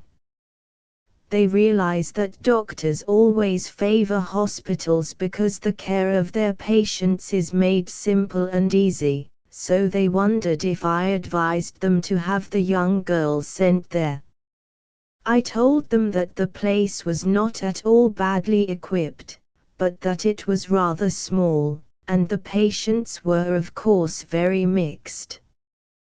When I asked the ladies if it would not be better if the child's parents decided that difficult question, I received the information that Leonore von Wallerstatten was an orphan and that the aunt who had put her in their care had also died. Oh, Philip, now there is no doubt any more that she is our Leonore's little daughter, Mrs. Maxa cried in the greatest agitation. Oh, Philip, how could you ever advise them to send her to the hospital? Why didn't you say right away that your sister would immediately take the child into her house? How could I do that? Just think a moment, Maxa, said the brother. Did you want me to add to your troubles and anxieties by bringing a patient sick with fever into your house? It might turn out to be a dangerous illness, which all your 5 might catch. What should you have said to me then? Philip, I shall go to Sils with you tomorrow and I'll ask you to take me to the ladies. I want them to know who I am, of course. I shall tell them that I have the right as her mother's nearest friend to receive Leonore into my house and to nurse her. I am sure that the little patient can take the trip in your closed carriage. You can quickly go to the doctor to tell him of our plan and have the carriage sent to us. Please do this for me, Philip. I can't stand that the child of our Leonore should go to a strange hospital all by herself. Mrs. Maxa had spoken with such decision that her brother had listened to her in greatest surprise. So you have resolved to carry this through, Maxa? Are you sure that you won't have to take it all back after your excitement has vanished? He asked her. You can rely on me, Philip. I have absolutely made up my mind to do it, the sister assured him. You must help me now to put it through. I shall be able to take care of things when she gets here, but do all in your power to prevent the ladies from putting obstacles in my path. You see, I do not even know them. I shall do whatever you wish, the listener said willingly. It certainly is hard to tell where a woman will set up complaints and where she will suddenly not know either fear or obstacles. I have already told the 2 Miss Remkes about you. As soon as I knew the child's name, I realized the situation. I told the ladies about your being the best friend of their charge's mother, and that you would surely go to see her now and then in the hospital. This pleased them greatly. Uncle Philip began now to lay minute plans for the morrow. His sister had to give her promise to be ready very early in order to reach Sils in good time, for the patient was to be taken to the hospital in the course of the forenoon. He also gave her all the needed instructions relating to the coachman and the carriage. She listened quietly till he had finished and then said, I have some news for you, too. Just think. Baron Bruno has come back. He arrived in the middle of the night when nobody could see him. He is absolutely alone now in the desolate castle. Just imagine how he must feel to be within those walls again where he spent his happy years with all those loved ones he has not seen since he left the castle in a fit of terror. Yes, and why did it happen? Wasn't it his own will? The brother said harshly. Whenever you speak about him, your voice takes on a tone as if you were speaking about a misunderstood angel. Why did the raging lion come back all of a sudden? Please, Philip, don't be so hard, his sister said. He is entirely left alone now. Is sorrow easier to bear when it is our own doing? I heard that he was ill. That is probably the reason why he has come home. I know all this from Apollonie, who is in communication with Mr. Trius. She keeps on scheming to find a way to set the rooms in order for her young master, as she still calls him. She knows how his mother would wish everything to be for her son. I understand quite well that she worries night and day about the state things are in at the castle. Her former master has 4 nurse, servant, cook and valet, only that peculiar and ancient Mr. Trius. She can hardly think about it without wishing that she might do something for her old friend. The poor woman is so anxious to make his life at the castle a little more the way it used to be in the old times. For heaven's sake, Maxa, I hope you are not trying to interfere. Do you intend to undertake that, too? The brother exclaimed in perturbation. If he wanted things different, he certainly would find a way. Please have nothing to do with it, otherwise you'll be sorry. You can be perfectly reassured, for unfortunately nothing whatever can be done, Mrs. Maxa replied. If I had known a way to do something for him, I should have done it. My great wish is to let a little sunshine into the closed-up, somber rooms, and maybe even a little deeper. I had great hopes of doing something through Apollonie, who knows so much about the castle, but she has explained the state of affairs to me.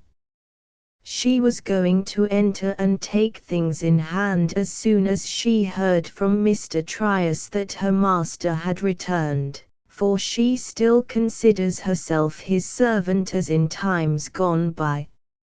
It was her intention, naturally, to put everything into the usual order in the house. But Mr. Trius won't even let her go into the garden. He let her know that he had received orders not to let anyone into the place. His master knew no one here and had no intention of meeting anyone. I know quite well, therefore, that I shall be unable to gratify my great desire of doing something for that miserable, lonely man. So much the better, the brother said, quite relieved. I am glad that the villain has bolted you out himself.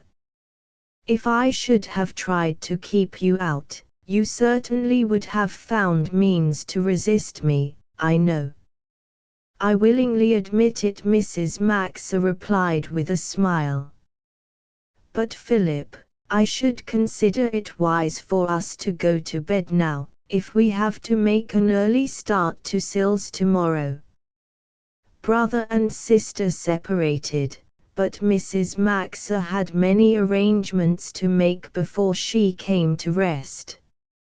If the ladies would consent to put the little girl in her charge, she meant to bring her immediately home with her. Therefore everything had to be made ready for the little patient. About midnight Mrs. Maxa still went to and fro in a bedroom on the top floor, which was entirely isolated. When everything necessary had been made ready, she tried to place various embellishments in the little chamber. Finally she placed in the middle of the table a round bowl, which was to be filled tomorrow with the most beautiful roses from her garden. Mrs. Maxa wanted the child of her adored Leonore to receive a pleasant impression from her room in the strange new house. When the morning sun would shine in through the open windows and the green slope of the castle would send its greeting to her, she did not want little Leonore to feel dissatisfied with her new quarters. With this thought Mrs. Maxa happily closed the door of the room behind her and sought out her own chamber. Chapter 6 New friends. Early next morning brother and sister started towards the valley. Before going Mrs. Maxa had given her orders and had arranged for Maezli to spend the day with Apollonie, in order to prevent her from getting into mischief. As it was a sunshiny morning and the paths were dry, walking was delightful. The distance they had to traverse occupied about 2 hours, but it did not seem long. As soon as brother and sister arrived in Sils, they went to see the two Mrs. Remke.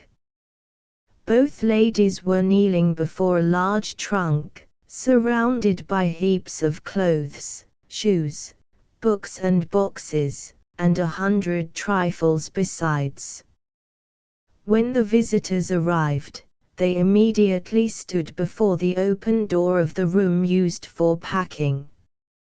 Mrs. Maxa's first impulse was to withdraw with an excuse, but the ladies had jumped up already and most cordially greeted their kind friend, Mr. Falcon, whom they called their helper and savior in all difficulties. They received his sister joyfully, too, for they had been most eager to know her.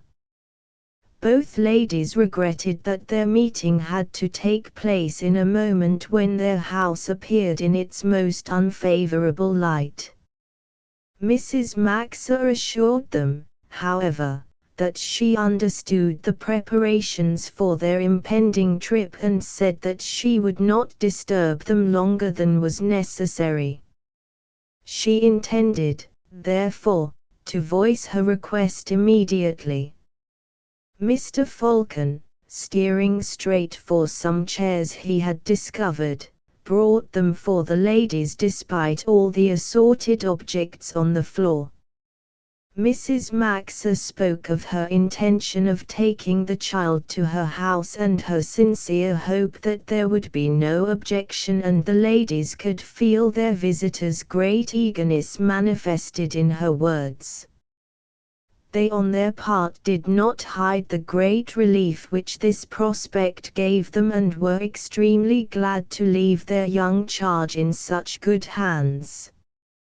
"It has been very hard for us to decide to leave Leonore behind," one of them said. "Unfortunately we must go, and she is not able to travel. But as long as our plans seem to coincide so well, I shall ask you if it would be inconvenient to you if we put off the date of our return a week longer.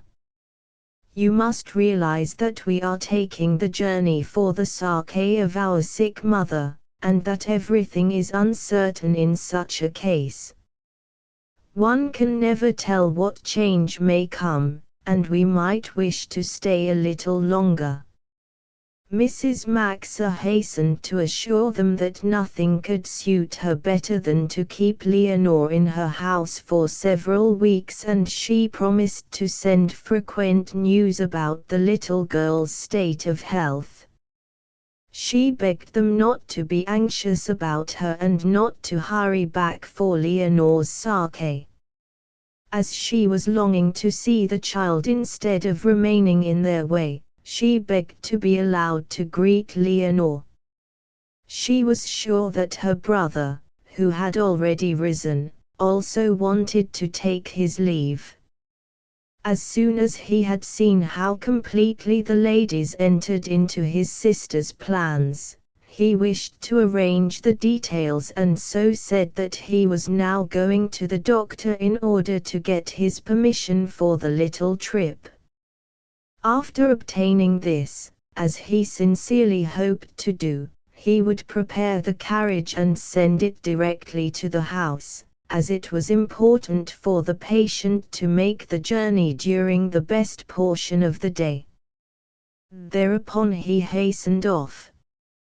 One of the ladies took Mrs. Maxa to the sick room, which was situated in the uppermost story. "You won't find Leonore alone," she said, "her brother is with her.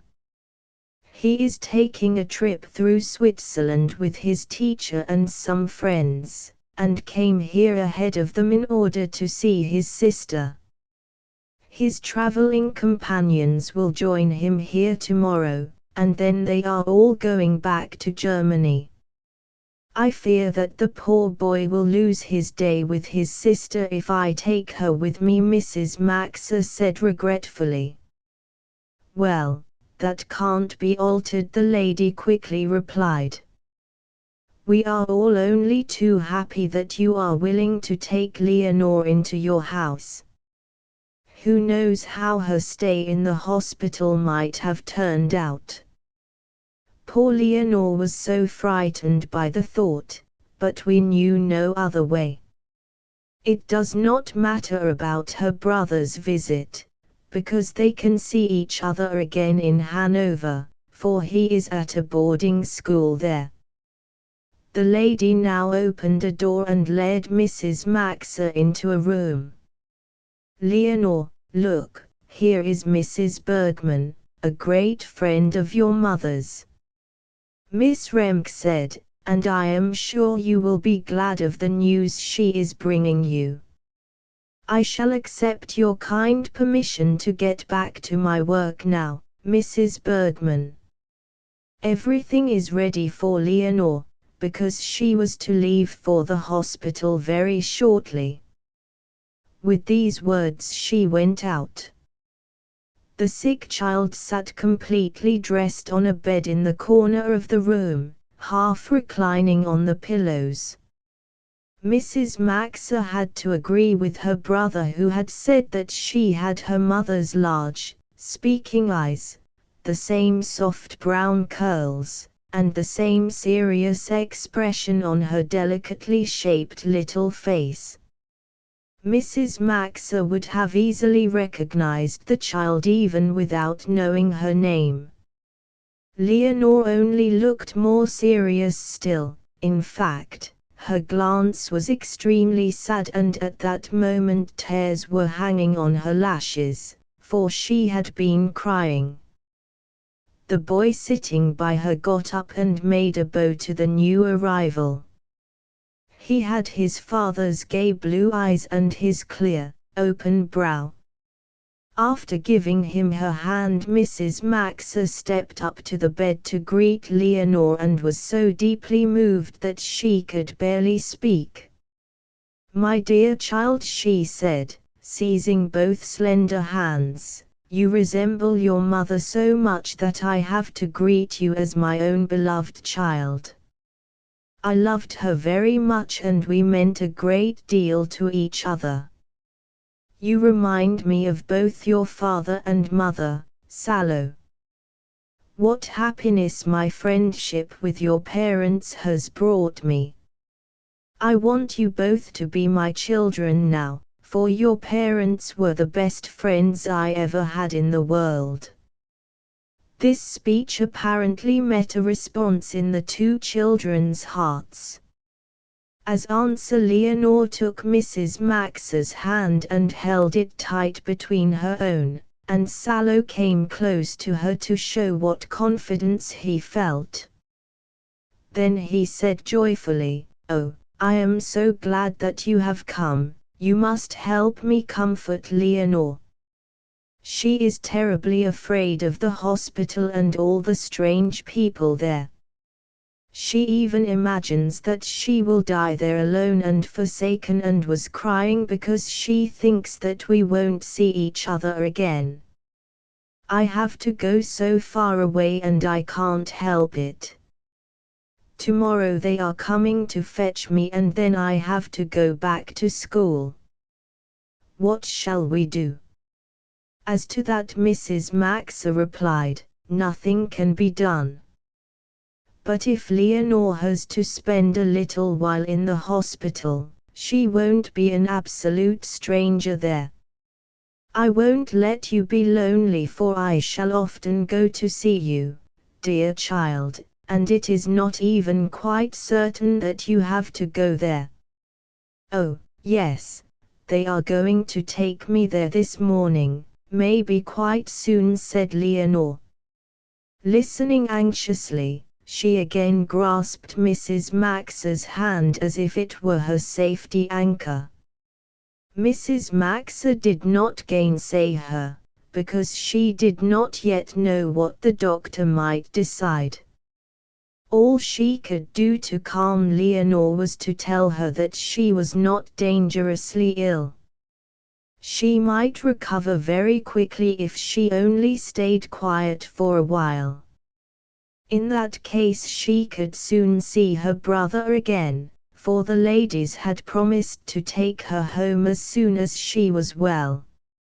Mrs. Maxa had hardly said that when Leonore's eyes again began to fill with tears.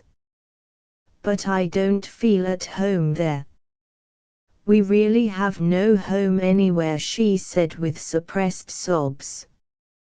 "Yes, it is true, we have no home anywhere," Salo exclaimed passionately. "But, Leonore, you must have faith in me." Fighting against his rising agitation, he quickly wiped away a tear from his eyes, which were usually so bright. "It won't be so long till I have finished my studies, and then I can do what I please.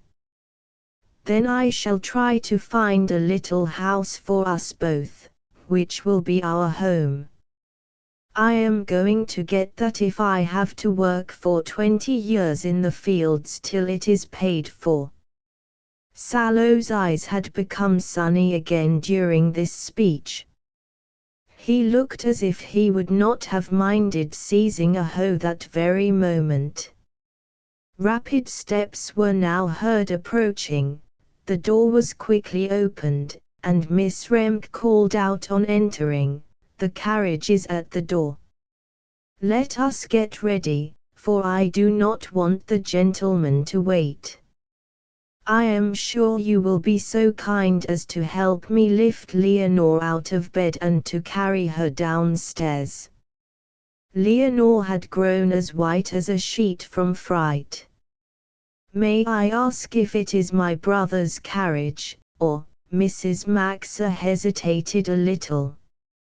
"Yes, certainly," the lady interrupted, while she rapidly pulled some covers and shawls out of a wardrobe. "Your brother has come himself in order to see that the carriage is well protected. He also means to give the coachman the directions himself, but we must not keep him waiting. What a kind friend he is."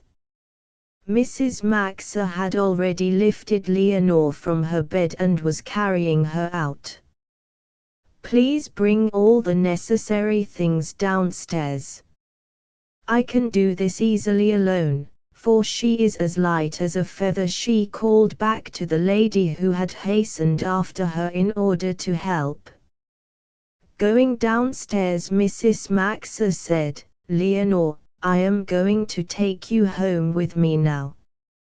The doctor is letting me do what I wished. You will stay with me till you are well again, and I shall take care of you. Shall you like to come with me? We know each other a little already and I hope you won't feel so strange with us. Leonore, flinging both arms about Mrs. Max's neck, held her so tight that she could feel the little girl considered her no stranger any longer. Suddenly Leonore called back in jubilating tones, "Sallow, Sallow, did you hear?" Sallow had heard her call but comprehended nothing further. Miss Remke had piled such heaps of shawls and covers on his arms that one always slid down after the other and he was obliged to pick them up again. As quickly as the circumstances allowed, he ran after his sister. Arrived at the carriage, Mrs. Max immediately looked about for her brother. She wanted to hand Leonore to him while she prepared everything in the conveyance for the child's comfort. He was already there. Understanding his sister's sign, he took the child into his arms, then lifted her gently into the carriage. His glance was suddenly arrested by the boy, who was standing beside the carriage with his burdens.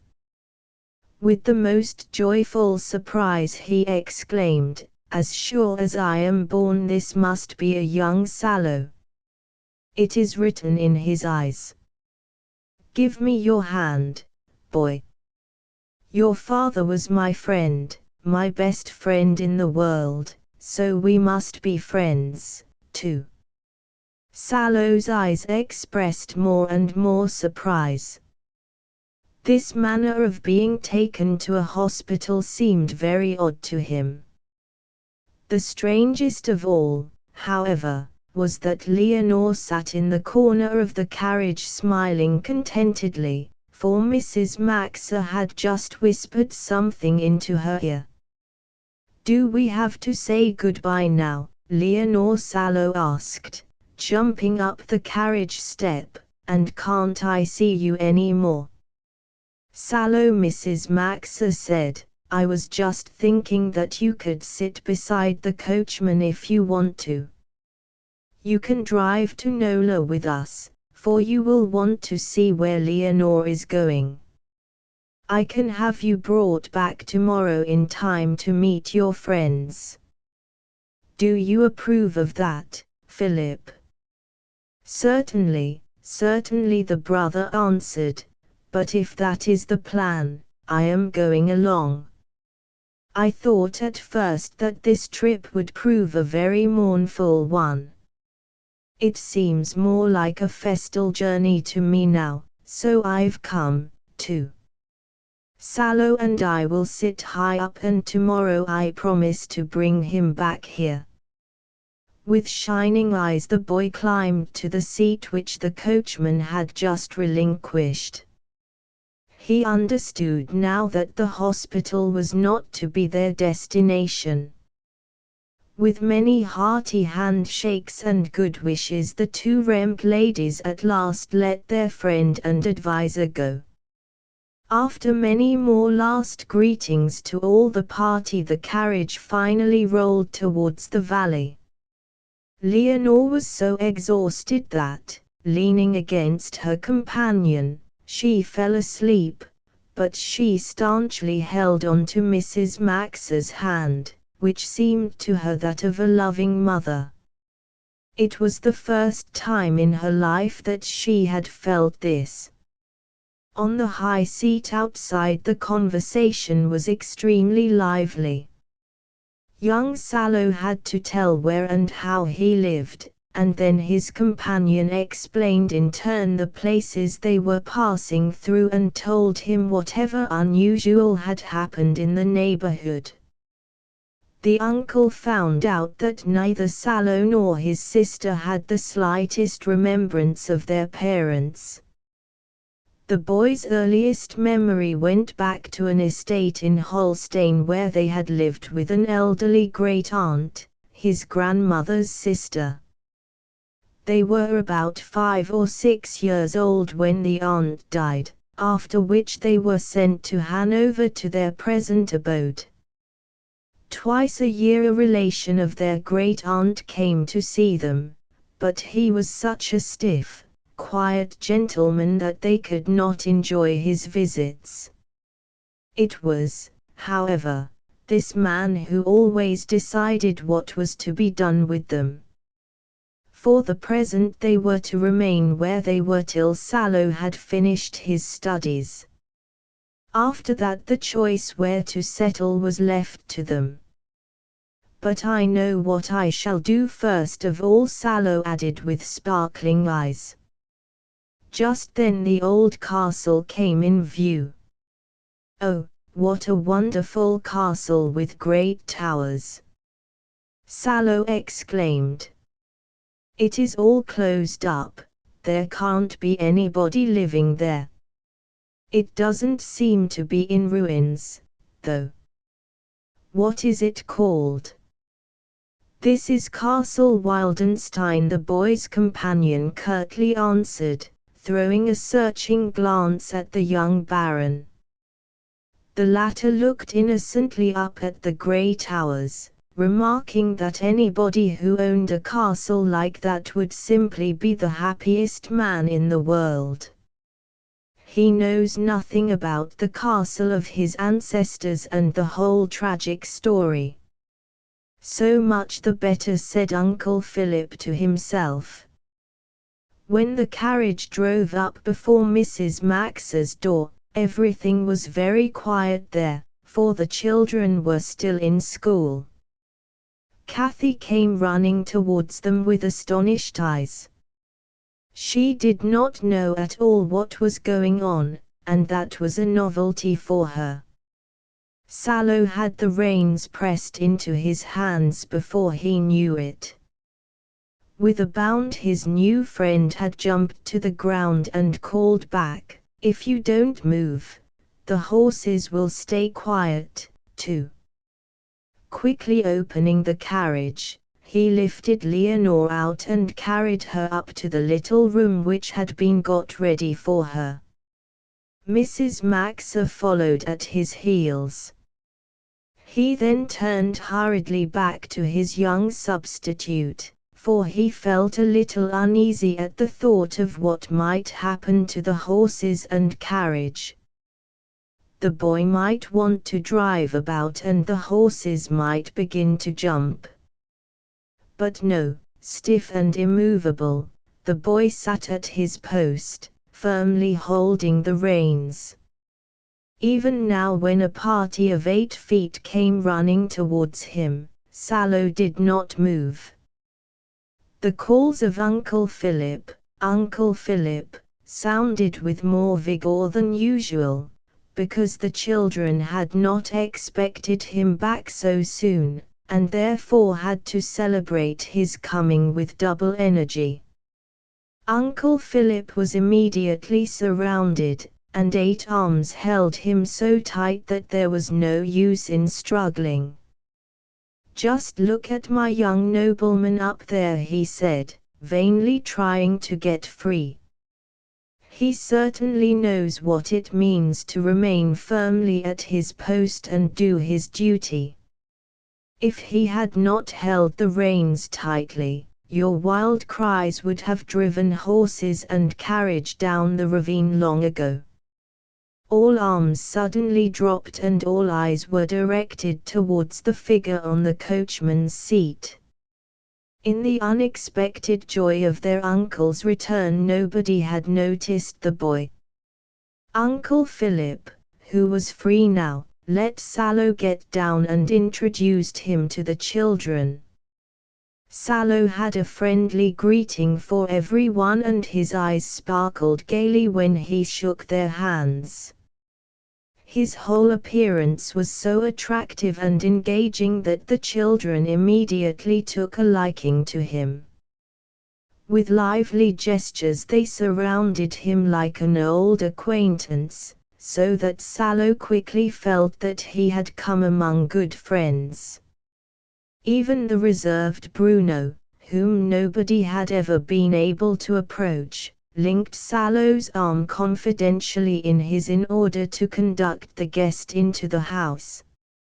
Here Bruno sat down beside Salo and the two were immediately immersed in the most eager conversation. Kurt and Lippo were hunting everywhere for their mother, for they had not the faintest idea where she had gone. When Uncle Philip came back, he called them together and told them where their mother was and what she wished them to know through him. As she had brought a sick child with her, she could have no intercourse with the children for 2 or 3 days. The doctor had also forbidden them to go up to the sick room, and they were to do the best they could during that time. If the sickness should get worse, a nurse was to come to the house and then the mother would be free again. If the illness was to be slight, on the contrary, the children would be admitted to the sick room and make Leonore's acquaintance. They could even help a little in her care, for the mother would not then be obliged to keep them apart. Maezli was to be sent to Apollonie every morning and was to spend the day there. Not to be able to have a glimpse of their mother for 2 or 3 days was depressing news indeed. The 3 children's faces were absolutely disconcerted, for the obstacles were clearly insurmountable. "Well, is this so terrible?" Uncle Philip said cheerily. "Who needs to let his wings droop? Just think if you were in the place of the sick girl, who has no mother at all. Can't you let her have yours for a few days?" "No. Just think what is to follow. Your mother will come down then and bring you a new playmate. Leonore is friendly and charming and has sweeter manners than you have ever seen. Kurt is sure to make dozens of songs about her and me will be carried away with enthusiasm for her. Lippo will find an affectionate protectress in her who will be able to appreciate his little recognized virtues. Are you satisfied now?" This speech really had splendid results. All 3 were willing enough now to let the sick Leonore have their mother, and they were anxious besides to do everything in their power to make Leonore's recovery speedy. The uncle's description of the new playmate had wakened such a lively sympathy in them that they were ready to assist him in many ways, and he was even obliged to cool their zeal. As their guest was to remain such a short while, Uncle Philip suggested a walk in order to show him the surroundings, but when they looked around for Salo, they could not find either him or Bruno. They thought of the same thing Uncle Philip said. It will be great fun to hunt for them. So they started off. Uncle Philip had guessed right. Bruno had found his new friend so much to his liking that he wanted to keep him entirely to himself. While the uncle had talked with the younger children, he had led Salo out to take him on a stroll in the beautiful sunset. Salo was perfectly satisfied, too, as he felt himself likewise drawn towards Bruno. In this short time the 2 boys had grown as confiding as if they had known each other for years, and they were just then wandering towards the castle hill, absorbed in lively conversation. "Can you guess why I am taking you up there?" Bruno suddenly asked, interrupting the talk. "Because it is so lovely," Salo replied quickly. He had stopped walking and was looking across the flowering meadows towards the castle over which rosy clouds were floating on the bright evening sky. No, not for that reason, said Bruno, but because it belongs to an uncle of yours. Salo looked at him, full of astonishment. But Bruno, what an idea, he called out, laughing. That would not be so bad, but it can't be true. We only have one uncle, who has been living in Spain for a number of years and who expects to stay there. The castle belongs to just that uncle who lives in Spain, Bruno asserted. He reminded Salo of the fact that their mothers had known each other while living in the castle and had grown to be such friends there. Salo admitted this but was firmly persuaded that the castle had long since been sold and that his uncle would never come back. He had heard that from his great-aunt. So Bruno had to agree with him that the castle had probably been sold, if the uncle did not think of returning. Do you know, Salo, said Bruno while they continued their walk, I should love to do what your uncle did.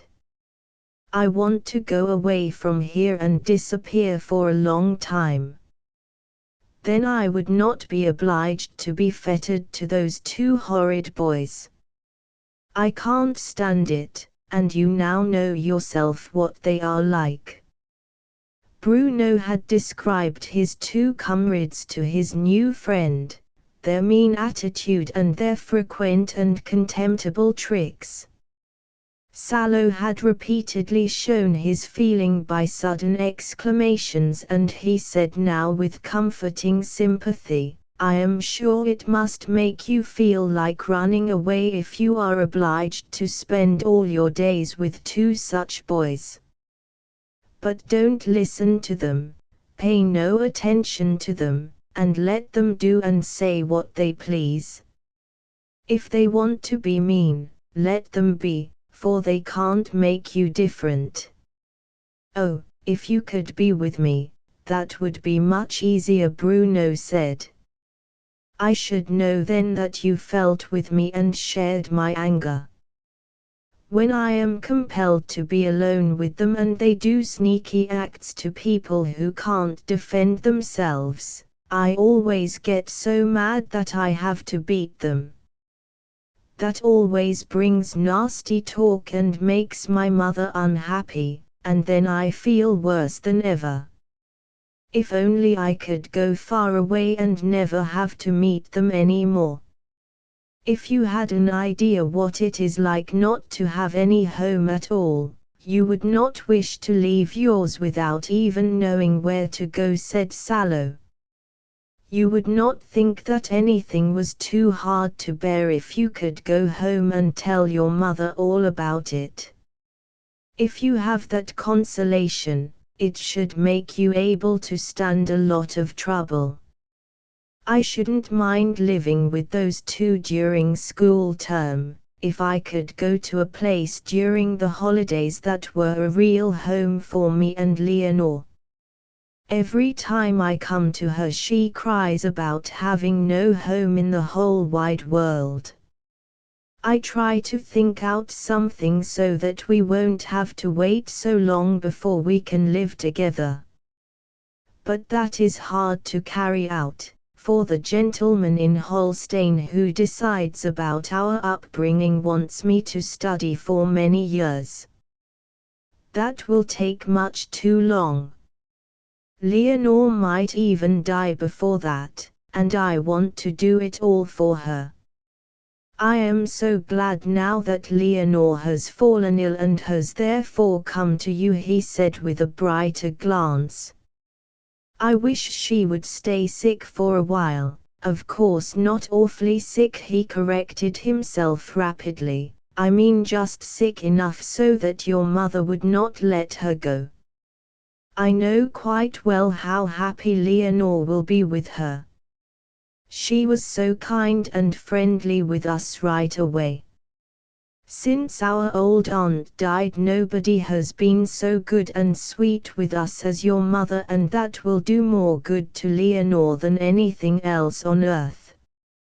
Salo's words made a deep impression on Bruno. He had never before realized that everyone did not have a lovely home like his, and a mother besides who was always ready to greet him affectionately, who could be told everything, could help him bear everything, who shared all his experiences and had a sympathy like no one else. All this he had accepted as if it could not be otherwise. Now came the realization that things might be different. Poor Salo and his sister, for instance, had to suffer bitterly from missing what he had always enjoyed to the full without thinking about it. He was seized with a sudden sympathy for his new friend, who looked so refined and charming, and who already had to bear such sorrow for himself and his sister. Bruno now flung behind him all the thoughts and schemes he had had in connection with his coming fate, and with all the fire of his nature he fastened on the thought of doing everything in his power to help Salo. He wanted to further his friend's plan to found a home for himself and his sister as soon as possible.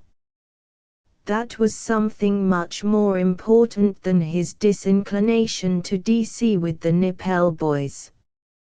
Now I shall not think about anything but what you can do to make your plan come true, he said at the conclusion of his meditation. If there are two of us who are so set on finding a way, we are sure to succeed somehow. It seems so wonderful to me, said Salo, quite overcome by Bruno's warm sympathy. I have various friends in boarding school, but there isn't one to whom I could have told what I am always thinking about, as I have told you. You are so different from them. Will you be my friend? Bruno firmly grasped Salo's proffered hand and cried out with beaming eyes, Yes, Salo, I will be your friend my whole life long. I wish I could do you a favor, too, as you have done me. But I have not done anything for you, Salo said with surprise. Oh, yes, you have. Now that I know I have a friend, I have lost my dread of living with the Nippel boys. I know that I can let them do as they please, for I'll know that I have a friend who thinks as I do and would have the same feeling about their actions. I'll be able to tell you everything, and you will tell me what you think. I can let them alone and think of you. Do you know, Bruno, the way I feel a real friendship ought to be? Salo said with glowing eyes, for this had made him happy, too. I think it ought to be this way. If we have to hear of anything that is ugly, mean or rough, we ought to think right away, I have a friend who would never do such a thing. If we hear of something though that pleases us, because it is fine, noble and great, we should think again, my friend would do the same. Don't you agree with me? Bruno judged himself very severely, because his mother had held up his own faults to him so that he knew them very well. He replied hesitatingly, I wish one could always be the way one wants to be. Would you give up trusting a friend right away if he did not act the way you expected him to?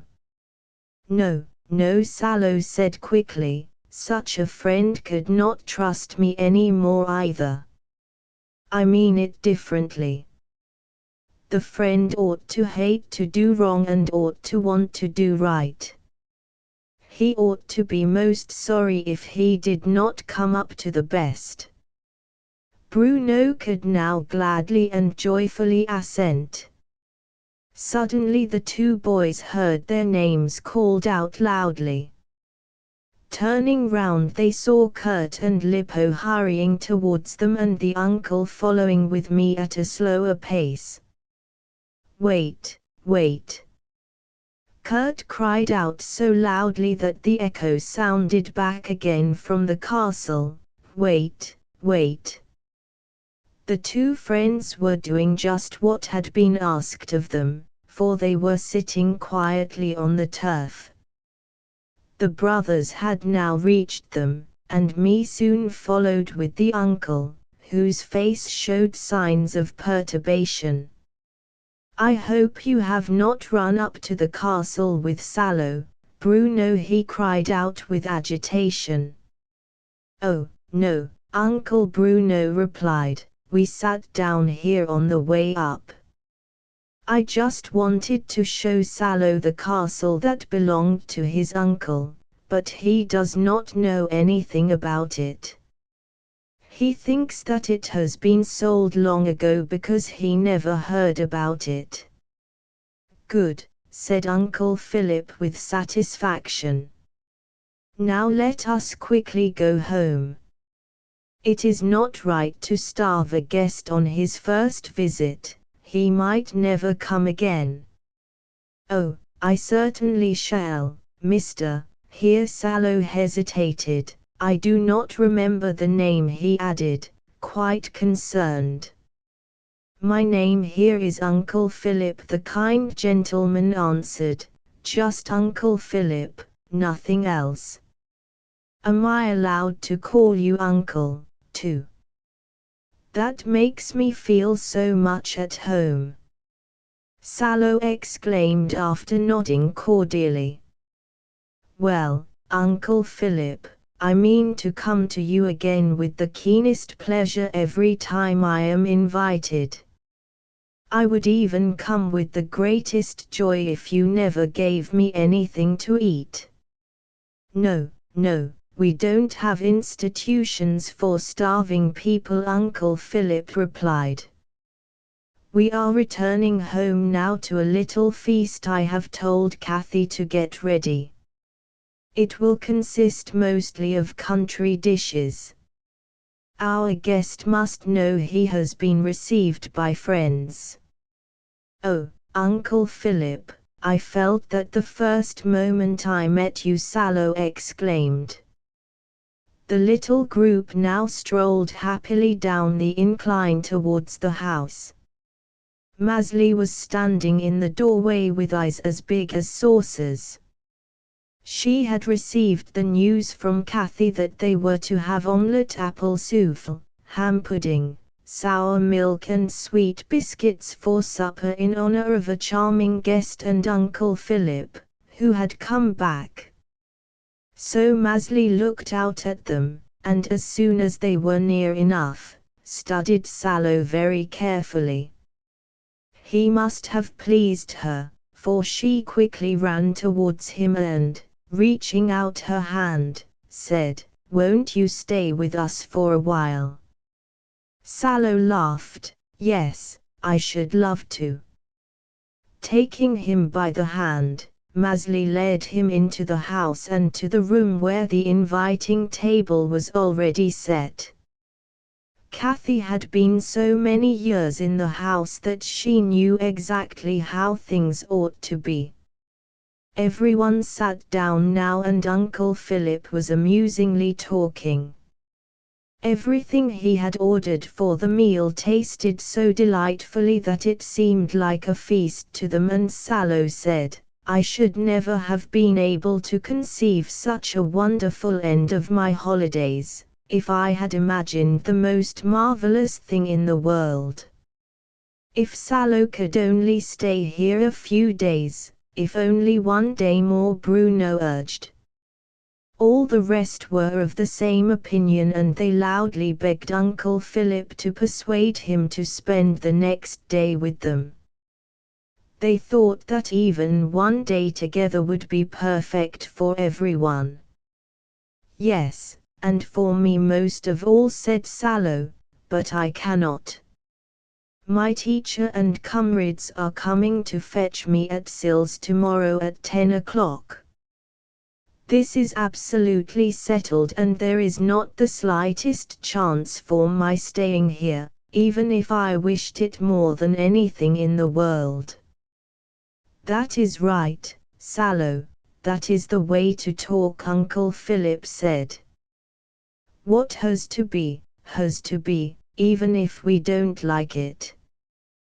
Please do not beg him any more to stay. Let us play a nice game now and let us enjoy ourselves while he is with us. Uncle Philip soon started the game, and their merry mood returned with the fun. At the exact time when their mother always called the little ones for bed, Lippo cried, "Uncle Philip, we must sing the evening song now, and after that Maezli and I must go to bed." This did not suit Maezli at all, however, for she was full of the game just then. Sallow, who was sitting beside her, had been so funny that it suited her better to stay here than to go to bed. Quickly climbing up the uncle's chair from behind, she put both round arms caressingly about his neck and whispered in his ear, "Oh, darling Uncle Philip, today is a feast day, isn't it?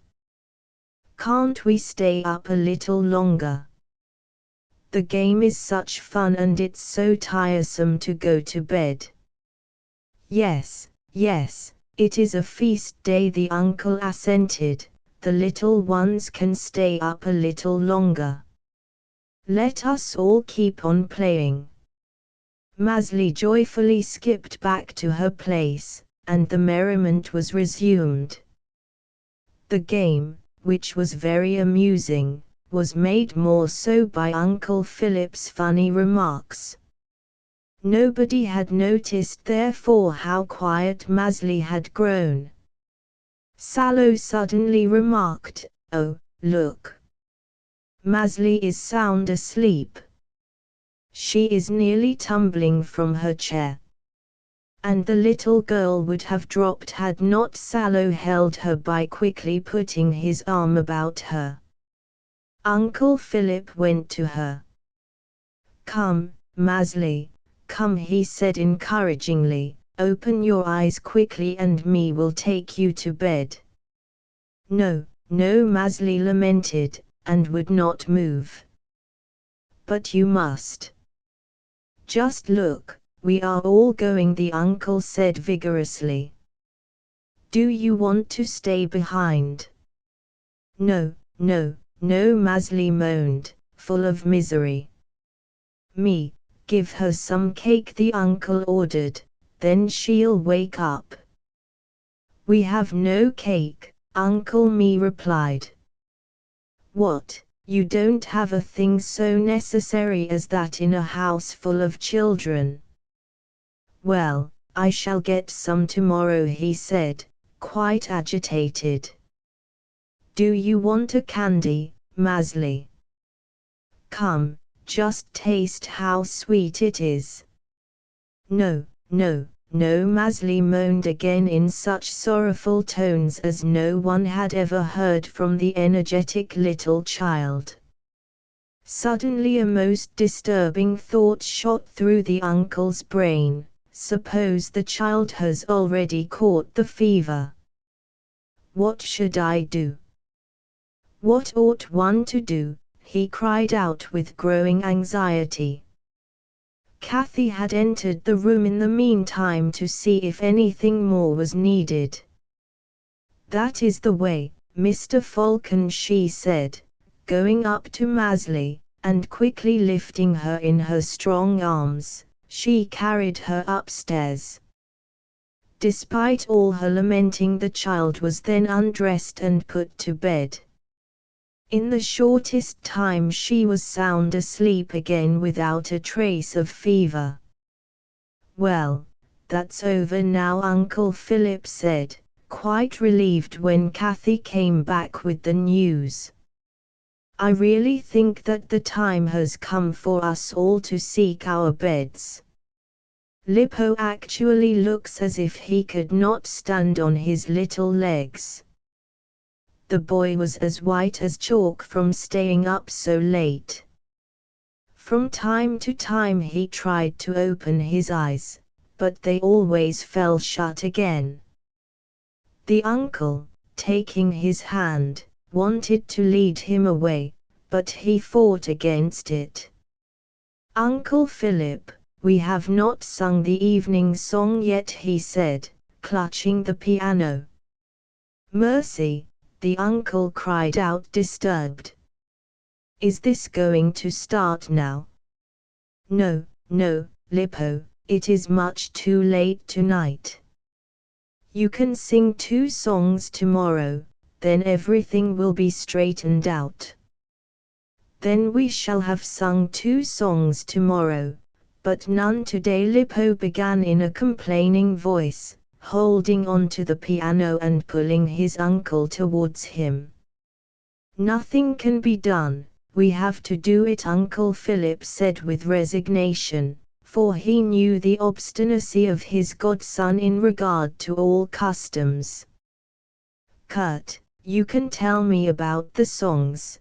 Please find the shortest in the songbook, or we shall have to sing till tomorrow morning. Please spare us such a miserable scene." "But wait, Kurt. The song must have a tune I can sing, for as nobody plays the piano, I have to set the tune. Do you want to sing with us, too, Salo, or is it too late for you? You can retire if you prefer. You go upstairs to the room at the right corner." "Oh, no, I want to stay as long as anybody is left," Salo replied. "I shall enjoy singing and doing everything with you. It is all so funny and strange." Kurt had chosen a suitable song and Uncle Philip began it so vigorously that everybody could join and a full-voiced chorus was formed. Lippo's voice sounded dreadfully weak, but he sang every note to the last word, fighting mightily against his growing sleepiness. Now the little company could wander upstairs to their respective rooms without further obstacle. "Oh," Uncle Philip breathed relieved when they had reached the top. "At least we are as far as this. It really is an undertaking to keep in order a handful of children where one always differs from the last. Now I have luckily gotten through for today." "What? Not yet. What is the matter, Bruno?" The latter, approaching his uncle with clear signs that he wanted him for something, had pulled him aside. "I want to ask you for something," said Bruno. "I wonder if you will do me a great favor, Uncle Philip. Salo and I have so much to talk about still and he must leave tomorrow. I wanted to ask you if Kurt can sleep beside you in the guest room and Salo could sleep in Kurt's bed in my room." "What are you thinking of?" the uncle said irritably. "You should hear what your mother would say to that. The idea of having a Wallerstaten for a guest and offering him a bed which has been used already. That would seem a real crime in her eyes." "That can't be, no, it mustn't. I hope you can see it, too, don't you?" "Yes," Bruno said, much depressed, for he had to agree. But Uncle could not stand such downcast spirits. "Listen, Bruno," he said, "you realize that we can't do it that way. But an uncle knows how to arrange things and that is why he is here. This is the way we'll do. I'll sleep in your bed, and Salo and you can sleep in the guest room. Will that suit?" "Oh, thank you, Uncle Philip. "There is no other uncle like you," Bruno cried out in his enthusiasm. So Uncle Philip's last difficulty was solved for today, and everybody was willing to go to bed.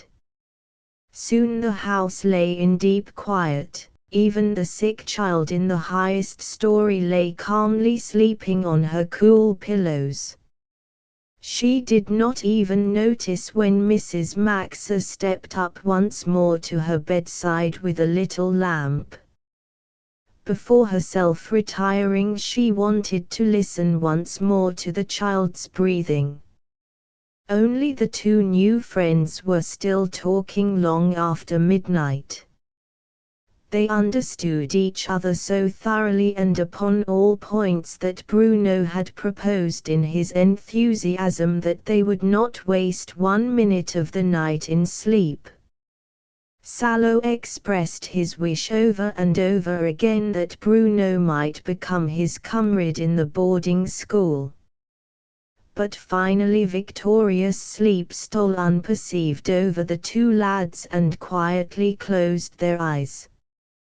Chapter 7 The mother's absence has consequences. Next morning Salo was allowed to go into his sister's room in order to say goodbye to her. She looked at him so cheerfully that he asked with eager delight, "Do you feel so much better already, Leonore?" "Oh, yes, I feel as if I were at home," she replied with shining eyes. "I feel as if our mother had come down from heaven to take care of me." "When you can get up and go downstairs you will be happier still. I know how much you will enjoy meeting the whole family," said Salo. "Then you will feel as if you were in a real home that belongs to you." "It is such a shame that you have to go," Leonore sighed. But this time the tears did not come quite so urgently. How things had changed since yesterday, how different it was now to stay behind. At this moment Mrs. Maxa entered the room. She had left it as she wanted to give brother and sister an opportunity to see each other alone, but the time had come for Salo to depart, and he was obliged to leave his sister. Today it seemed harder for him to go away than leave Leonore behind. "I can't even say that I wish you to come soon. I have to hope that you can remain here a long while," he said cheerily, while Leonore was smiling bravely. Uncle Philip, ready for the journey, stood beside the carriage. All the children ran towards Salo as soon as he appeared, and when he said goodbye, he was treated like a friend of the family of many years' standing. Each of the children showed his grief in a special manner. Maezli cried loudly over and over again, "Oh, Salo, please come soon again, please come soon again." When the carriage was rolling away and the handkerchiefs that fluttered him last greetings were all Salo could see from the distance, he rapidly brushed away a few tears. He had never felt so thoroughly at home anywhere in the world before. How happy he had been! The thought of going far away and possibly never coming back gave him a little pang of grief. When the children returned at noon from school they were still full of their vivid impression of Salo's sudden appearance and departure. They were all anxious to tell their mother about it, because they knew that they could always count on her lively sympathy. One or the other of the children kept forgetting that the mother must not be sought and would absent-mindedly make an attempt to go upstairs, but they were always met by unexpected resistance. Lippo on his arrival home from school had posted himself there to see that his mother's orders were strictly kept. He also had missed her desperately, but he had nevertheless remembered her injunctions and was quite certain that the others might forget and act contrary to her orders. Placing himself on the first step, he would hold any of his brothers or sisters with both hands when they came towards him as they dashed upstairs. When he cried out loudly, "We mustn't do it, we mustn't do it," they ran away again, quite frightened, for his horrified shrieks might have penetrated into the sick room. Kathy was the only one who appreciated Lippo's worth. She had received orders to remind the children of the strict command, and she knew quite well from previous experiences that she could never have succeeded as effectively as he. Maezli, meanwhile, was sitting at Apollonie's table, gaily eating a snow-white milk pudding which Apollonie knew so well how to prepare. Whenever Maezli came to a meal at her house, she always set this favorite dish before the child. The days when Maezli came for a visit here were happy days for Lonely. There was always something funny going on at mealtime, because Maezli had so many amusing things to speak about. On those days she was never obliged to tell her grandmother exactly what lessons she had known in school and which she had not. Usually Apollonie was dreadfully anxious to hear how punctually she had fulfilled her duties, and she always chose lunch time for that purpose because then no other affair interfered with talking. Beaming with joy, Lonely now sat beside Maezli, who was telling uninterruptedly about Salo. She told them that he was friendlier and nicer than any boy she had ever seen, and she quoted Bruno, me and Kurt as saying exactly the same thing. Usually they disagreed on such points.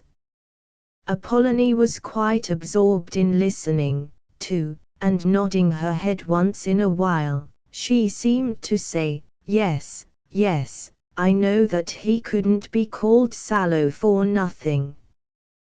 This interesting subject of conversation kept her longer than usual today. Suddenly she started up, quite frightened. "Oh, is it possible? It is nearly 1 o'clock. Hurry up, Lonely, or you'll be late for school. Maezli, you and I have something to do, too, this afternoon. I shall take you on a walk and I'll tell you where we are going as soon as we start." As the dishes had to be washed first, Apollonie thought that Maezli might go out to play in the garden. But Maezli preferred to see the plates washed and dried and afterwards set in neat rows. After these tasks Apollonie put on a good apron, a beautiful neckcloth, and after packing up several shirts, cloths and stockings into a large basket the two set out. "Where are we going?" Maezli asked, inspecting the basket. "Who are you taking these things to?" "They belong to Mr. Trius," replied Apollonie. "We are going all the way up to the castle, as far as the great iron door. When I pull the bell knob, Mr. Trius comes and gets this basket.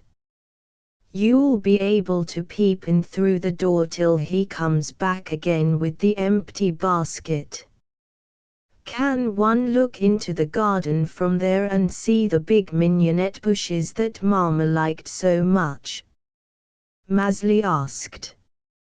"Yes, yes, the garden is there," Apollonie replied with a profound sigh, "but the great rose and mignonette beds are gone. It would take a long time nowadays to find even a couple of the flowers." We could surely find them inside, Maezli said with great certainty. But Maezli, what are you thinking of? Nobody is allowed to go in. You see, Mr. Trius lets nobody either into the garden or into the castle, Apollonie repeated with great emphasis. I should have gone in long ago if he had let me.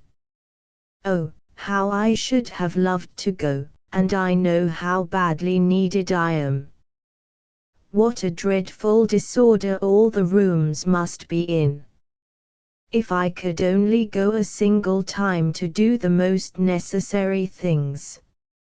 Apollonie in her great trouble had quite forgotten that she was speaking to little Maezli. Why should you bring him so many shirts and stockings if he doesn't let you in? Don't bring him anything, Maezli cried out indignantly. No, no, Maezli. You see, these are his shirts and stockings, and I have only washed and mended them for him, Apollonie explained. Besides, Mr. Trius can't do as he pleases. Do you see the open windows up there? No, you couldn't see them from here. Well, up there lives a sick gentleman, a baron, who won't let anybody come into the garden. He is the master there and can give orders, and people must not disobey him. Look, one can see the open windows quite plainly now. Can we see the bad baron, too? Asked Maezli, peeping up searchingly. I did not say that he was bad, Maezli, I only said that he can give orders, Apollonie corrected. And you can't see him because he is lying sick in bed. Look, look. The fine, thick raspberry bushes used to be there. Apollonie was pointing to wild-looking shrubs that were climbing up the castle incline. Oh, how different it all used to be. 2 splendid hedges used to run up there, then across and down again on the other side. Both girls and boys used to feast on them for whole days at a time, and there were always enough left for pots and pots full of jam. And now how terrible it all looks. Everything is growing wild. Nobody who has known the place the way I knew it could have ever thought that it would look like this. Maezli was not very deeply moved by the change. She had long been gazing at the high gate which was to be their destination and which they were nearing rapidly. Does Mr. Trius take his big stick along when he comes down to the gate? She asked, looking cautiously about her. Yes, yes, he never goes about without it, Maezli, but you need not be afraid, Apollonie calmed her. He won't hurt you, and I should advise him not to. Look. There he comes already. He has been spying about, and nothing ever escapes him. Mr. Trius was already standing at the gate with his stick and opened it. That is fine, he said, receiving the basket, and was in the act of closing the door again immediately. No, no, Mr. Trius, don't do that, said Apollonie, restraining him. She had vigorously pushed back the door and posted herself firmly in the opening. I always do my duty punctually, and I like to do it because you belong to the castle. But you can at least let me have a word about the master's health. The same was the reply. The same, what does that mean? Apollonie retorted. Do you watch him while he sleeps? Are you cooking the right things for him? What does the master eat? venison. What? How can you cook such things for him? Such rich and heavy meat for a sick man. What does the doctor say to that? Nothing. What, nothing? He certainly must say what his patient ought to eat. Who is his doctor? I hope a good one. I am afraid the master is not troubling much about it. Did you fetch the one from Sills? He is very careful, I know. No. Who do you have? No one. Apollonie threw up her arms in violent agitation. So the Baron lies up there sick and lonely and nobody even fetches a doctor. Oh, if his mother knew this. That simply won't do, and I am going in.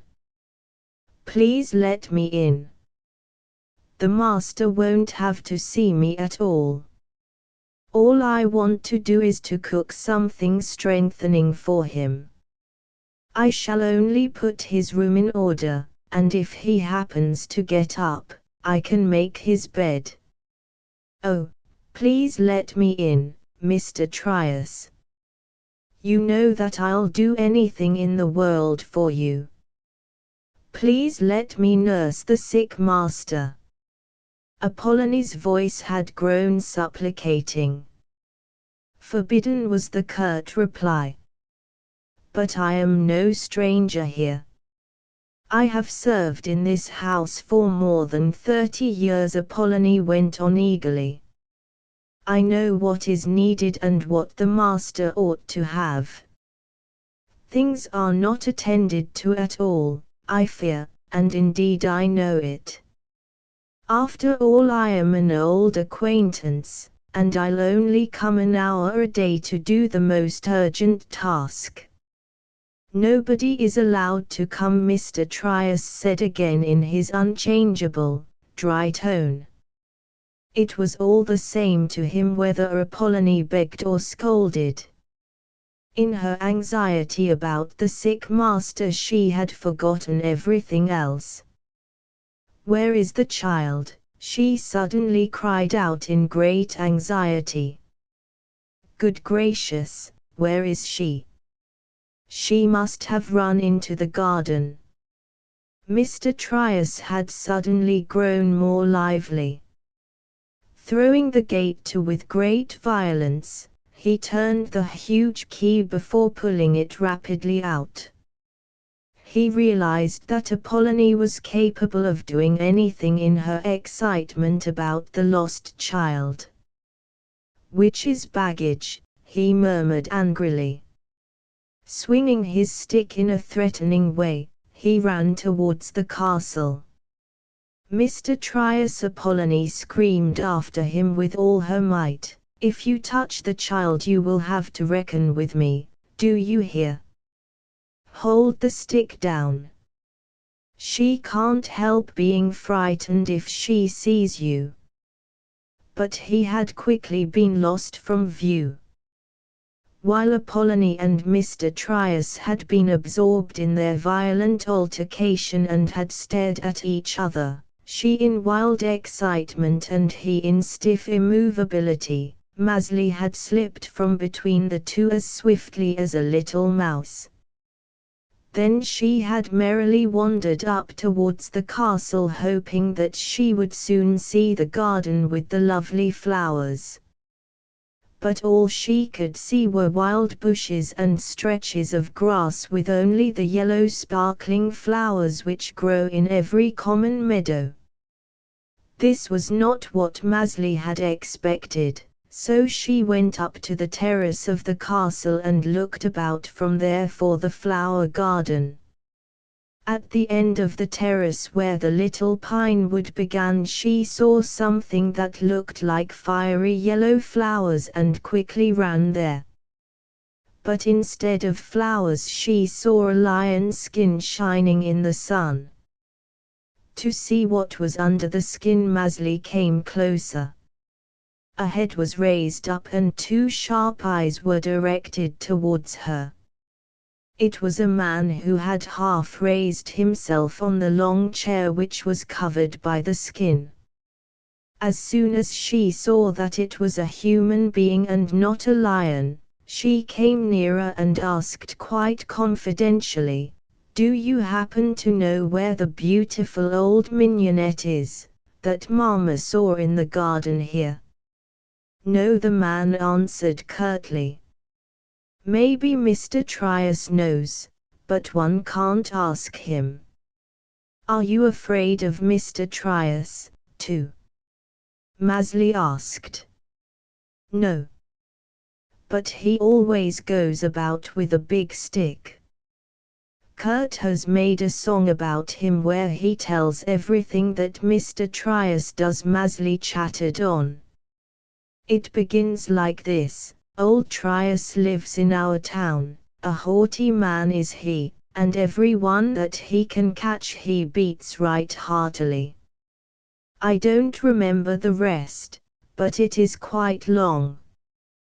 But he wants to make a song about Sallow now, because he is so awfully nice. He said it as soon as Sallow went away today. We all like him, and Bruno said that if he made a stupid song he would tear it up." "Is everybody here called Sallow and Bruno?" the gentleman burst out angrily. "No, nobody except Bruno, you know. He is my big brother," Maezli explained. "Sallow only came yesterday and went away again today. But he did not want to go and we wanted to keep him. But he was not allowed to. If his sister is well again, she has to go away, too. But we don't know her yet. Her name is Leonore." "Who sent you here?" the gentleman ejaculated harshly. But Maezli only looked at him in astonishment. "Nobody has sent me. Nobody knows where I am, not even Apollonie," Maezli began to explain. "I only ran away because Apollonie had to tell Mr. Trius so many things and I wanted to see the mignonette. I am visiting Apollonie because Mama has to nurse Leonore, who is ill and can't come down. Because I don't obey Cathy very well and she has to cook, I spend the days with Apollonie." "Oh, here he comes." Maezli interrupted herself suddenly, for she was frightened. Coming close to her new acquaintance, as if to seek his protection, she whispered confidentially, "Oh, won't you help me, please, if he tries to hurt me?"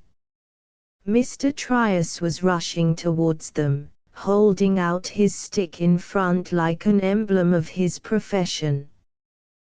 The gentleman only made a light gesture with his hand, and Mr. Trius disappeared as he had come.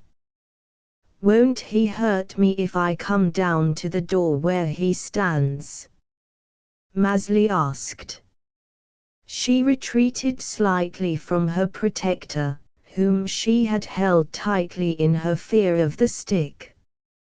"No," he replied curtly, but his voice did not sound as severe as before, a fact which Maezli noticed immediately. She was very grateful to him for chasing Mr. Trius away and she now felt desirous of doing him a service in return. "Do you always have to sit alone here all the time?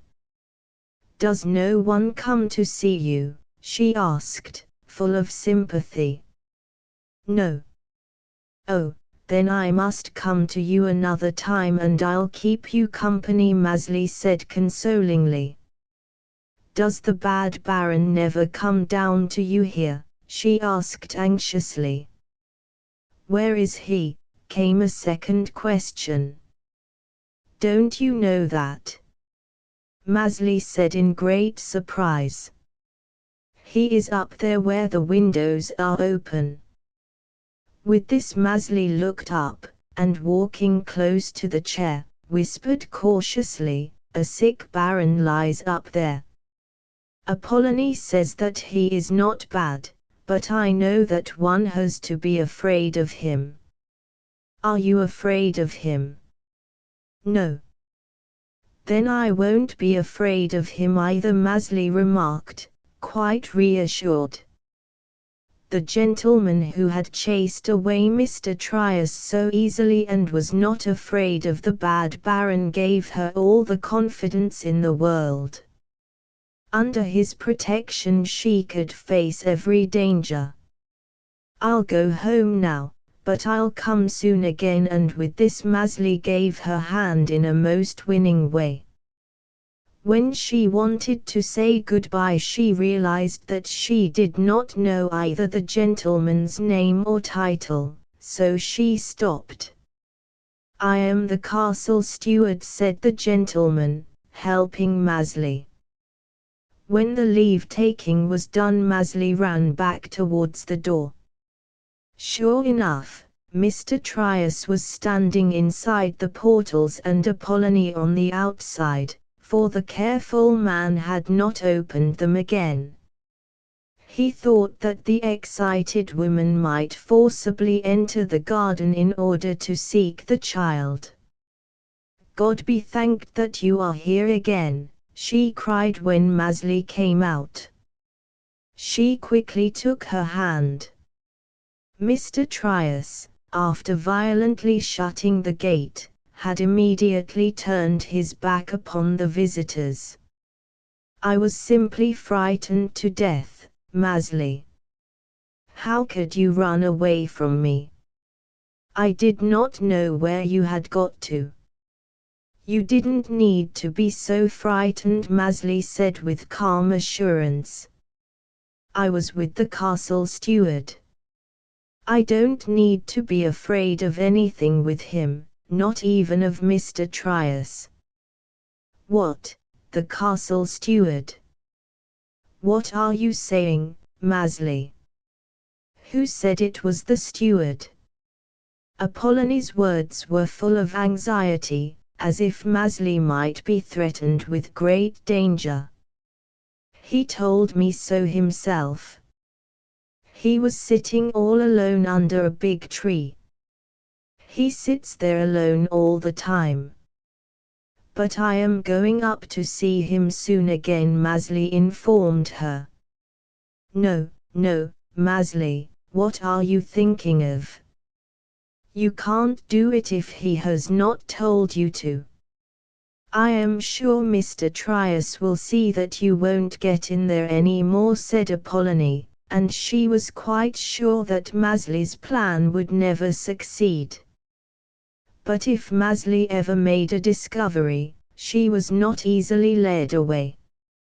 "Yes, but he won't be allowed to stop me," she said a little scornfully. That evening Lonely was allowed to bring Maezli home. She always loved to go to Mrs. Max's house, because Kurt and me were her best friends. Lonely was always so friendly and obliging to everybody that the school children often asked her to deliver messages. This often took place in cases of estrangements when a third person was needed. Lonely had been asked after school today to give a message to me and she was glad of the chance to deliver it. Me had sent a proposal of peace to Elvira through Lonely, for she hated the constant sulking of her friend and the unpleasant new manner she exhibited in turning her back upon her. Me had twice before tried to be reconciled to the embittered Elvira, but unfortunately in vain. She did not dare to admit this to Kurt, who would not have approved of her behavior but would have even made a horrible song about it. But one could always rely on Lonely, who was discreet. Me, standing at the window, saw Lonely coming towards the house and ran down to meet her. "I have to tell you something terribly sad about Elvira," Lonely said, quite downcast. "What is it? What is it?" Me asked. "She doesn't ever want to renew her friendship with you, and she has asked me to tell you that. You may be sure that I should not tell you if I did not have to," Lonely added, "because it makes me so sad." Me reflected a moment, wondering what she had really done. All she had been guilty of was accusing Elvira of an act of injustice. So all friendly feelings between them were to be withdrawn for all time as her punishment. "Elvira can sulk for the rest of eternity, if she wants to," me said now without the slightest trace of sadness. Lonely was greatly surprised. "There are other people in this world besides her. I should have loved to tell Elvira who was staying with us. Never has anybody been so nice and pleased us so. I wish I could have told her who is here now, though we don't know her yet, but Elvira keeps on turning her back on me. You see, Lonely, the nicest boy, about Bruno's age, came to see us, and his sister is sick upstairs. We are not allowed to see her just yet, but I can hardly wait till she comes down. If she is as nice as her brother, she is the nicest child any of us have ever seen." At this description Lonely's vivacious eyes fairly gleamed with sympathy. "What is her name?" she asked expectantly. "Leonore," me answered. "Oh," Lonely immediately began, "my grandmother also knew a young lady called Leonore. She always says that that young lady was as lovely as an angel, and that there could not be anybody in the world as wonderful as she. I am rather glad if Leonore is not like an angel, for she might not be my friend then," me said quickly. "Elvira even, who certainly is not at all like an angel, has to break her friendship with me every few weeks. Maybe she does that because she is so little like an angel," Lonely suggested. At this both children laughed. Often Lonely found exactly the right word to say which would throw light on the matter. Kurt always enjoyed these remarks of hers. At that moment shrieks of joy sounded from the house. "Mama is coming! Mama is coming!" Lippo, the watchman, had posted himself again on the stairs as soon as he had returned from school, and he had found ample work there. Kurt had again forgotten the command and had to be chased away, and even Bruno had made an attempt to quietly steal up to his mother. But all this had only brought horrified cries from the little boy. They had both meant no wrong whatever. All they had wanted was to quickly say a word to the mother through the open door. Nevertheless, Lippo had grown terribly wrought up about it. A firm command had been given, and they had tried to break it, so they all had been obliged to give way before his violent noise. A strange gentleman had come, too, who was halfway up the stairs with 2 leaps. But Lippo had grabbed the tails of his coat and, holding on to them with both hands, shrieked, "Nobody is allowed to go up. You must not go up." Laughingly turning about, the gentleman said, "Just let me go, little one. I am allowed because I am the doctor. Your uncle told me where to go, so I'll easily find my way." but I'll make use of you some day, for you are a splendid sentinel." When the doctor on his return found him still on the same spot, he called him a pillar of good order and told him that he would send for him if he should ever need a reliable watchman. Soon after, Lippo uttered sudden shouts of joy, for he saw his mother coming downstairs. What a surprise it was to see her when they had thought that she would be shut up for 1 or 2 days longer. "Mama is coming! Mama is coming!" All had heard his exclamations, and me was the first to appear, pulling Lonely after her. Bruno came rushing from one side and Kurt from the other, and Maezli shot like an arrow right into their midst. The mother found herself solidly surrounded. "Mama, just think, oh, listen, Mama. Oh, Mama, I want to tell you, do you know, Mama?" This came from all sides and all at once. "Tomorrow, children, tomorrow," said the mother. "We must be very happy that we can see each other so soon again. I wanted to send one of you to Apollonie, but I am glad to see you here, Lonely." Mrs. Maxa now told Lonely the message she was to take to her grandmother. The doctor had just been there and had found Leonore much better already. As her fever had gone down, he feared no serious illness. Leonore was to spend several more days in bed, and therefore she was to have a nurse who could also take care of her at night time.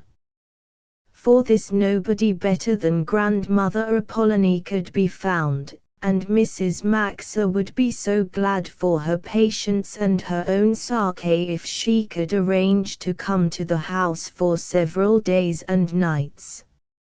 She told Lonely to tell her grandmother that the little girl was named Leonore and that Mrs. Maxa was quite sure she would not be hard to take care of. The mother would not allow herself to be detained any longer.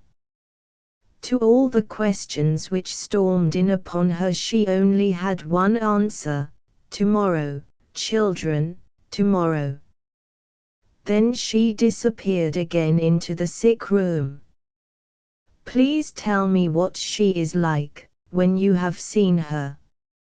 "I am so curious," said Lonely, taking leave, and me promised to give the sympathetic Lonely a full report of everything.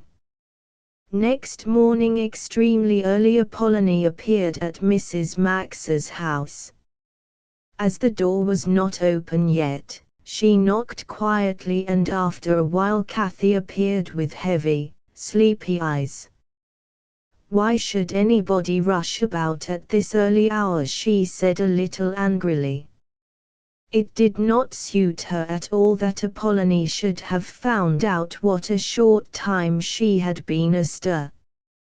"I begin my day at this hour," said Apollonie, "and there is no need for me to rush about. I can leave that to those who get up late. I have come to take Mrs. Rector's place in the sick room." "She hasn't even called yet," Cathy flung out. "So much the better, then I have at least not come too late. I can find some work everywhere." And with this Apollonie entered the living room and began to set it in order.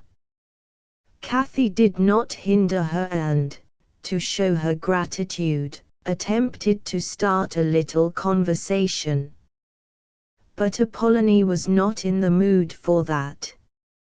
She was solely filled by the question who the sick Leonore was that she was going to nurse.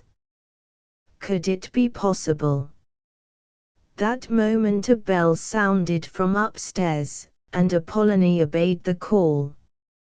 Mrs. Maxa, opening the door, let her enter. Wide awake, Leonore was sitting up in bed. Her thick, curly hair was falling far down below her shoulders, and her dark, solemn eyes were gazing with surprise at Apollonie. The latter looked immovably at the little girl, while tears were coursing down her cheeks. "Oh, oh," she said, as soon as she was able to control her emotion, "one does not need to ask where our little Leonore comes from.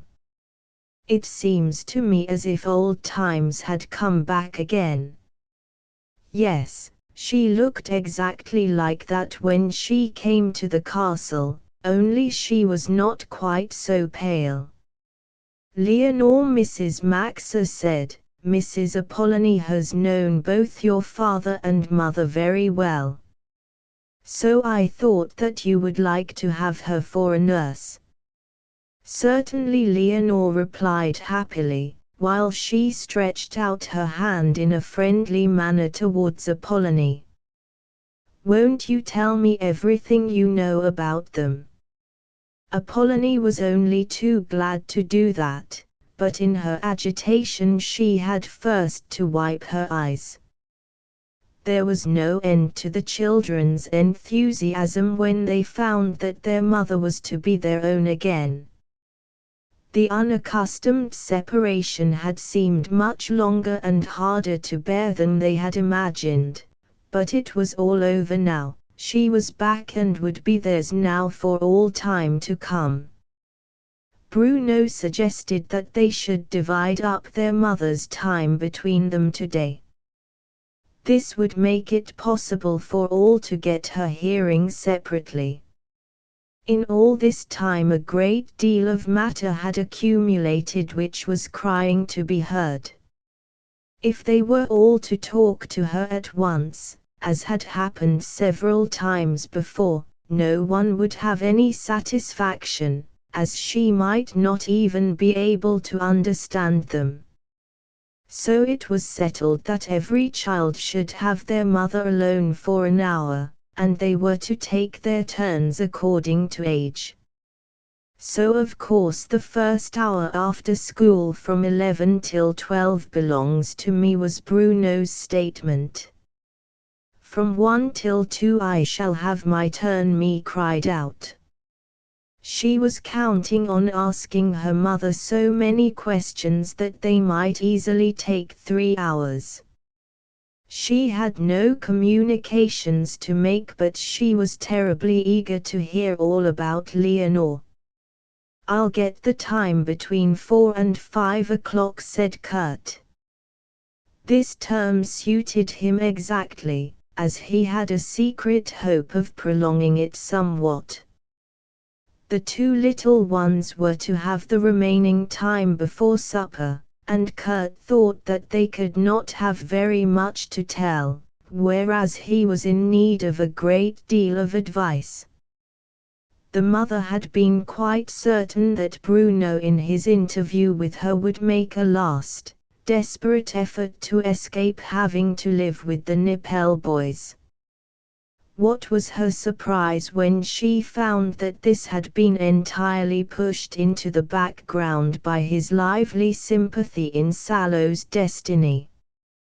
Bruno's thoughts were constantly occupied by the thought that his new, charming friend stood entirely alone in the world. As Salo had no one who could help him to find a home, Bruno hoped that his mother would be able to give him some advice. He felt sure that she would gladly do this, for she loved both children tenderly, as she had formerly loved their parents. The boy had been absolutely right when he supposed that Mrs. Maxa would be glad to help them, but she had to tell Bruno frankly that there was no advice she was able to give. She had no authority over the children and could therefore do nothing, as everything depended on Salo's early completion of his studies so that he could choose an occupation. This would have to be settled by the gentleman of whom Salo had spoken. He was probably a relation of their mother's who had undertaken the care of the children. Bruno was terribly cast down when he heard this. When his mother did not give him help and counsel right away, she usually gave him some hope by saying, "We shall see." As she had not said this today, he felt certain that nothing could be done. But the mother's unhappy face showed to Bruno that her disability did not come from a lack of sympathy, and that it pained her very much that she could do nothing.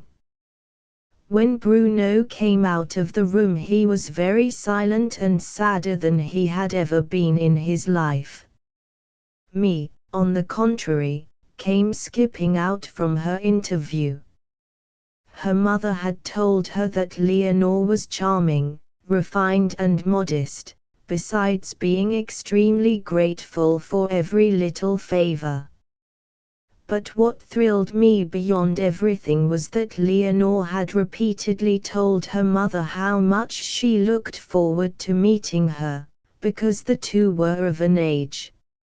Leonore's only fear was that me might find her rather tiresome. All the girls in the boarding school had always accused her of that, for she was often terribly unhappy, and she could not help it. Me was more eager than ever now to meet Leonore, for she was already filled with a warm love for the sick child.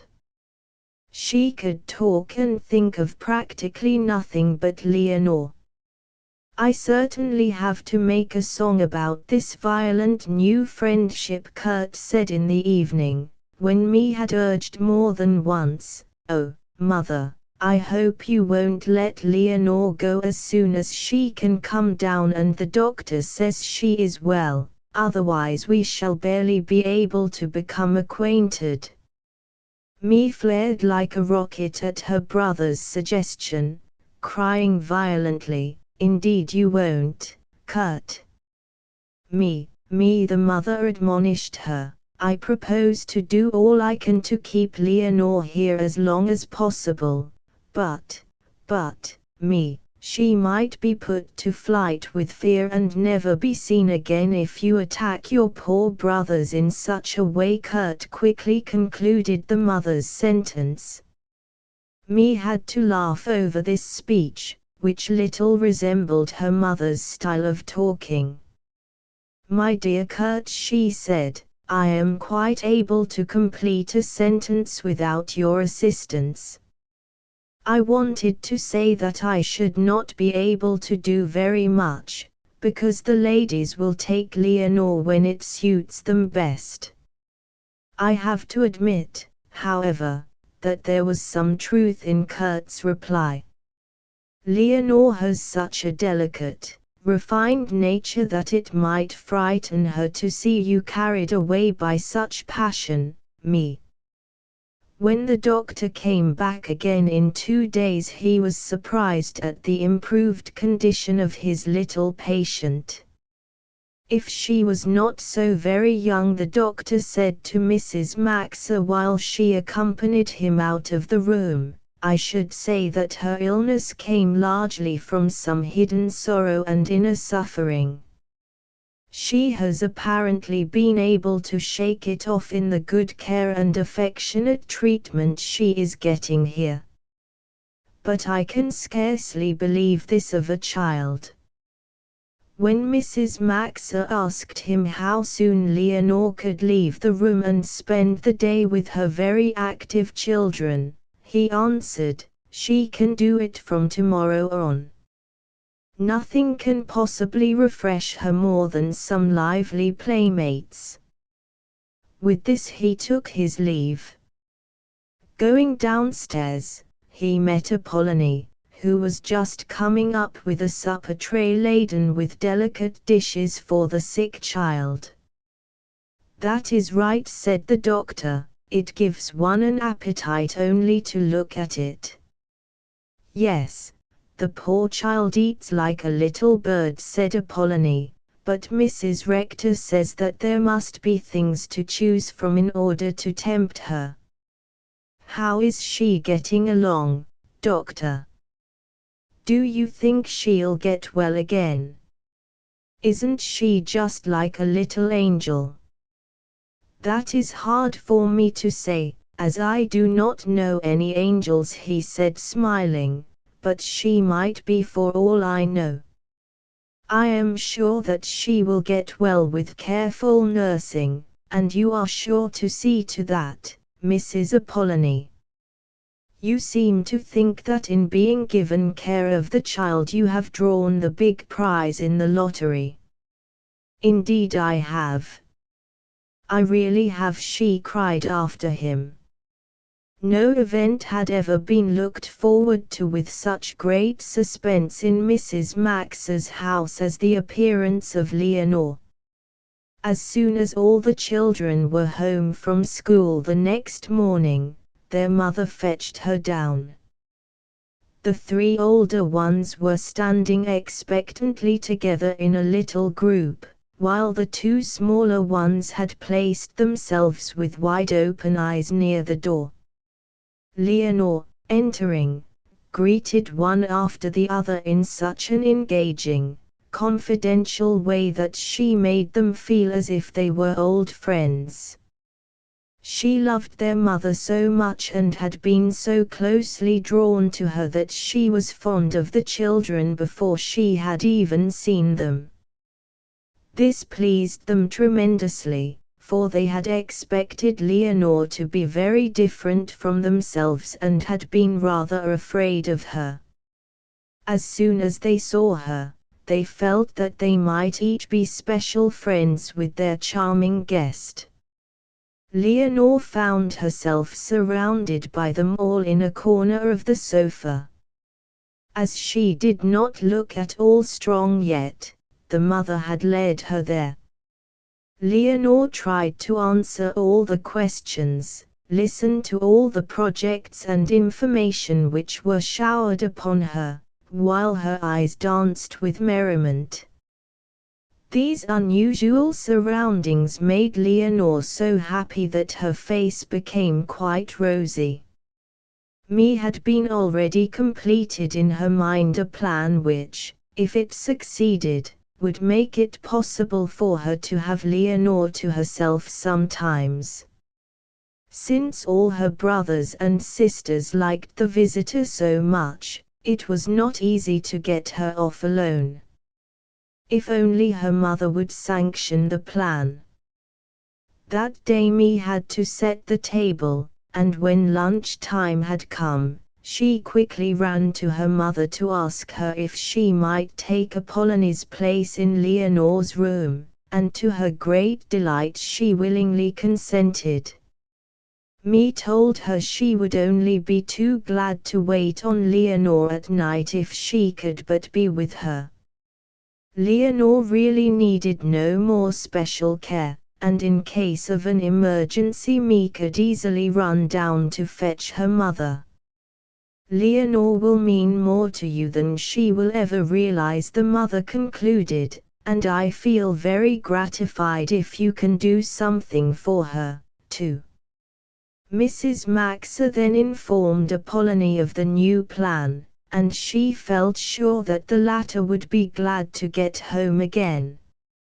I do everything in my power for that angel, she exclaimed. I should go to live in the desert if only I could procure a home for her. After dinner she went to Leonore to say goodbye, and the child pressed her hand most warmly, thanking her for the good care she had received. I shall never forget how kind you have been, Apollonie, she said heartily.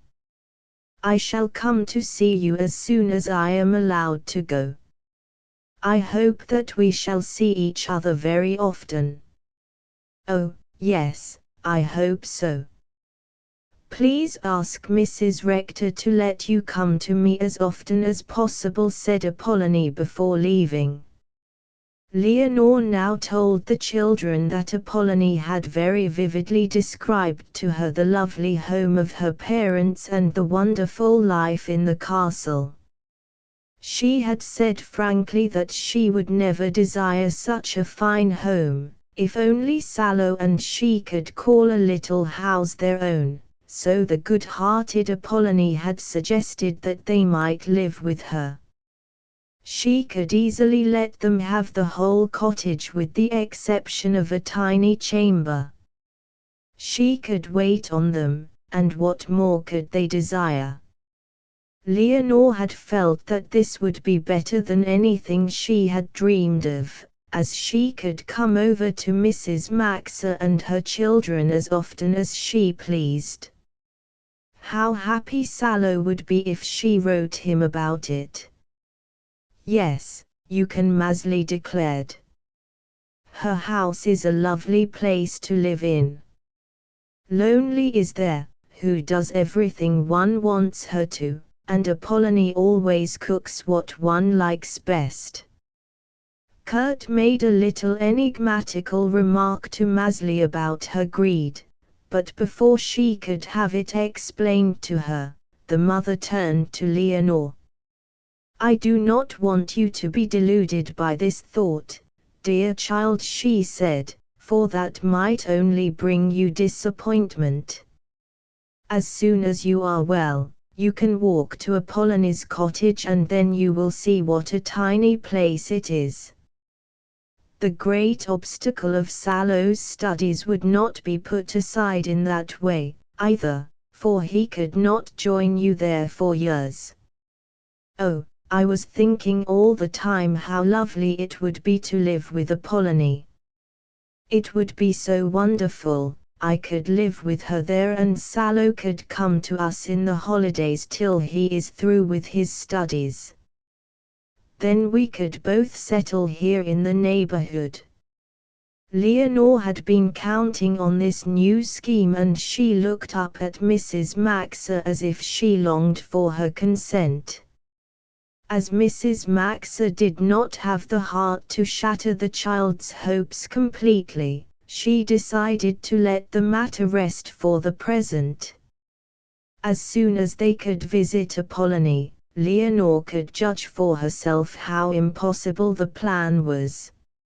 Leonore's eyes were usually very sad, but occasionally she would look quite merry, and it was so that she appeared that evening when the children were surrounding her on all sides. When each had to tell her so much and tried to be nearest her, she experienced the feeling that she had come to a family to which she really belonged. Each of the children had founded a special relation with Leonore. Bruno saw himself as her protector and advisor, and as her brother's close friend he meant to keep an active watch over her. Me, whose thoughts had been completely absorbed for days in her new friend, brought her all the warmth of a heart which craved friendship passionately. Kurt had made it his duty to cheer up the rather melancholy child as much as was in his power. Lippo, still filled a little with his post of sentinel, always came close to her as if he still needed to watch over her. Maezli was of the firm opinion that she had to entertain the guest, so she would relate fragments of funny things she knew, passing from one to another. In this way Leonore got to hear of the Nippel family. The time passed so quickly that loud laments were heard when the mother announced that it was time for Leonore to retire. She did not want her strength to be overtaxed on her first day out of bed. We shall have many more days after this when we can be together, she added. Let us be glad of that. There might not be so many, for I feel quite well already, Leonore said with a sigh. Mrs. Maxa smiled. We must thank God for that. but you need to get strong, and I hope that you may find the needed recreation and change here." Then she accompanied the two girls up to their room at the top of the house. As me was to be Leonore's sole nurse from now on, Mrs. Maxa wanted to reassure herself that nothing was missing. It was in me's nature to endow every new friend with marvelous qualities. Her imagination was always as active as her heart, which she gave unreservedly on such occasions. Unfortunately, me suffered many disappointments in that way, because on nearer acquaintance her friends very seldom came up to her expectations.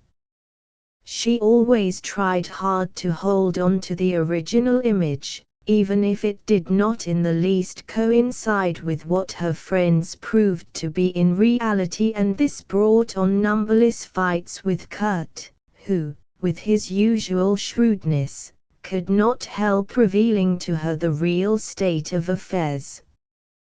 This always disillusioned her finally, for it was hard to deny his proofs. Whenever another girl woke a passionate love in her, she was bound to expect something unusual from her. A week had passed since Leonore had spent her first day as convalescent among the family.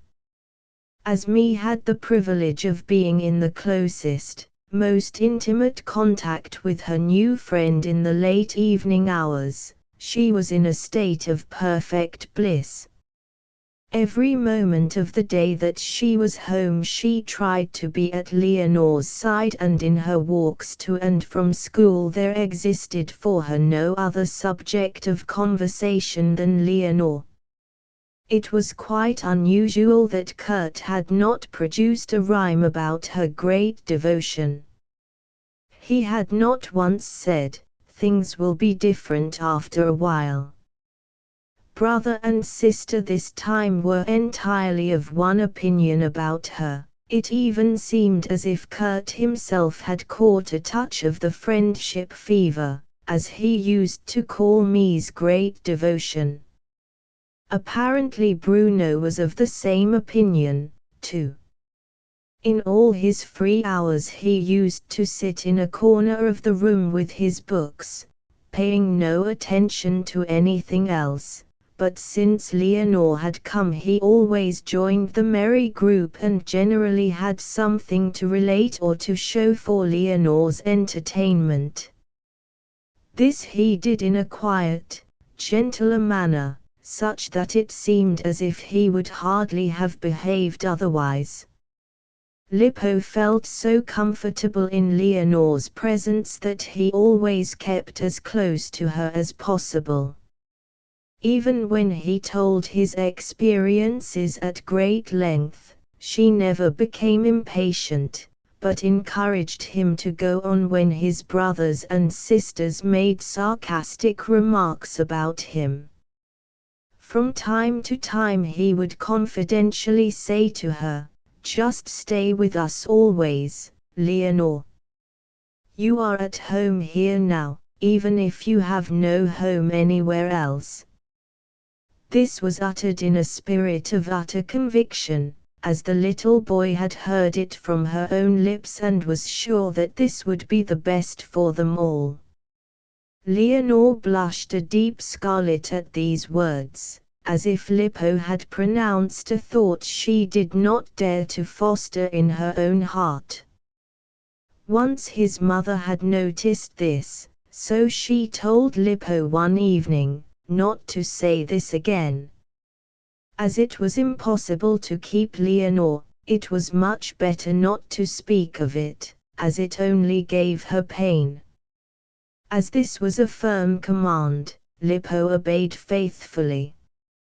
He kept on, however, showing Leonore that he loved to be with her. Maezli's love for Leonore showed itself more than anything in a wish to lend her a helping hand in many things which the little girl felt her lovely friend stood in need of. She had seen quite plainly that Leonore often became very sad when everyone else about her was laughing, and she herself had been quite bright a moment before. But Maezli knew how she was going to help. She meant to tell Apollonie how to fit up her cottage for Leonore and Salo, who, she hoped, would spend his holidays there, too. She meant to superintend these preparations herself and to have it all fixed as daintily as possible. By this time Me's new friend was adored by the whole family, and they showed it by doing all in their power for her. They had agreed that she differed absolutely from Me's former friends. They could not analyze wherein lay the charm which pervaded her whole personality.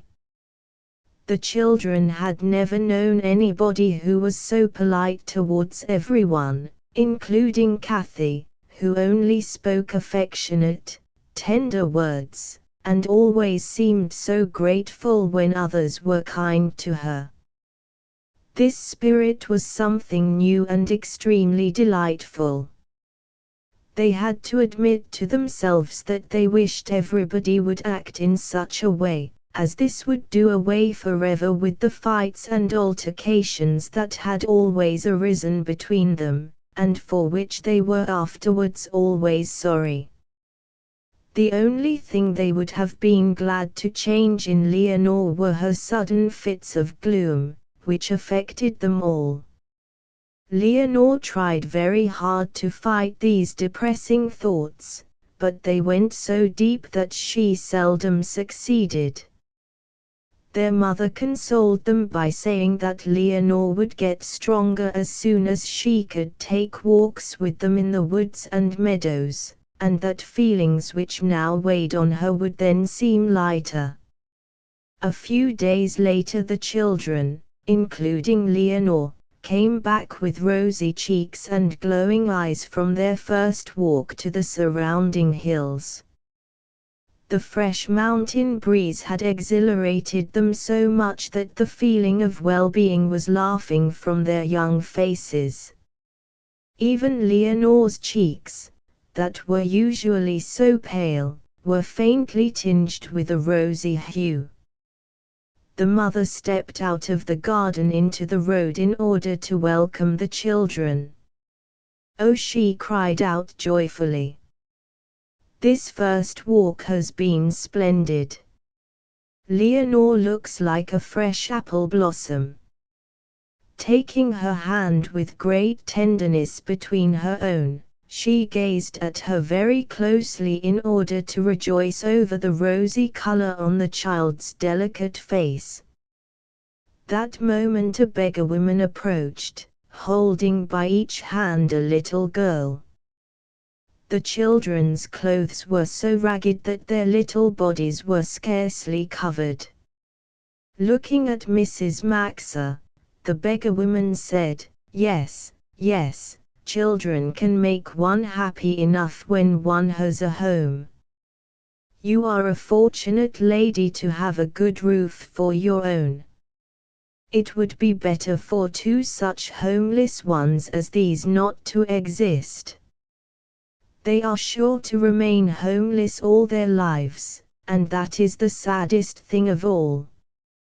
With that she stretched out her hand, for Mrs. Maxa was looking at her intently. Leonore had quickly taken off her shawl and jacket. "May I give it to them?" she asked Mrs. Maxa in a low voice. The beggar-woman had already noticed the girl's gesture and stretched out her hands in her direction. "I am glad, young lady, that you have pity for these homeless ones, even if you do not know what that means. God bless you." Leonore looked imploringly into Mrs. Maxa's face. The latter nodded, as it was too late now to explain to Leonore what action would have been better. She made up her mind to do it afterwards for similar occasions. With many words the poor woman thanked her for the gift.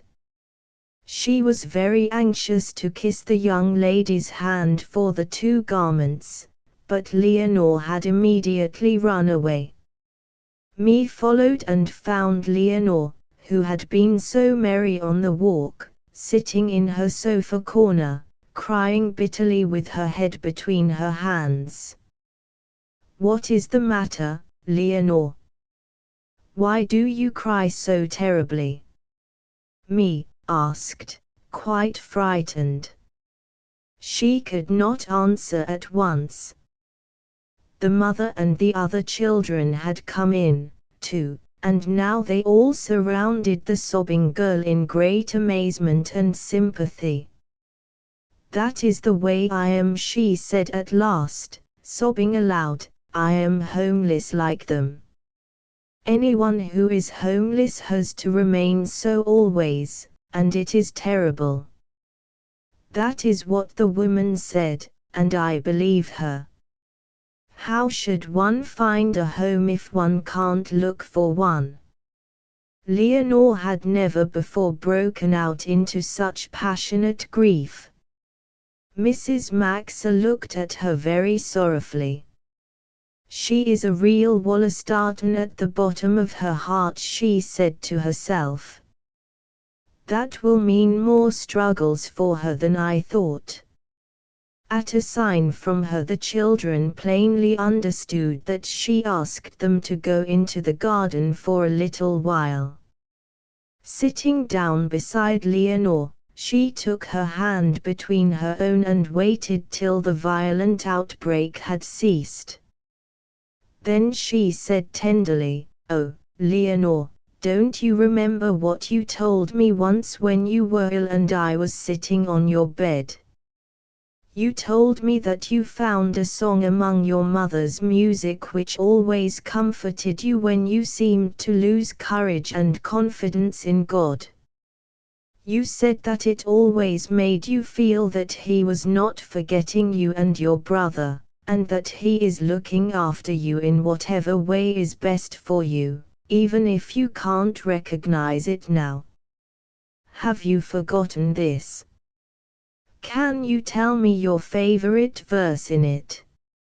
"Oh, yes, I can," said Leonore. "It is the verse, 'God, who disposest all things well, I want but what thou givest me, oh how can we thine acts foretell, when thou art far more wise than we?'" "Yes, I always feel better when I think of that," Leonore added after a time in a totally changed voice. "It makes me happy because I know that God can do for us what Salo and I can't do for ourselves. But when everything stays the same for so long and there is no prospect of any change, it is so hard to keep this faith. If we can't do anything for ourselves, it seems as if everything would have to be that way." The woman said that if anybody is homeless once, he has to remain that way for the rest of his life. "No, no, Leonore," Mrs. Maxa answered, "you must not take a chance word seriously." The poor woman only said it because she saw no immediate help for her children. It is not true at all. Of course you can't look ahead into your future, but you can ask God to give you full confidence in Him. Then you can leave it all to Him, and the sense of His protection will make you calmer. It will also keep you from making uncertain plans, which might only bring fresh disappointments. Leonore had attentively followed every word Mrs. Maxa had uttered. Looking thoughtfully in front of her for a moment, she said, "Aunt Maxa," this was the mode of address she had long ago been granted, "don't you want me to think of Apollonie's cottage either? Shall we have a disappointment, if I hope that we can find a home there?" "Yes, my dear child. It is entirely out of the question for you and your brother to live there. I should not tell you this if I were not absolutely certain, and you can imagine that I should not shatter such a hope if I did not have to." It hurt Mrs. Maxa very much to say this, but she found it necessary. She knew that Apollonie in her measureless love and admiration would never be able to refuse a single one of Leonore's wishes, even if it meant the impossible. "I shall not think about it any more then," said Leonore, embracing Mrs. Maxa with utter confidence, "and I shall be glad now that I can still remain with you." Later that evening, when the children were all together and Leonore had conquered her grief for that day, a letter came for their mother from Hanover. She had informed the ladies of Leonore's complete recovery and had added that the doctor thought it necessary for the child to enjoy the strengthening mountain air for a while longer. She herself had no other wish than to keep Leonore in her house as long as possible. The ladies' answer was full of warm thanks for her great help in their embarrassing situation. They were very glad to accept her great kindness for 2 more weeks, after which one of them would come to fetch Leonore home. Mrs. Maxa glanced with a heavy heart at the child to whom she had grown as devoted as to her own. She felt dreadfully sad at the thought of letting her go away so soon. The worst of it was that she knew the ladies' abode had never really meant a home for poor Leonore. It only doubled her grief to know how hard it would be for the child to leave her. But as she had no right over her, she could do nothing. The only thing she could plan was to ask the ladies to let her have Leonore sometimes during the summer holidays. She decided not to dampen the children's good spirits that evening with the discouraging news in the letter. Chapter 8 Maezli pays visits. Whenever Maezli found the time heavy on her hands, she would suddenly remember people who might want to see her. She had been extremely occupied all these days entertaining Leonore, as during school hours she had been the older girl's sole companion. Her brothers and sisters were now home for a holiday and constantly surrounded Leonore. Finding herself without her usual employment, Maezli ran after her mother on the morning of the holiday and kept on saying, "I must go to see Apollonie. I am sure Lonely is sad that I have not been to see her so long," until her mother finally gave her permission to go that afternoon. On her way to Apollonie, Maezli had been struck by an idea which occupied her very much. She arrived at the cottage of her old friend and sat down beside Lonely, who was not in the least sad, but looked about her with the merriest eyes. "I must go see the castle steward today," she said quickly. "I promised it, but I forgot about it." No, Maezli," Apollonie said evasively, "we have lots of other things to do. We have to see if the plums are getting ripe on the tree in the corner of the garden, and after that you must see the chickens. Just think, Maezli, they have little chicks, and you will have to see them. I am sure you won't ever want to leave them." "Oh, yes, when I have seen them I must go to the castle steward because I promised to," Maezli replied. "I am sure he has forgotten all about it and does not remember you any more," Apollonie said, trying to ward Maezli off from her design. "Does your mamma know that you mean to go to the castle?" "No, because I only thought of it on my way here," Maezli assured her old friend. "But one must always keep a promise. Kurt told me that." "Mr. Trius won't even let you in," Apollonie protested. "Certainly. He has to. I know the castle steward well, and he is not in the least afraid of Mr. Trius, I have noticed that," said Maezli, firmly holding to her resolution. Apollonie realized that words would do no good and resolved to entertain Maezli so well with the little chickens and other things that it would finally be too late for her to go to the castle. Maezli inspected the tiny chickens and the ripening plums with great enjoyment, but as this had barely taken any time at all, she soon said resolutely, "I have to go now because it is late. If you would like to stay home, Lonely can come with me. I am sure we can easily find the way." "What are you dreaming of, Maezli?" Apollonie cried out. "How do you think Mr. Trius would receive you if you ask him to let you in, I should like to know? You'll find out something you won't like, I am afraid." "No, no, this can't be. If you insist on going, I had better go along." Apollonie went indoors to get ready for the walk, as she always put on better clothes whenever she mounted to the castle, despite the fact that she might not see anyone. Lonely was extremely eager to have a chance to find out who was the castle steward whom Maezli had promised to visit.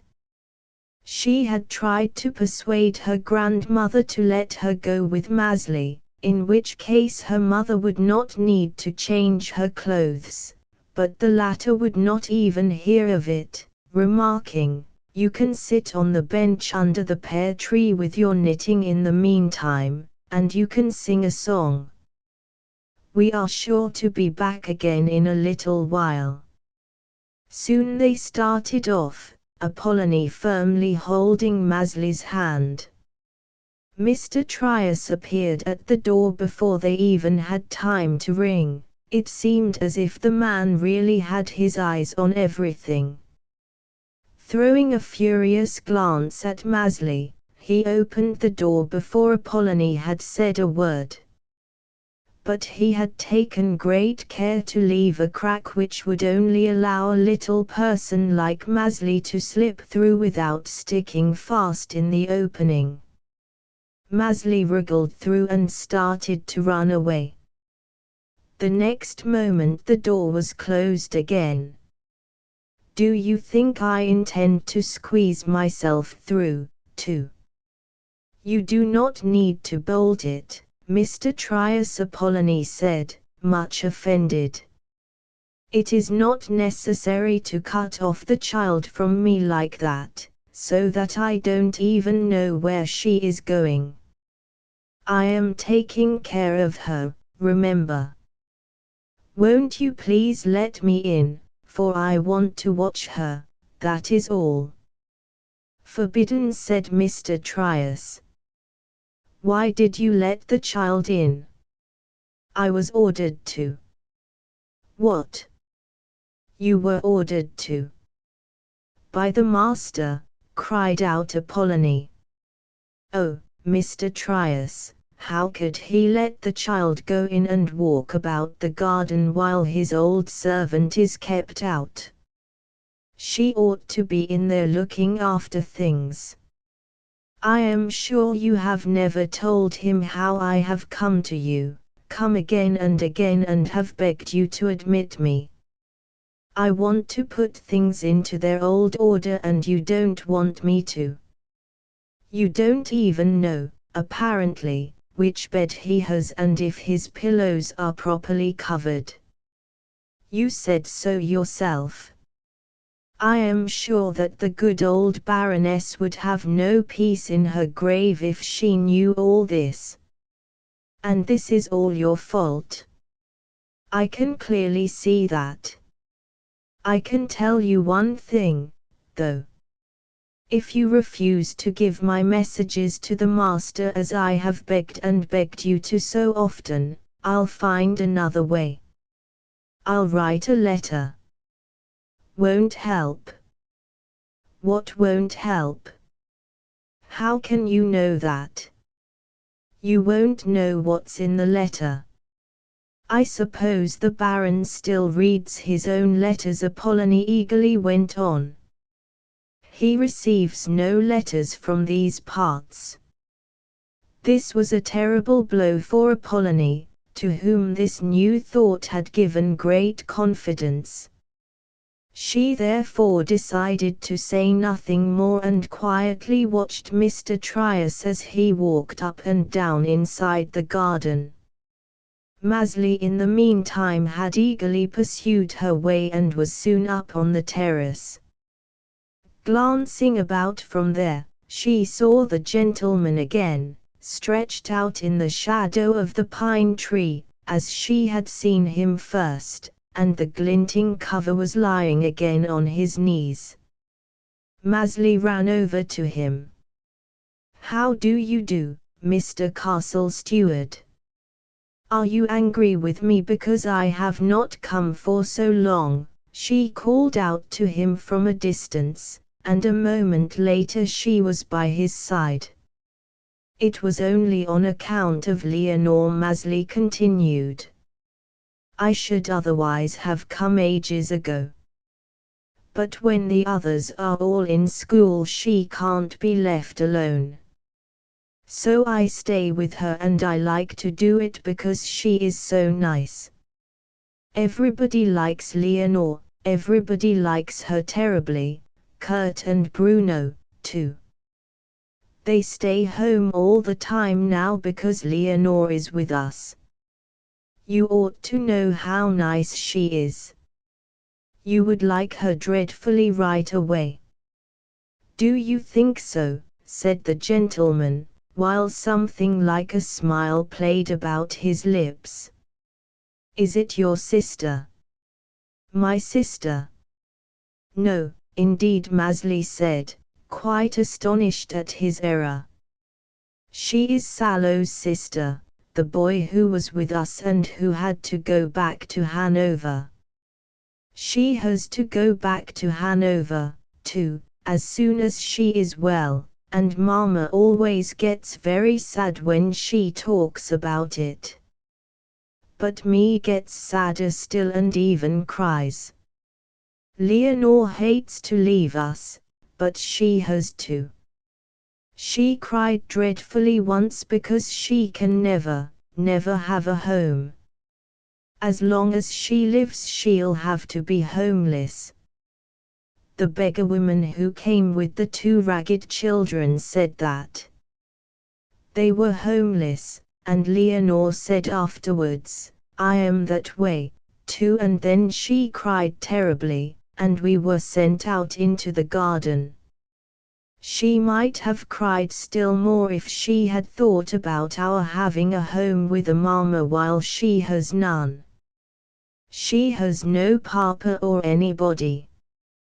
But you must not think that she is a homeless child with a torn dress, she looks quite different. Maybe she can find a home in Apollonie's little house under the hill. Then Sallow can come home to her in the holidays. But Mama does not think that this can be. But Leonore wants it ever so much. I must bring her to you one day." "Who are you, child? What is your name?" asked the gentleman abruptly. Maezli looked at him in astonishment. "I am Maezli," she said, "and Mama has the same name as I have. But they don't call her that. Some people call her Mrs. Rector, some Mama, and Uncle Philip says Maxa to her, and Leonore calls her Aunt Maxa." "Is your father the rector of Nola?" the gentleman asked. He has been in heaven a long while, and he was in heaven before we came here, but Mama wanted to come back to Nola because this was her home. We don't live in the rectory now, but where there is a garden with lots of paths, and where the big currant bushes are in the corners, here and here and here. Maezli traced the position of the bushes exactly on the lion skin. The castle steward, leaning back in his chair, said nothing more. "Do you find it very tiresome here?" Maezli asked sympathetically. "Yes, I do," was the answer. "Have you no picture book?" "No." "Oh, I'll bring you one, as soon as I come again." And then, "But perhaps you have a headache." Maezli interrupted herself. "When my mama wrinkles up her forehead the way you do, she always has a headache, and one must get her some cold water to make it better." "I'll quickly get some," and the next instant Maezli was gone. "Come back, child," the gentleman called after her. "There is nobody in the castle, and you won't find any." It seemed strange to Maezli that there should be nobody to bring water to the castle steward. "I'll find somebody for him," she said, eagerly running down the incline to the door, in whose vicinity Mr. Trius was wandering up and down. "You are to go up to the castle steward at once," she said, standing still in front of him, "and you are to bring him some cold water, because he has a headache." But very quickly. Mr. Trius glanced at Maezli in an infuriated way, as if to say, "How do you dare to come to me like this?" Then throwing the door wide open he growled like a cross bear, "Out of here first, so I can close it." After Maezli had slipped out he banged the big door with all his might so that the hinges rattled. Turning the monstrous key twice in the lock, he also bolted it with a vengeance. By this he meant to show that no one could easily go in again at his pleasure. Apollonie, who had been sitting down in the shade not far from the door, now went up to Maezli and said, "You stayed there a long time. What did the gentleman say?" "Very little, but I told him a lot," Maezli said. "He has a headache, Apollonie, and just think. Nobody ever brings him any water, and Mr. Trius even turns the key and bolts the door before he goes to him." Apollonie broke out into such lamentations and complaints after these words that Maezli could not bear it. "But he has the water long ago, Apollonie. I am sure Mr. Trius gave it to him." "Please don't go on so," she said a trifle impatiently. But this was only oil poured on the flames. "Yes, no one knows what he does and what he doesn't do," Apollonie lamented, louder than ever.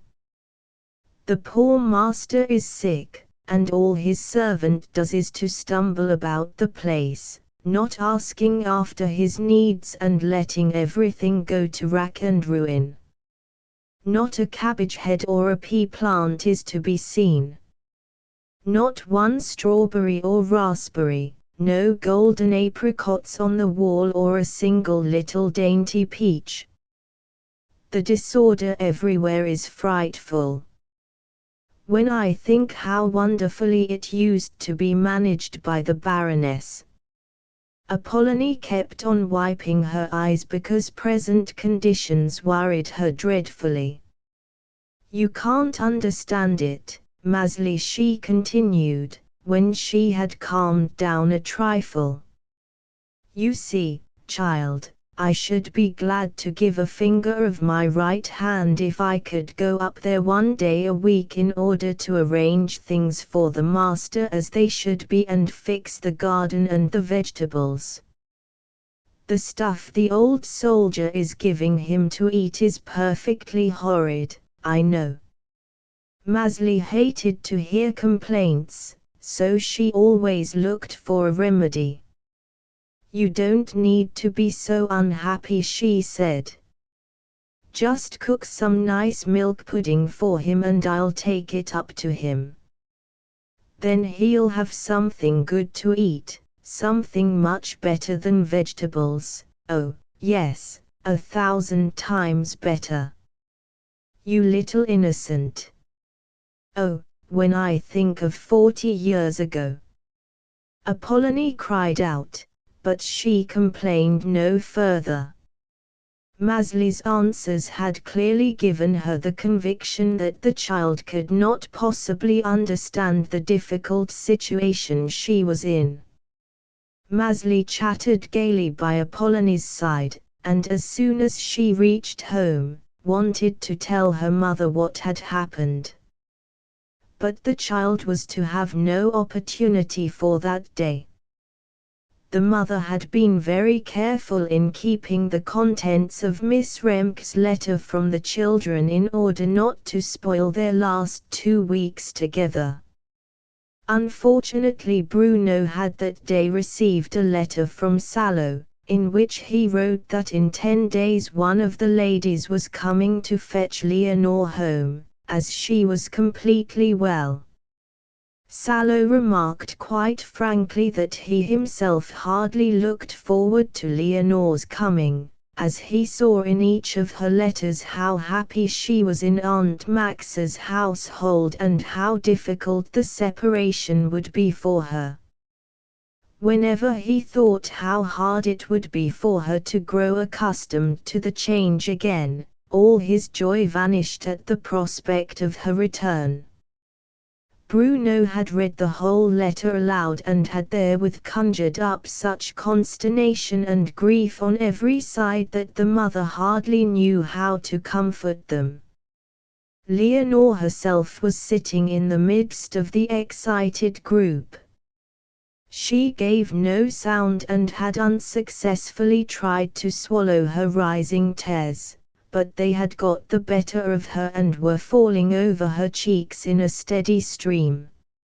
Mie was crying excitedly, "Oh, mother, you must help us. You have to write to the ladies that they mustn't come. Please don't let Leonore go."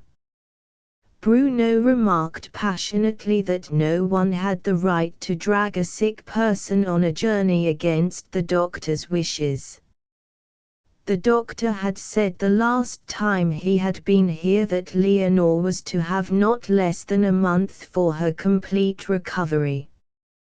Kurt cried out over and over again, "Oh, mother, it's cruel, it's perfectly cruel. We all want to keep her here and she wants to stay. Now she is to be violently taken from us. Isn't that absolutely cruel?"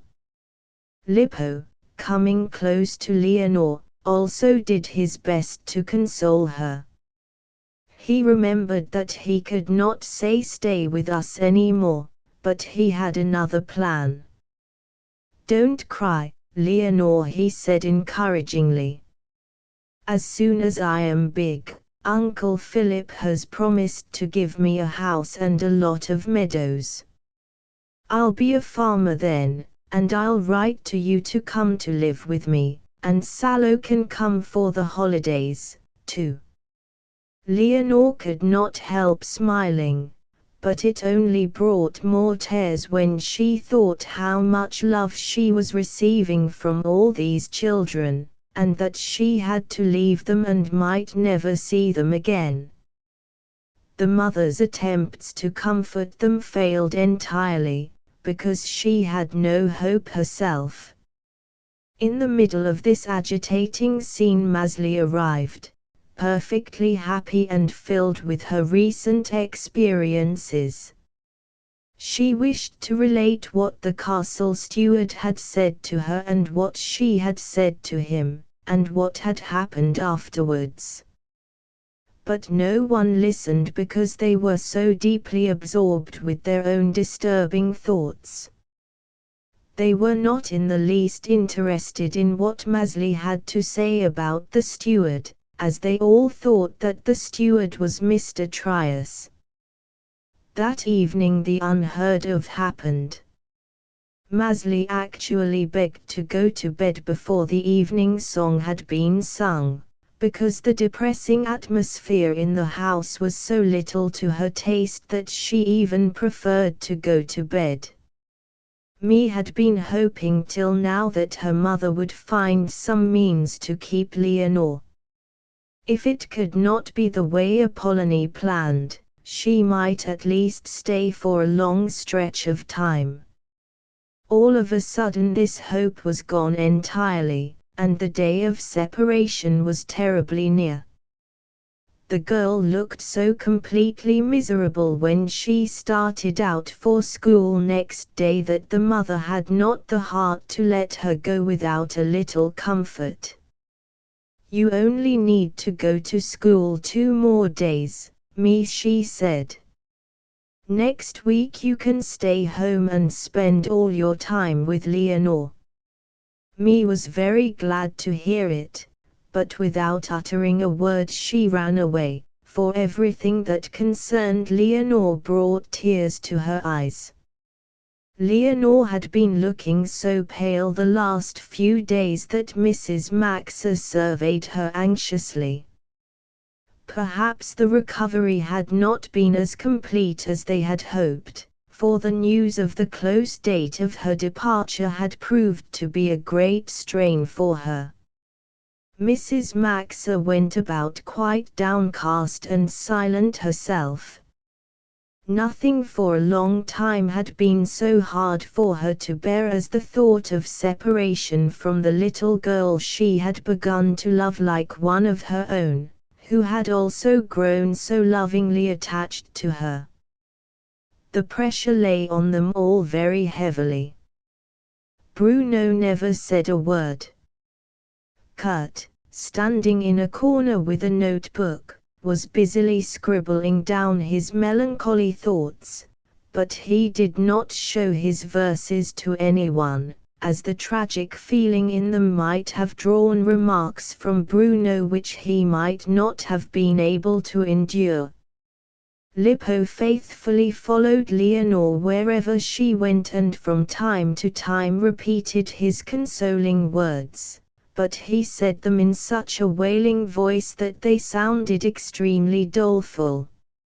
Maezli alone still gazed about her with merry eyes and was dancing with joy when she saw that it was a bright sunny day. "You can take a little walk with Leonore," Maezli the mother said immediately after lunch, as soon as the other children had started off to school. "Leonore will grow too pale if she does not get into the open air.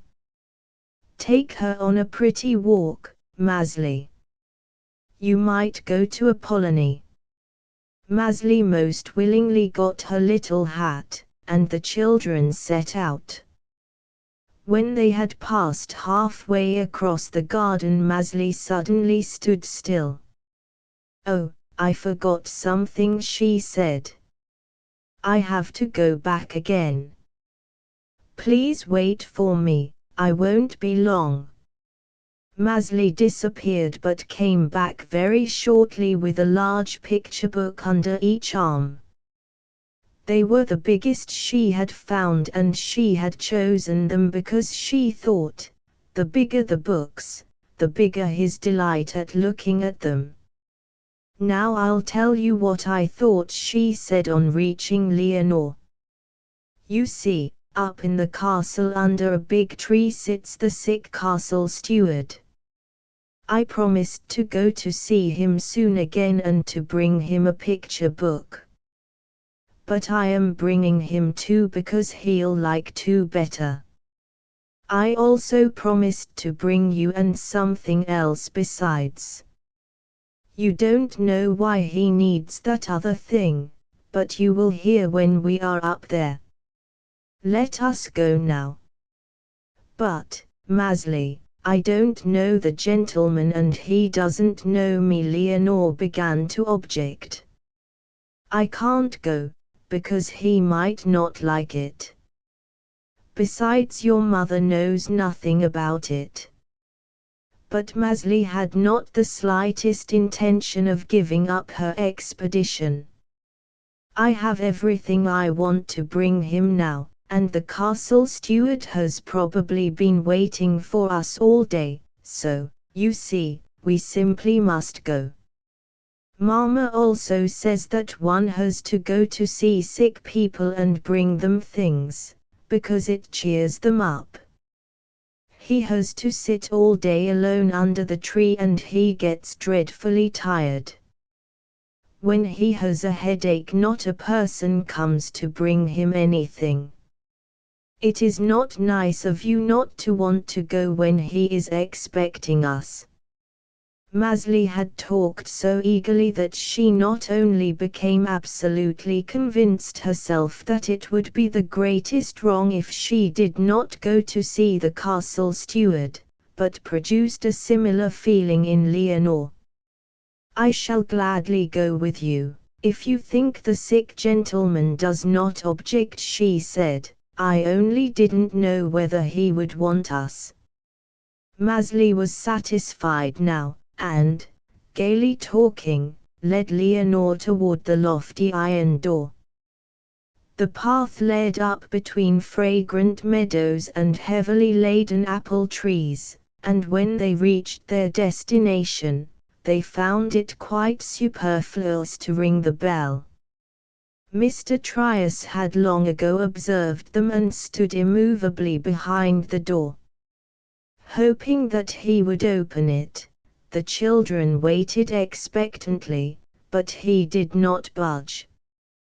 We want to pay a visit to the castle steward, said Maezli. You'd better open soon. Not for two, was the answer. Certainly.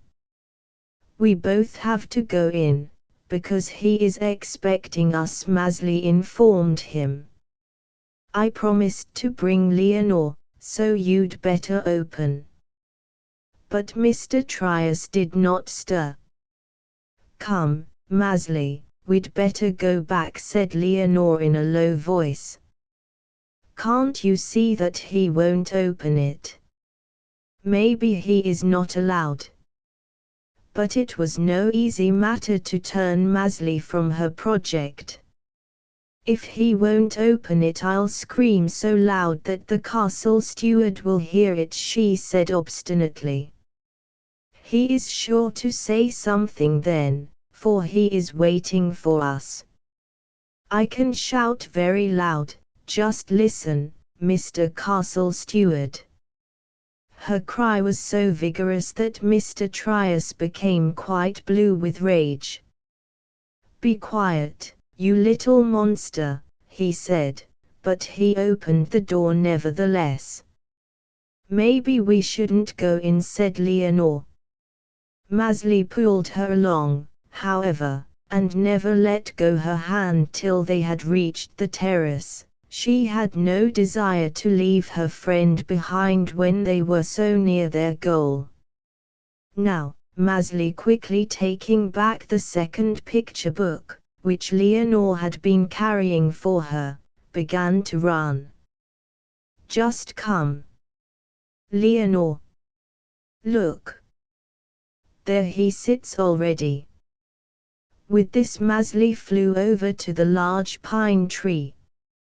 How do you do, Mr. Castle Steward? Didn't I come soon again, this time, she merrily called out to him. I have also brought everything I promised. Here are the picture books, look. 2 of them. I thought you might look through one too quickly. Maezli laid both books on the lion's skin and began to rummage through her pockets. Look what else I brought you, and Maezli laid down a tiny ivory whistle. Kurt gave it to me once and now I give it to you. If you have a headache and Mr. Trias is far away, all you need to do is to whistle. Then he can come and bring you some water. He'll hear it far, far away, because it whistles as loud as anything. Just try it once. I have also brought you Leonore. The gentleman started slightly and looked up. Leonore had shyly retreated behind the chair, but Maezli pulled her forward. The gentleman now threw a penetrating glance at the delicate-looking little girl, who hardly dared to raise her large, dark eyes to his. Leonore, who had blushed violently under his scrutiny, said in a barely audible voice, "Perhaps we should not have come, but Maezli thought we might be allowed to see you. Can we do something for you? Perhaps Maezli should not have brought me. Oh, I am so sorry if I have offended you." "No, indeed. Maezli meant well when she wanted me to meet her friend," the gentleman said in quite a friendly voice. "What is the name of Maezli's friend?" "Leonore von Wallerstatten," the girl answered, and noticing the large books on the gentleman's knees, she added, "May I take the books away? They might be too heavy." "Yes, you might, but it was very good of Maezli to bring them all the way up to me," he said. "I'll look at them a little later. May I fix your pillow for you?" "It does not do you much good that way," said Leonore, pulling it up. It had long ago slipped out of position. "Oh, this is better, this is lovely," the sick man replied, comfortably leaning back in the chair. "What a shame. It won't stay, I am afraid." "It is falling down again," said Leonore regretfully. "We ought to have a ribbon. If I only had one and a thread and needle, but perhaps we could come again tomorrow." Leonore became quite frightened suddenly at her boldness and remained silent from embarrassment. But Maezli got her out of this trying situation. Full of confidence, she announced that they would return the next day with everything necessary. The gentleman now asked Leonore where she came from and where she lived. She related that she had been living in a boarding school for several years, ever since the death of her great-aunt, with whom both she and her brother had found a home. "Have you no other relations?" the gentleman asked, keenly observing her the while. "No, none at all, except an uncle who has been living in Spain for many years. My aunt told us that he won't ever come back and that no one knows where he is. If we knew where he is, we should have written to him long ago. Salo would go to Spain as soon as he was allowed to, and I should go to him in any case." "Why?" the gentleman asked.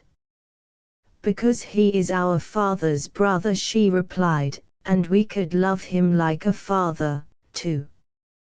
He is the only person in the whole world to whom we could belong.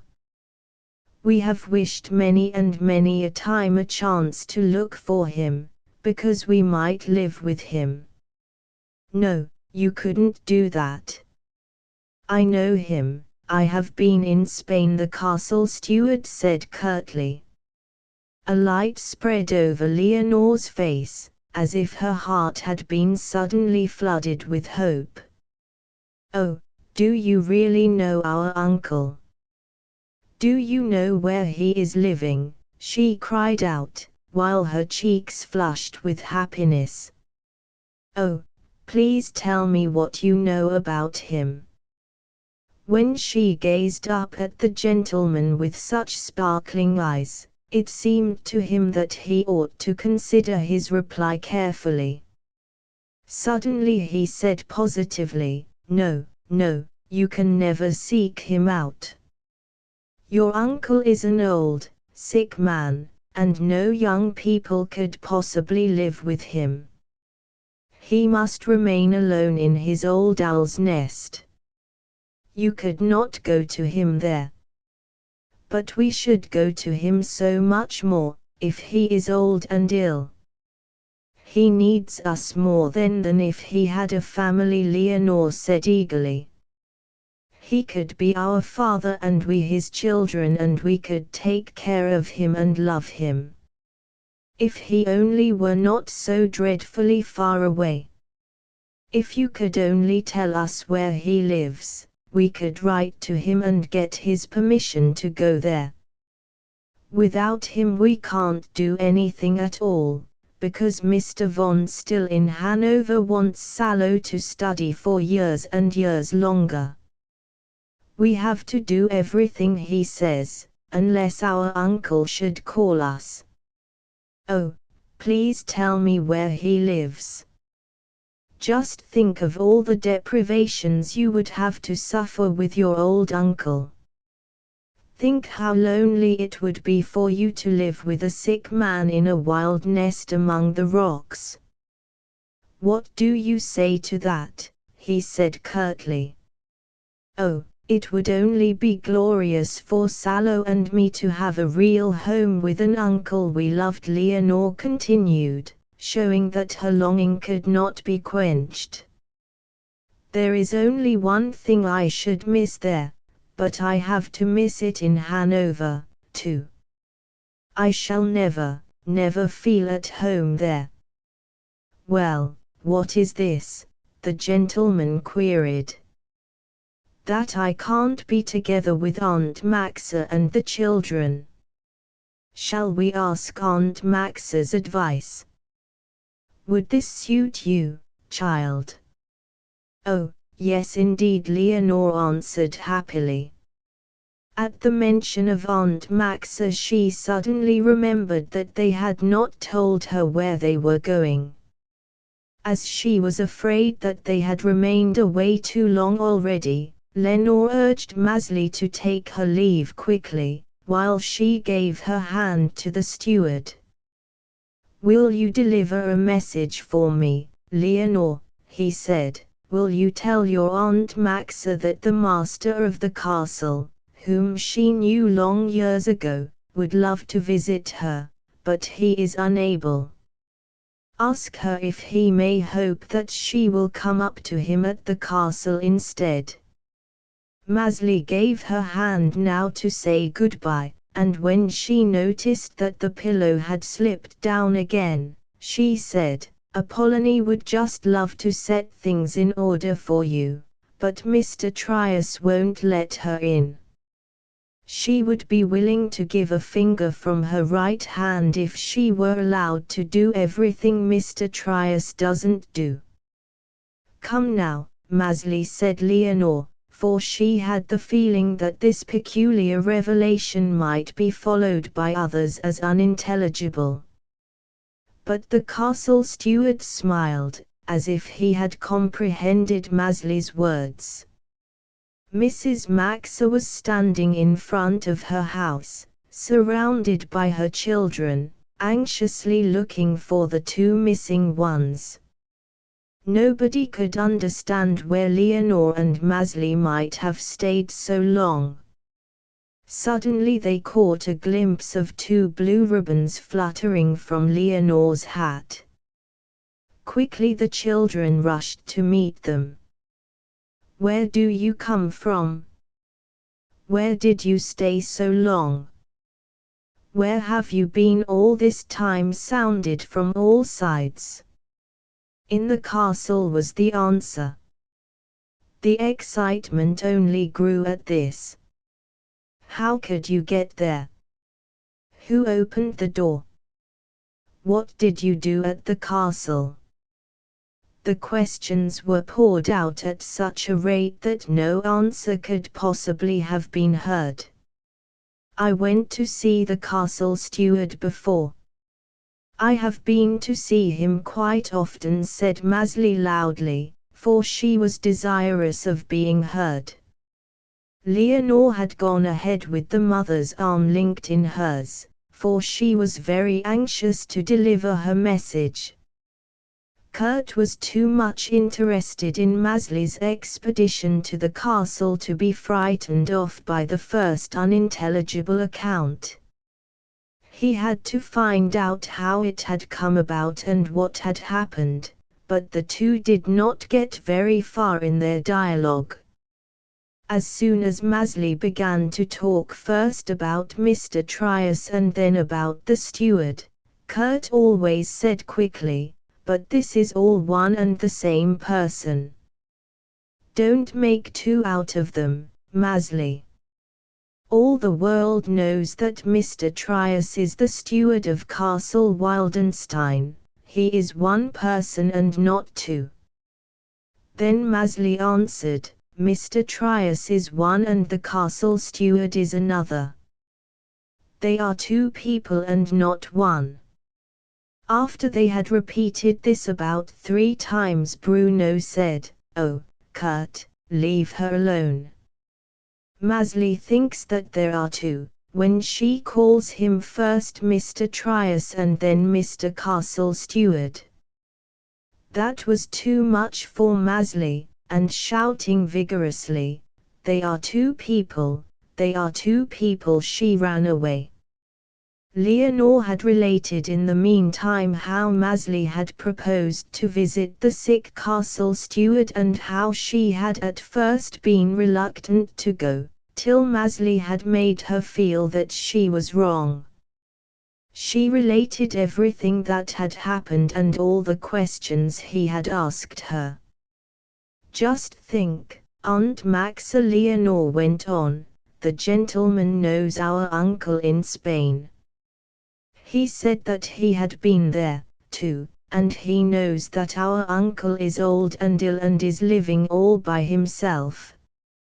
I wanted so much to find out where he was, and asked him to tell me, but he thought it would not help, as we couldn't possibly go to him. So I said that we might write, and just think, Aunt Maxa. At last he said he would ask your advice." Then Leonore gave her message. He did not say that the castle steward, as he called himself to Maezli, sent the message, but told me that it was from the master of the castle, whom you knew a long time ago, Leonore concluded. "Oh, just think. Aunt Maxa, we might find our uncle after all. Oh, please help us, for I want so much to write to him." Mrs. Maxa had listened with ever-growing agitation, and she was so deeply affected that she could not say a word. She could not express the thought which thrilled her so, because she did not know the Baron's intentions. Me's loud complaints at this moment conveniently hid her mother's silence. "Oh, Leonore," she cried out, "if you go to Spain, we shan't see each other again for the rest of our lives. Then you will never, never come back here any more." "Do you really think so?" Leonore asked, much downcast. She felt that it would be hard for her to choose in such a case, and she suddenly did not know if she really wanted to go to Spain. "It is not very easy to make a trip to Spain, children," said the mother, "and I am sure that it is not necessary to get excited about it." When Kurt, after the belated supper that night, renewed his examination about the single or the double steward of Castle Wildenstein, their mother announced that bedtime had not only come for the little ones, but for all. Soon after, the whole lively party was sleeping soundly, and only the mother was still sitting in her room, sunk in deep meditation. She had not been able to think over the Baron's words till now, and she wondered what hopes she might build upon them. He might only want to talk over Leonore's situation because he had realized how little she felt at home in Hanover. But all this thinking led to nothing, and she knew that our good Lord in heaven, who opens doors which seem most tightly barred, had let it happen for a purpose. She was so grateful that she would be able to see the person who, more than anyone else, held Leonore's destiny in his hands. Full of confidence in God, she hoped that the hand which had opened an impassable road would also lead an embittered heart back to himself, and by renewing in him the love of his fellowmen, bring about much happiness and joy. Chapter 9. In the castle the next afternoon, after planning a pleasant walk for Leonore and Maezli, Mrs. Maxa started on her way to the castle. As soon as she neared the grated iron door it opened wide, and holding his hat in his hand, Mr. Trius stood deeply bowing in the opening. "May I see the Baron?" asked Mrs. Maxa. After another reverence Mr. Trius led the visitor up the hill, and when he had duly announced her, invited her with a third bow to step forward. It was quite evident that Mr. Trius had been definitely ordered to change his usual mode of behavior. Mrs. Maxa now approached the chair near the pine tree. "Have you really come, Mrs. Maxa?" said the sick man, putting out his hand. "Did no bitter feelings against the evildoer keep you back?" Mrs. Maxa pressed the proffered hand and replied, "I could wish for no greater joy, Baron, than to have your door opened for me. I have wondered oftener than you could think if this would ever happen, for I wanted an opportunity to serve you. I know no bitter feelings and never have known them. Everybody who has loved this castle and its inmates has known they suffered grief and pain. I returned to this old cave here to die," said the Baron. "You can see plainly that I am a broken man. I only wished to forget the past in this solitude, and I thought it right for me to die forgotten. Then your little girl came in here one day. I have not been able to discover how." "Oh, please forgive her," said Mrs. Maxa. "It is a riddle to me, too, how she succeeded in entering this garden. I knew nothing about it till yesterday evening when the children came home from the castle. I am terribly afraid that Maezli has annoyed you." "She has not done so at all, for she is her mother's true child," said the Baron. "She was so anxious to help me and to bring me what I lacked. Because she loved Leonore so much, she wanted me to know her, too, but I cannot understand Leonore. She begged and begged to be allowed to see her uncle, as she wished to live with him and love him like a father. She even longs to seek him out in a foreign country. What shall I do? Please give me your advice, Mrs. Maxa." "There is only one thing to do, Baron," the lady replied with an overflowing heart. "God himself has done what we never could have accomplished, despite all our wishes. The child has been led into your arms by God and therefore belongs to you from now on. You must become her father and let her love and take care of you. You will soon realize what a treasure she is, and through her the good old times will come back to this castle. You will grow young again yourself as soon as you two are here together." The Baron replied, "Our dear Maxa always saw things in an ideal light. How could a delicate child like Leonore fit into a wilderness like this castle? Everything here is deserted and forlorn. Just think of the old watchman here and me, what miserable housemates we should be. Won't you receive the child in your house, for she clearly longs to have a home. I know that she will find one there and apparently has found it already. She can learn by and by who her uncle is and then she can come to visit him sometimes." Amazed at this sudden change, Mrs. Maxa was silent for a while. How she would have rejoiced at this prospect a few days ago. "I love Leonore like my own child and wanted nothing better than to keep her with me," she said finally, "but I think differently now. The children belong to you, and the castle of their fathers must become their home. You must let Leonore surround you with her delightful and soothing personality, which is sure to make you happy. When you come to know her you will soon realize of what I should have robbed you. There is no necessity at all for the castle to remain forlorn and empty. Despite the loss of our dear loved ones, the life here can again become as pleasant as in former times. Your mother always hoped that this would happen at her eldest son's return, as she had desired that his home should remain unchanged even after her death. Leonore can have her quarters in your mother's rooms.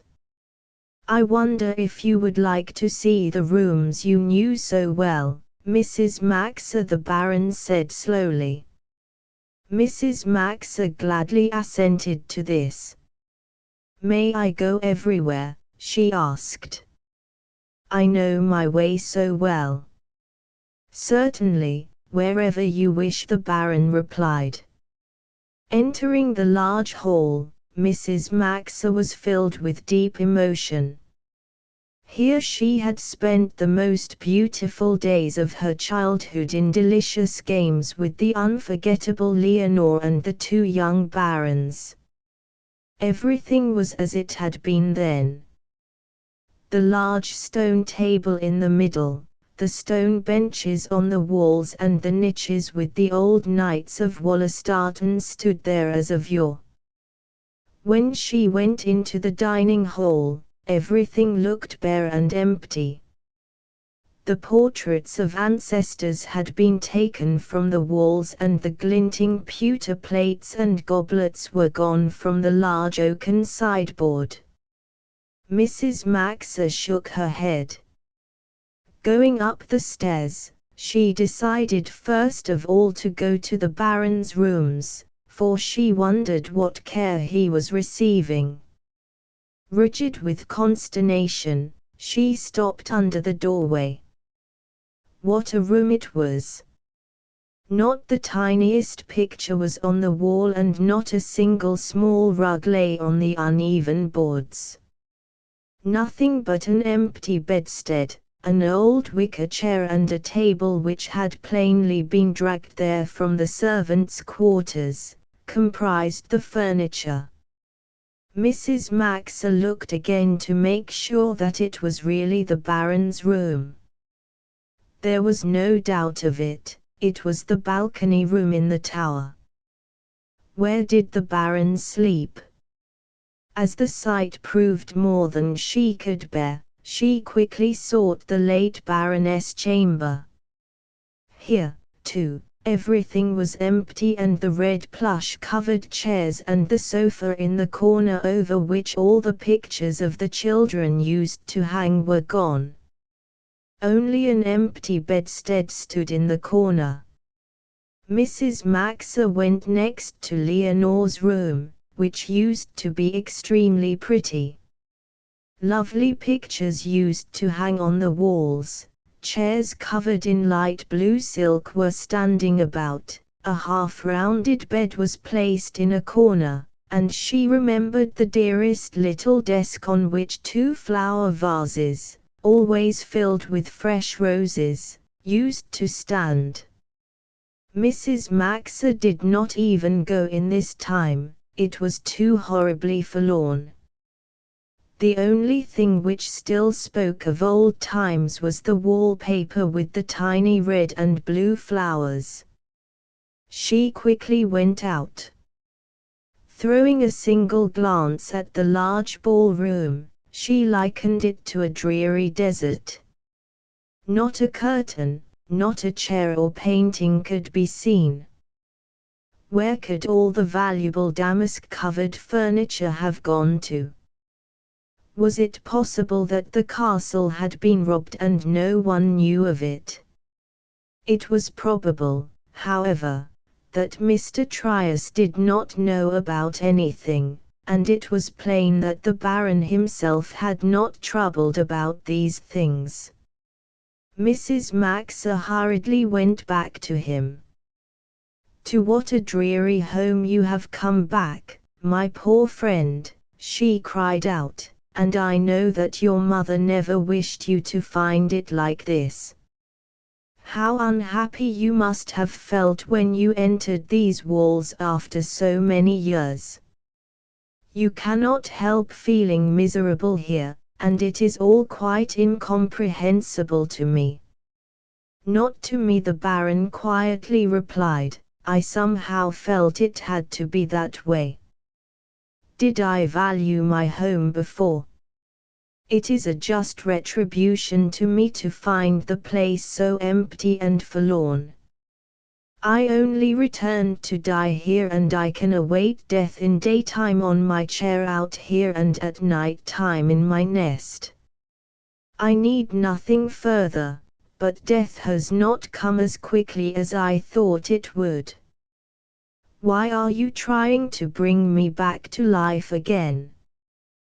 This is what I decidedly mean to do, so we shall banish the subject of death from now on, as I confidently believe that our Lord in heaven has other plans for you," Mrs. Maxa said decisively. "I can see for myself that it is better for Leonore to stay with us, and I am ever so happy for your permission. May I write the ladies in Hanover that you do not want Leonore to be fetched away for the present?" The Baron heartily gave this permission. "I have to trouble you for one thing, Baron. Can you remember Apollonie, who was for many years your most faithful servant?" The Baron smilingly answered, "Of course I remember her. How could I possibly forget Apollonie, who was always ready to help us in everything? Your little daughter has already given me news of her. She is the only one who might know what happened to the furniture," Mrs. Maxa continued. "I am going to see her right away, and I wish you would admit her when she comes. In case the place has really been robbed, you must let me get what you require. Nobody is looking after you, and you stand sorely in need of good care. I am quite sure that your mother would like me to look after you. Do you not think so?" "I do," the Baron replied smilingly, "and I feel that I ought to be obedient." After these words Mrs. Maxa took her leave and rapidly walked down the mountain. She unexpectedly entered Apollonie's garden while the latter was working there, and immediately described to her the terrible state of things at the castle. She had always believed that the Baron would find it homelike and furnished, and now everything was gone, and he had not even a bed to sleep in, but was obliged to spend both day and night in his chair. Apollonie had been wringing her hands all the time and broke out at last bitterly, "How could I have foreseen that? Oh, what a Turk, what a savage, what an old heathen, that miserable Trias," she sobbed, full of rage and grief. "I understand now why he never answered my questions. I have asked him many a time if he had taken out the right bed and was using the things belonging to it which were marked with a blue crown in the corners. He only used to grin at me and never said a word. He never even looked for them and calmly let my poor sick Baron suffer. Nothing is missing, not even the tiniest picture or trifle, and he had to come back to a terrible waste.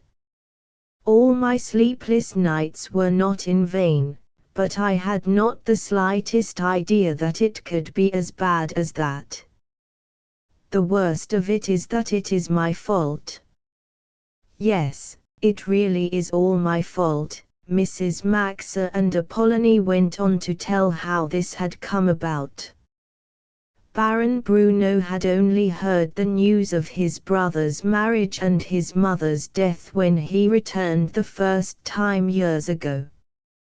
He left again immediately, and she was quite sure that he did not intend to return for a long while.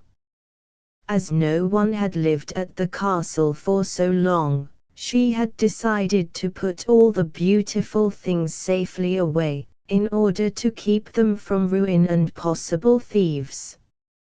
So she had stored them in the attic, wrapped in sheets, and had locked the place up. Apollonie had never doubted that she would be called to the castle as soon as the Baron returned, for she belonged there as of old and occupied the little gardener's cottage belonging to it. But her dreams were not to come true. "I must go to him this minute," gasped Apollonie. She had spoken rapidly and with intense excitement. "I want to fix my master's room today. I am sure I can do it, for all the furniture from the different rooms is marked and grouped together. But shall I be let in? The horrible stubborn old watchman always keeps me out."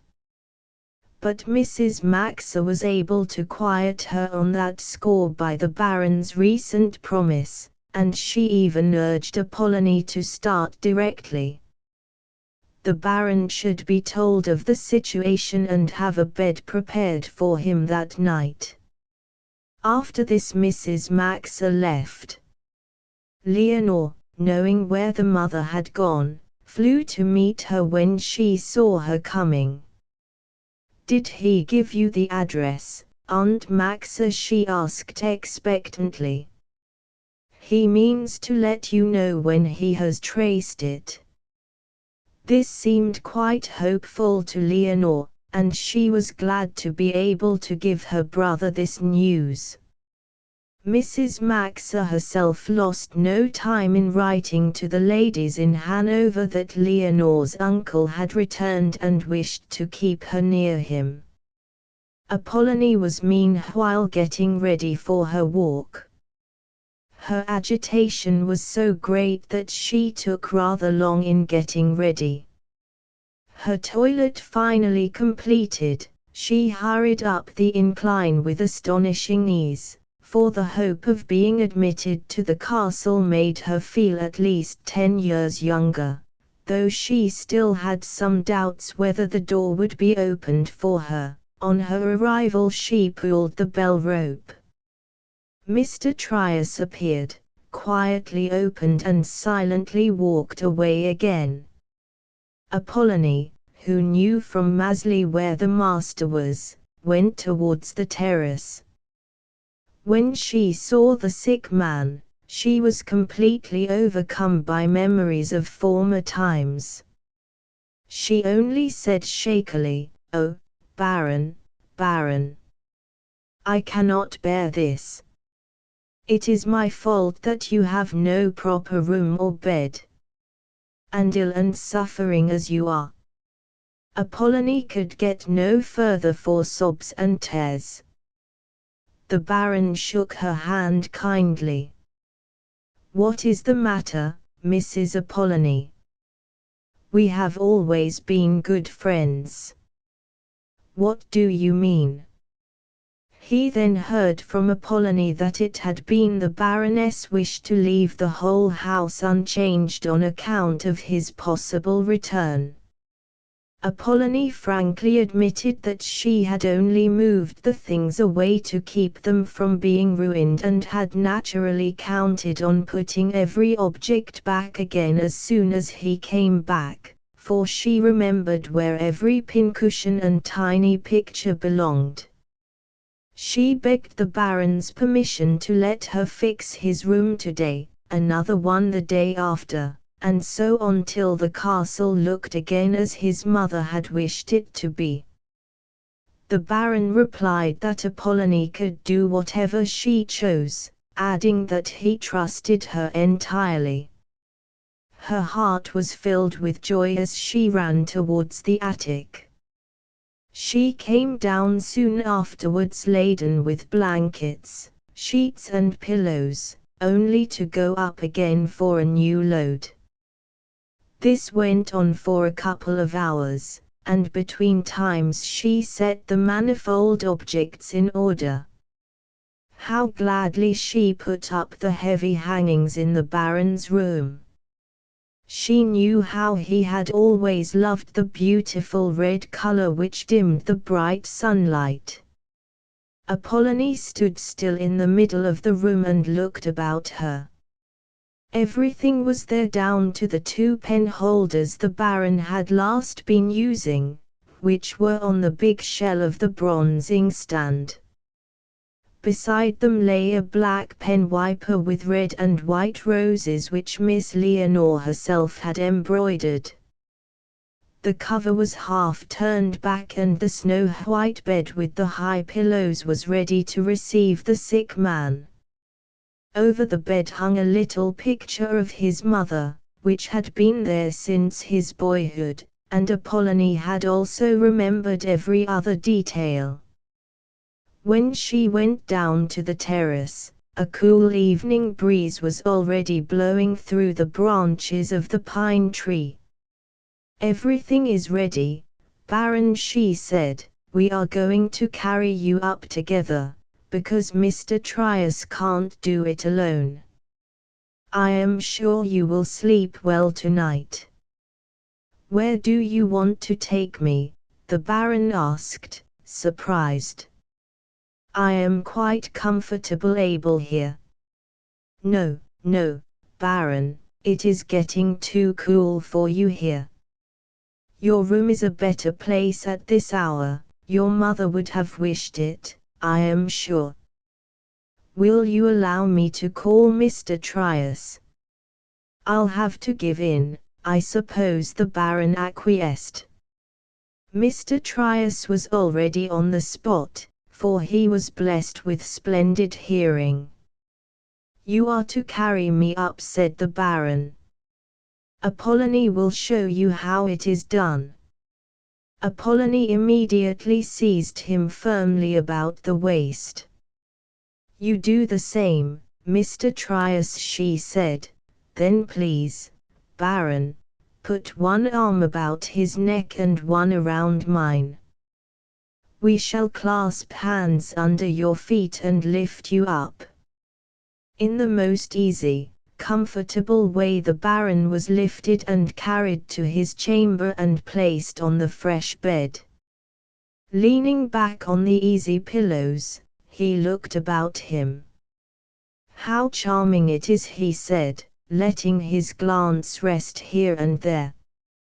"You have brought everything back, Mrs. Apollonie, and have made it look the way it was years ago.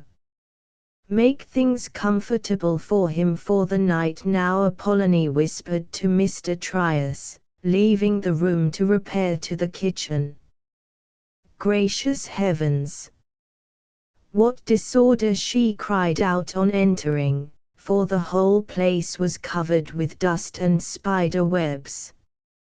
Opening a cupboard, she saw only a loaf of bread and a couple of eggs, and this was all she was able to find even on further search. What a wretch, she cried out in bitter rage. He seems to give his master nothing but eggs. But I know what I'll do, she said to herself, eagerly seeking for a key, which she discovered, as of old, on a rusty nail. Next she repaired to the cellar, where she quickly found what she was after. The bottle stood in sore need of cleaning, however, as did everything else she touched. Then she set about beating 2 eggs, adding a glass of the strengthening wine, for she had vividly recollected how much her master used to enjoy this. When she entered his room with this concoction a little later, the odor from it was so inviting that the Baron breathed it in gratefully. Mr. Trius had left the room and Apollonie had put the empty cup away, and yet she kept on setting trifles in order. "Oh, Baron," she said finally, "there is so much to do still. I saw the kitchen just now. If the Baroness had seen it as dirty as that, what would she have said? And every other place is the same. I feel as if I couldn't rest till everything is set in order. I wish I could work all night." "No, no, Apollonie. You must have a good night's rest. I intend to sleep, too, in this lovely bed," he said smilingly. "Would you like to live here again and undertake the management of the castle?" Apollonie stared at her master at first as if she could not comprehend his words. "Tell me what you think of it. Are you willing to do it?" he asked again. "Am I willing? Am I willing? Oh, Baron, of course I am, and you cannot know how happy I am," she cried out with frank delight.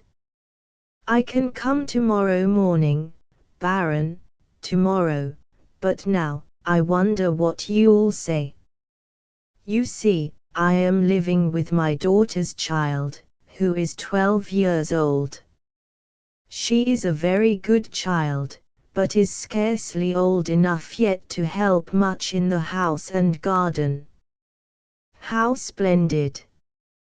When Apollonie will be too old to do the work, we shall have a young one to carry it on," said the Baron.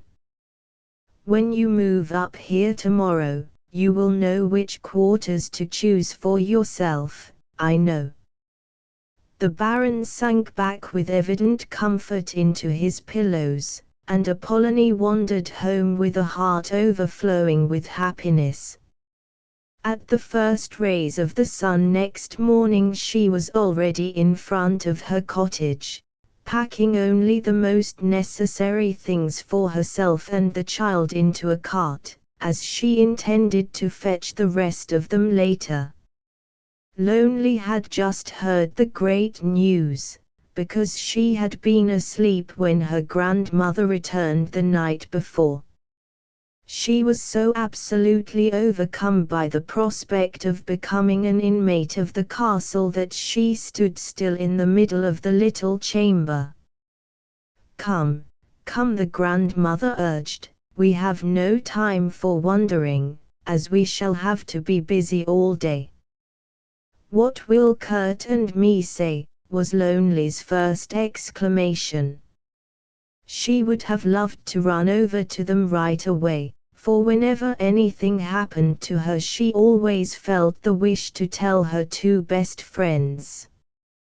Yes, and think what Mrs. Rector will say, Apollonie added. But let us quickly finish up here, for we must get to the castle as soon as possible. You are not going to school for the next 2 days, and on Sunday I hope to be all done. Apollonie rapidly tied up her bundle and locked the cottage door. Then quickly setting out, they did not stop till they had reached the iron-grated door. Mr. Trius, after letting them wait a while, appeared with dragging steps. "Why not before daybreak?" he growled. "Because you might have been still in bed and could not have unlocked the door." "But for that I should have come then," Apollonie quickly retorted. So he silently led the way, for he had had to realize that Apollonie was not in the least backward now that she had the master's full support. She first sought out her old chamber, and Lonely was extremely puzzled to see her grandmother wiping her eyes over and over again. The whole thing was like a beautiful fairy story to the child, and she loved the charming room with the dark wainscoting along the wall. But Apollonie did not indulge very long in dreams and memories. Soon after, she was making war on the fine spider webs in the kitchen, and in a couple of hours it already looked livable and cozy there. Mr. Trius smiled quite pleasantly when he entered, as he was just on the point of brewing himself and his master a cup of coffee. The only thing he usually added was a piece of dry bread, as he was too lazy to get milk and butter from the neighboring farmers, and his master had never asked for either. The steaming coffee and hot milk and the fresh white bread Apollonie had prepared looked very appetizing to him.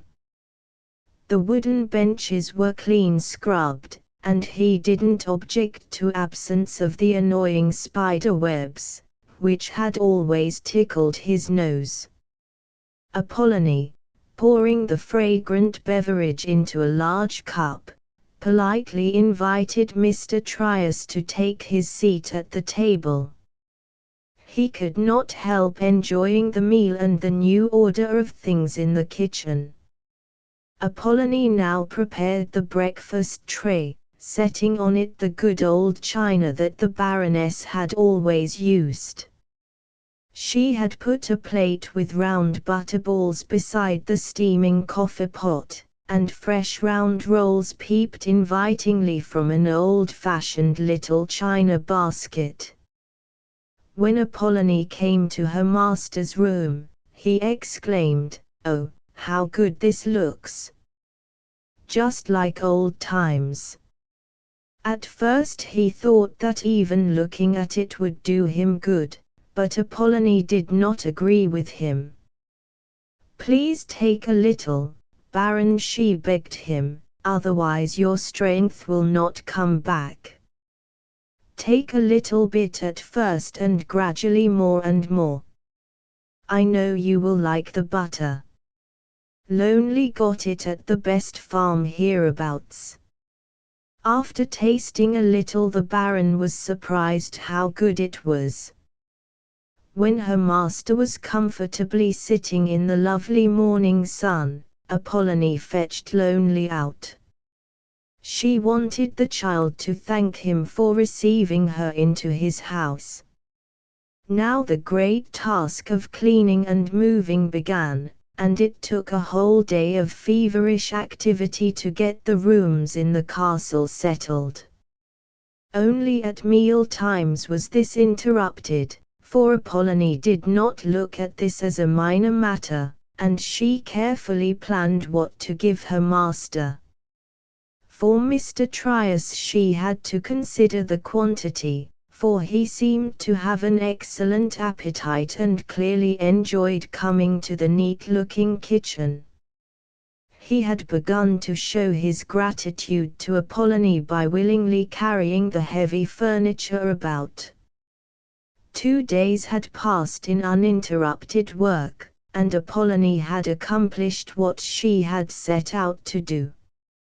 When she brought her master his breakfast on Sunday, she stood irresolutely holding the doorknob in her hand.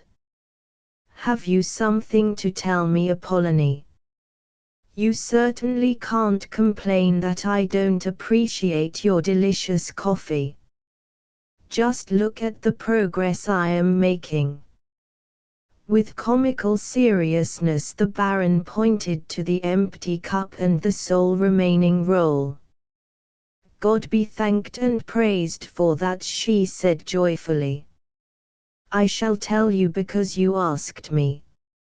I wonder if you would give me a little Sunday pleasure by inspecting all the rooms. I have your chair already at the door." After the great work Apollonie had done, his only objection was that she desired something which meant pleasure for him and labor for her. But he was willing enough to be put into the heavy wheelchair. "It is wonderful what you have done, Apollonie," he concluded. "You seem to have even changed Mr. Trius from an old bear into an obedient lamb." Soon after, the Baron sat propped up in his wheelchair. Here, guided by Apollonie, he was taken first of all to the large ballroom, which had witnessed all the happy gatherings of the family and their friends. It actually glistened in its renewed splendor, and the Baron silently looked about him. The tower room, which had been his brother Salo's abode, was inspected next, and again the Baron uttered no word. Beautiful portraits of his ancestors adorned these walls, and he recalled how Salo had loved them. Apollonie moved next to the room of the Baroness, where every object was in its place again. The faithful servant noticed how her master's glances drank it all in, and as they remained he still showed no desire to leave. "My mother was sitting in this armchair when I last spoke to her," he said at last, "and this red pincushion was lying on the table before her. I remember standing there and playing with the pins, and I can recall every word she said. Don't carry me down today, Mrs. Apollonie," he continued after a pause. "I want to spend my Sunday here. I am glad there are no more empty rooms to flee from." Apollonie was more gratified than she could say that her master was beginning to feel at home, and hoped that it would soon become dear to him. She wanted him to see also Leonore's bright and cheerful room, which the Baroness had furnished in the daintiest way, and was unable to suppress her wish. "Please, Baron, take one more small trip with me," she begged. "We can soon come back here." As he raised no objection, they set out. Through the wide-open windows of the room the woods could be seen. Flocks of gay birds sat caroling on the luxuriant branches of the fir trees, and their songs filled the room with laughter. The Baron let his gaze roam out to the trees with their merry minstrels and back again to the pleasant chamber. "You have accomplished miracles, Mrs. Apollonie," he cried out. "It only took you 2 days to change this mournful cave into a pleasant abode where young people could be happy. Please take me back to my mother's room now and come to me as soon as you find time, for I have something to talk over with you." An interview lasting a considerable time took place that afternoon.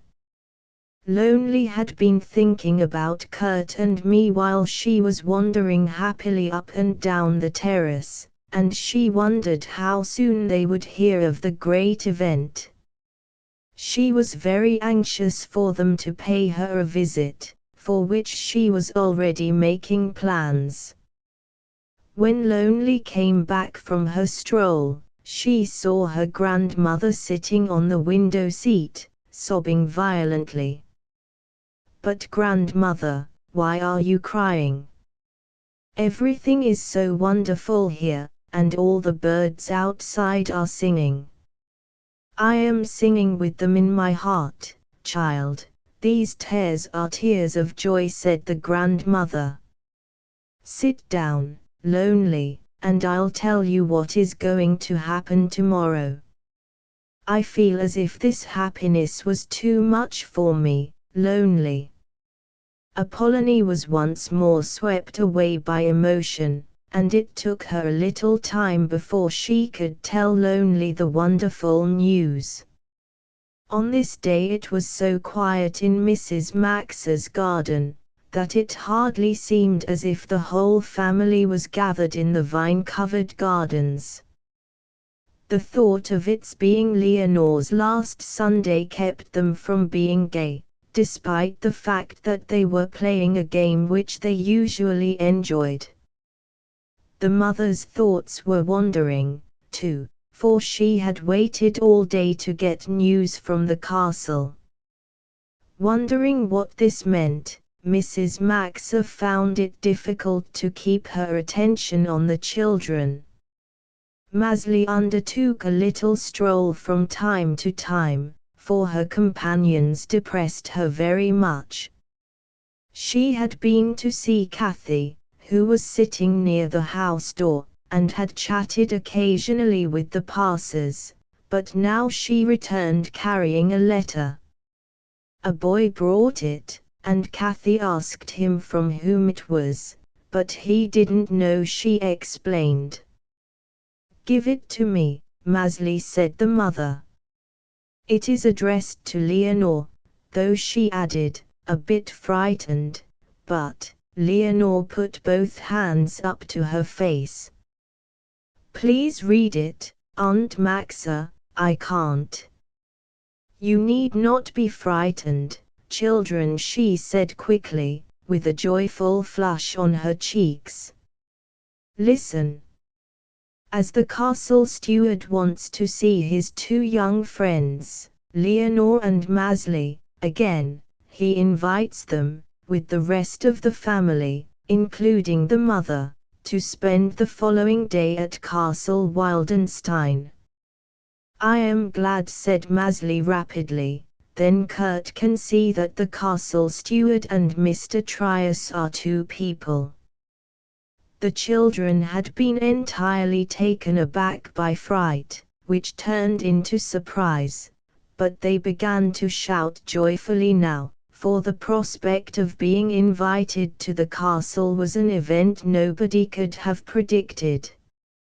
For years they had only seen the mysterious shuttered doors and windows, and it was no wonder that they were delighted. Mie had heartily voiced her delight with the others till she noticed that Leonore had become very quiet and melancholy. "But, Leonore," she exclaimed, "why don't you look forward to the lovely day we are going to have? I can't imagine anything nicer than to be able to inspect the whole castle." "I can't," Leonore replied. "I know too well that everything will be over after that day, and I may even never see you any more." Poor Mie was deeply affected by these words, and immediately her joy had flown. It was rather difficult to quiet everybody down in bed that night, and even when Kurt had gone to sleep he uttered strange triumphant exclamations, for in his dreams the boy had climbed to the top of the highest battlement. At 10 o'clock next morning all the children were ready to leave and had formed a regular procession. Bruno and Kurt had placed themselves at the head and were only waiting for their mother. Now the two boys started off at such a rate that no one else could keep up with them, so the mother appointed Leonore and me as guides, and herself followed with Maezli. She firmly held the little girl's hand, for there was no telling what she might undertake otherwise, and the less independent Lippo held his mother's other hand, so that the two older brothers were obliged to accommodate their steps to the rest. But Kurt, simply bursting with impatience, dashed ahead once, only to drop behind again. Later on he would appear from behind a hedge. Lippo simply could not stand such disorder, and to even up the pairs he took Bruno's hand. When they reached the familiar iron-grated door at last, to their surprise both wings of it were thrown open. Mr. Trius, with his hat lowered to the ground, stood at his post to receive them. Shining silver buttons set off a coat which plainly belonged to his gala suit. Kurt was so completely confounded by this reception that he quickly fell into line with the rest, and the procession proceeded. The first thing they saw on the terrace was a long festive table with garlands of ivy and flowers. Apollonie soon after appeared in a beautiful silk gown the Baroness had given her, and her measured movements made the occasion seem extremely solemn. She had, to all appearance, become Castle Apollonie again. Lonely, wearing a pretty dress and carrying a huge bouquet of flowers, stepped up to Leonore. Then she handed her the flowers and recited in a clear, impressive voice the following words which Apollonie had composed herself: "Thrice welcome to this home of thine, Lady of Castle Wildenstein." Leonore, rigid with surprise, first stared at Lonely, then looked at the mother. Mrs. Maxa took Leonore's hand and led her to the Baron, who had smilingly surveyed the scene. "I think that her uncle is going to make his little niece a speech at last," Mrs. Maxa said, placing Leonore's hand in her uncle's. Like a flash comprehension dawned on Leonore. Dear uncle," she cried out, embracing him tenderly. "Is it really true that you are my uncle? Is this wonderful thing really true?" "Yes, child, I am the uncle you longed to love like a father," said the Baron. "I want to be your father and I hope you can love me a little. Will you mind living with me, Leonore?" "Oh, dear, dear uncle," Leonore repeated with renewed signs of warm affection. "It is not very hard to love you. When you told me that my uncle in Spain was sick and miserable, I wished he could be just like you. I really can't quite believe that Salo and I may live with you in this wonderful castle, where I can be so near Aunt Maxa and everybody I love. I wonder what Salo will say. May I write to him today and let him know that we shall have a home with you?" "How do you do, Mr. Castle Steward?" Maezli said that moment, thrusting a plump, round hand between Leonore's and the Baron's. Maezli had actually made use of the first moment her hand was free. "Now Kurt can see for himself that you and Mr. Trius are two people, can't he, Mr. Steward?" "This certainly must be cleared up," the Baron answered, shaking Maezli's hand. "We shall prove to them all that Maezli knows what she has seen. Leonore, I want to meet your friends now. Won't you bring them to me?" The children were all standing around their mother and Apollonie, who were clearing up the mystery for them. The mother had barely been able to check their violent outbreak, but could not quite quench all enthusiasm. When they heard that Leonore had come to introduce them to her uncle, they were a little scared, but Leonore understood their hesitation and declared, "Just come. You have no idea how nice he is."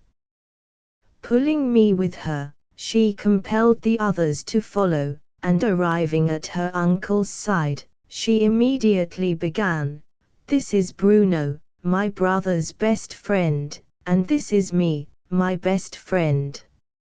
I never had a friend like her in all my life. This is Kurt. Kurt is my friend," said the uncle. "I know him because he is the poet. I hope he'll make songs about us all now. I know the one about Mr. Trius." Quite taken aback, Kurt looked at the Baron. How could he know that song? His mother had strictly forbidden him to show it to anyone, and he had only read it aloud at home. How could a stranger hear about it? "You can say in your new song that Mr. Castle Steward and Mr. Trius are two persons and not one. You can see that yourself," Maezli declared aloud. Kurt then suddenly understood that his impudent small sister had probably been the informer and he did not know what to answer. But Leonore helped him over his embarrassment by continuing, "This is Lippo, uncle, who has asked me to live with him when he is grown up. Isn't he a wonderful friend, uncle? He knew I had no home." "You have quite marvelous friends," Leonore said. "The Baron. They must visit you very often, if Mrs. Maxa will allow it." "Gladly, and I know that their happiness will be yours, too, when you see them all wandering through the house and garden." "Yes, all of us, and Sallow, too," Leonore exclaimed. "Do you think Sallow will soon be here, uncle?" Apollonie had approached the lively group under the pine tree, and as there happened to be a suitable pause, she announced that dinner was ready. "I really ought to invite my dear friend, Mrs. Maxa, to come to the table with me. I shall ask, however, who is going to take me," said the Baron. All the children immediately cried, I," and hands caught hold of the back and both sides of the Baron's chair. "I am driving in a coach and six today. How things have changed for me," the gentleman said smilingly. The meal Apollonie had planned was a great success and the open air on the terrace added to the children's enjoyment. When the fruit course, which consisted of yellow plums, was eaten, the Baron gave the young birds, as he called the children, permission to fly freely about. It seemed to crown all the preceding pleasures to be able to roam without restraint in the woods and meadows. First of all they ran towards the adjoining woods, where their need for an outlet could be gratified. "Long years to you, Leonore!" Bruno cried. "Now you and Sallow are going to have a wonderful home quite near to us. Isn't it splendid? When Sallow comes, we shall be together. Long live the Baron!" Kurt screamed now with all his might. "Hurrah for Castle Wildenstein, the wonderful new home! Long live Apollonie!" But where is Lonely? He suddenly interrupted himself in the midst of his outburst. "She ought to be here, too. When everybody agreed with him, Kurt dashed towards the terrace where Lonely was just helping her grandmother carry away the dishes. "We want to have Lonely with us, Apollonie. Please let her come with me." Kurt explained his errand. "Who wants her, do you say?" Apollonie began rather severely, despite a glad note in her voice which could not be disguised. "Everybody does, and Leonore especially," was Kurt's sly answer. "You can go, Lonely," said the grandmother. "You must celebrate this great day with them." Lonely actually glowed with joy when she ran off with Kurt. As they were sitting under the pine tree, the Baron and Mrs. Maxa were reviving memories of long ago, and he listened with great emotion when Mrs. Maxa told him how faithfully his mother had tried to send him news. Her letters had, however, miscarried, because he had changed his residence so frequently. But he had wanted him to know how constant his mother's love had been and how anxiously she was waiting his return. "Mrs. Maxa," he said after a little pause, "I feel terribly ashamed. I came here with anger and hate in my heart against God and man, and my only hope was to die as soon as possible. I expected to be forsaken and despised, and instead of that I meet only kindness and love on every side. I never deserved such a thing. Do you think I can ever atone for all the wrong I've done? We must always bear in mind that there is one who is glad to forgive us our sins, Baron, and he can deliver us from them if we sincerely beg him to." Mrs. Maxa answered. As the Baron remained silent, Mrs. Maxa added, "Will you let me say something to you on the strength of our old friendship, Baron Bruno?" "Certainly. I can trust my dear Maxa to say only what is right," he replied. "I have noticed that you have evaded mentioning the name Sallow, that you seemed reluctant to answer Leonore's questions concerning his possible coming. I know that bitter memories are connected with the name, but I also want you to know that you will deprive yourself of a great blessing if you banish the boy who bears that name. Please let him come here, if only for a little while," Mrs. Maxa begged, yet more strongly, "so that you can see him. If you can't willingly see him who may be the pride and joy of your life, then open the door of his home because, before God, it is right, which you must feel as fully as I." The Baron was silent, then finally said, "Sallow may come." Mrs. Maxa's face shone with joy and gratitude.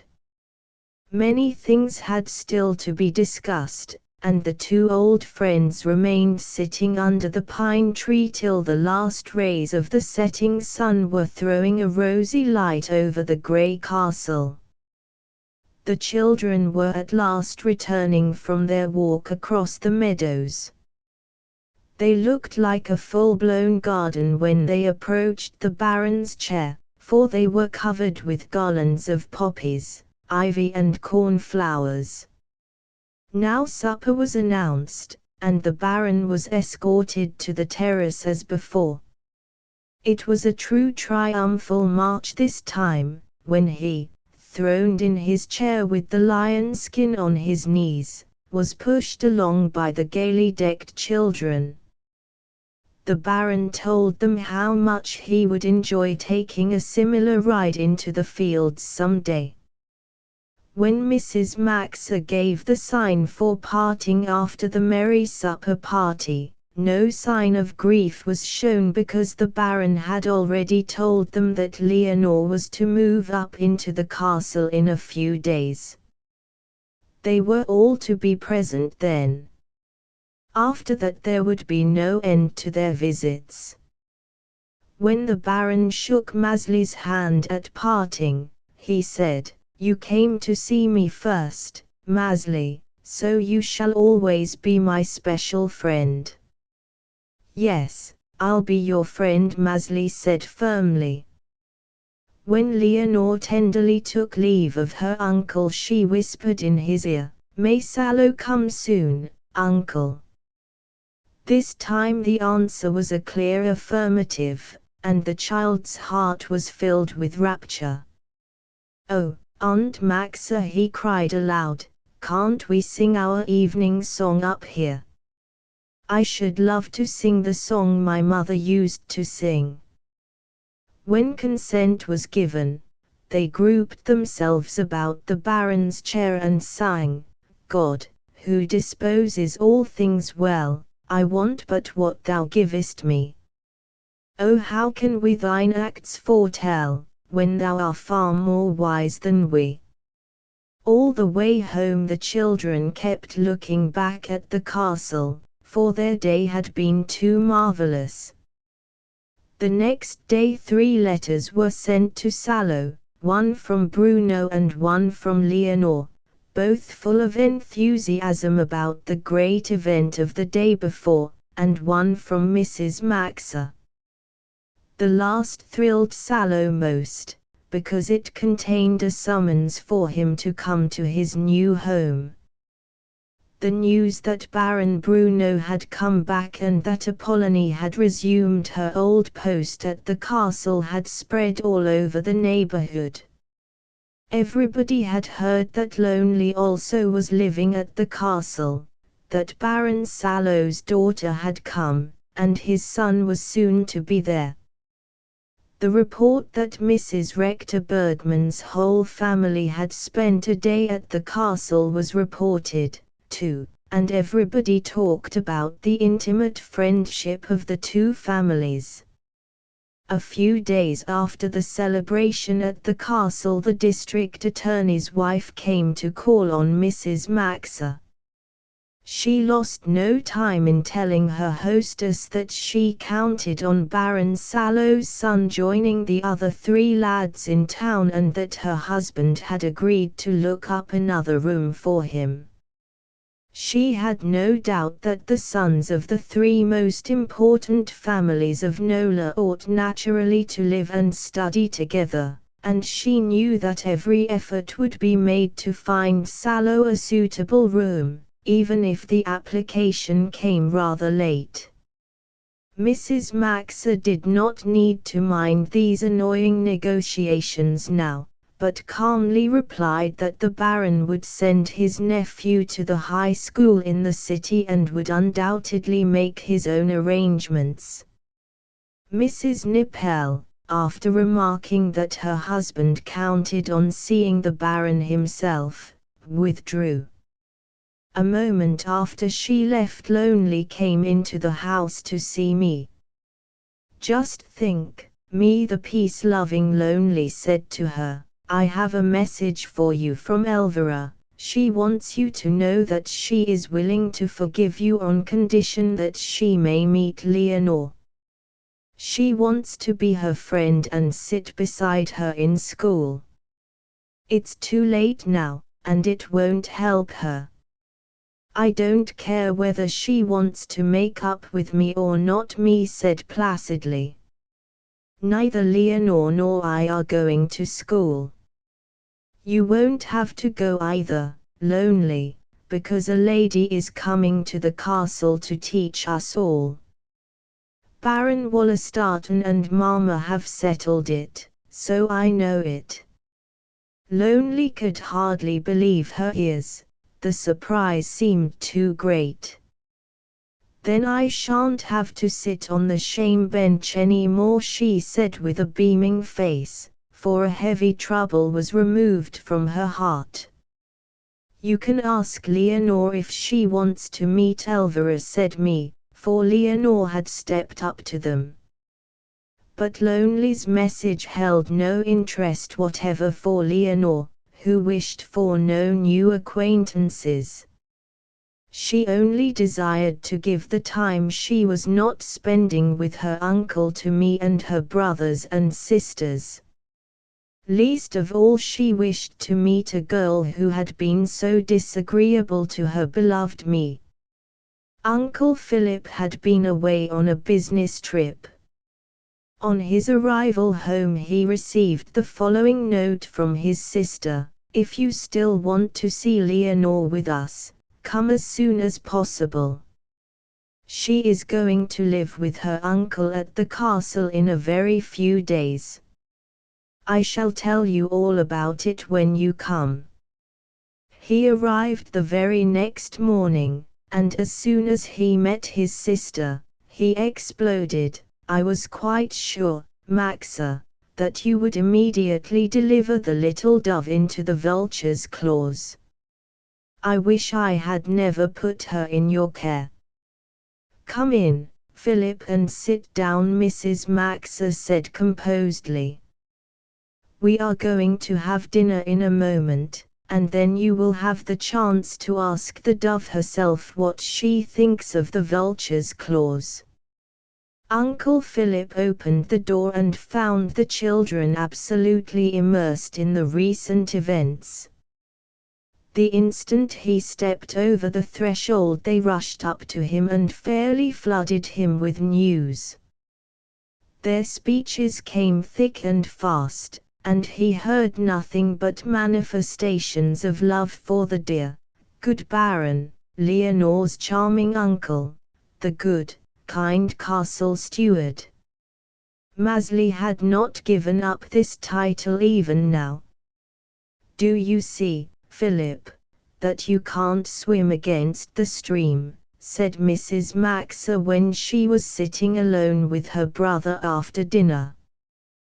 "The best thing you can do is to pay your old friend a call. That would add you to the list of his admirers, instead of your bearing him a grudge." But Uncle Philip violently objected to this proposal. "Baron Bruno spoke of you with a sincere feeling of attachment which you apparently don't deserve," his sister said. "He was afraid of your feeling towards him, though. Listen to what he said: 'I fear that he won't wish to have anything to do with me, and I shall be powerless in that case. I won't refuse the hand of an old friend, though, Maxa," said the brother, "now, if he offers it to me to re-establish peace. What is he going to do for Salo's son?"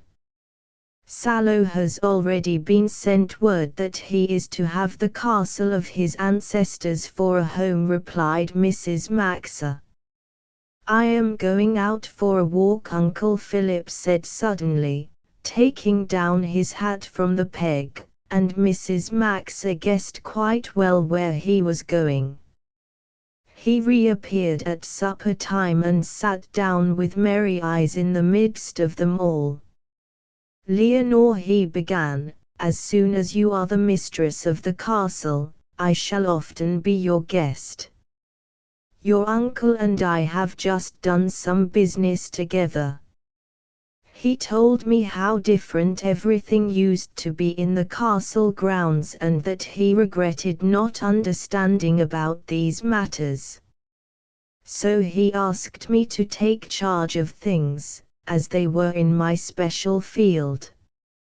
He hoped my old attachment to the place." At these words Uncle Philip's voice became quite hoarse suddenly. "Maxa, your plum cake is so sweet it makes one hoarse," he said, for he would never admit that he had been overcome by deep emotion. "So I have undertaken to attend to the matter, and I shall often come to the castle." That Uncle Philip belonged to the castle, too, now awoke hearty outbursts from the children, which the mother happily joined, for it had been her greatest wish that the two should become friends again. The last evening before Leonore was to move into the castle had come, and the children were all sitting in a little corner. They were in the most cheerful mood, busily making delightful plans for the future. Suddenly the door opened, and wild shrieks of joy burst from everybody. "Salo, Salo, Salo," they all cried out. The boy had just arrived in time to have a last splendid evening with his friends before moving into his new home. The next day turned out more wonderful than they had ever dared to dream, and it was followed again by a succession of other days as delightful. Every time the children came together it seemed like a new party, and the Baron took great care that those parties did not end too quickly. Kurt had soon informed Salo and Bruno that there was a large hall with weapons and armor at the ground floor of the castle. When the boys asked Apollonie to admit them, she opened a little side door for them, because Mr. Trius had hidden the other key. Salo lifted the armored knight to his shoulders, and had the long, blue cloak draped around him. He looked like a frightful giant as he wandered up and down the big room, and Kurt recognized the ghost of Wildenstein he had seen that dreadful night. Salo, with his charming disposition, soon entirely won over his uncle, who decided to send his nephew to the neighboring town to study, and Salo and Bruno were to spend their study time as well as their holidays together. When the summer holidays were over, Salo and Bruno moved into town, but even this leave-taking did not prove very hard. The children were not to be separated very long, for the boys were to spend many weekends at home, besides all their holidays. Bruno had soon written to his mother from town that she need not worry at all about the Nippel boys, as they scarcely ever saw them. When Mrs. Maxa cannot help recalling all her former fears and plans for the future because her son's violent temper caused her such anxiety, she said to herself with a glad heart, "Oh, how can we thine acts foretell, when thou art far more wise than we?" Apollonie has become the real, true castle Apollonie of yore and manages for her master's sake to live in undisturbed peace with Mr. Trius. She is taking such good care of the Baron and his little adopted daughter that a bloom of health has spread over their cheeks. On sunny days the Baron can frequently be seen walking up and down the terrace on Leonore's arm, and his young guide is very careful of his health and looks after him tenderly. The sound of a beautiful voice can often be heard through the open castle windows, for Leonore has inherited her mother's voice, and it gives her uncle the keenest pleasure to listen to the songs she used to sing in bygone days. The people in Nola unanimously agree that the ghost of Wildenstein has gone to his eternal rest, because peace again is reigning at the castle. The end. Asterisk asterisk asterisk end of the Project Gutenberg ebook Maezli, a story of the Swiss valleys asterisk asterisk asterisk updated editions will replace the previous one. The old editions will be renamed. Creating the works from print editions not protected by U.S. copyright law means that no one owns a United States copyright in these works, so the Foundation, and you, can copy and distribute it in the United States without permission and without paying copyright royalties. Special rules set forth in the general terms of use part of this license, apply to copying and distributing Project Gutenberg trademark symbol electronic works to protect the Project Gutenberg trademark symbol concept and trademark.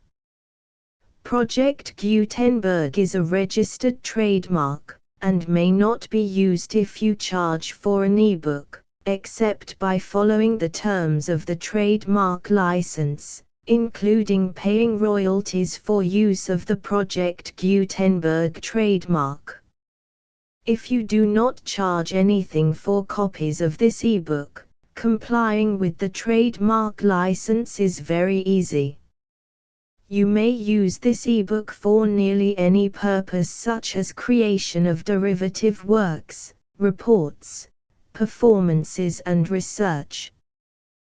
Project Gutenberg ebooks may be modified and printed and given away. You may do practically anything in the United States with ebooks not protected by U.S. copyright law.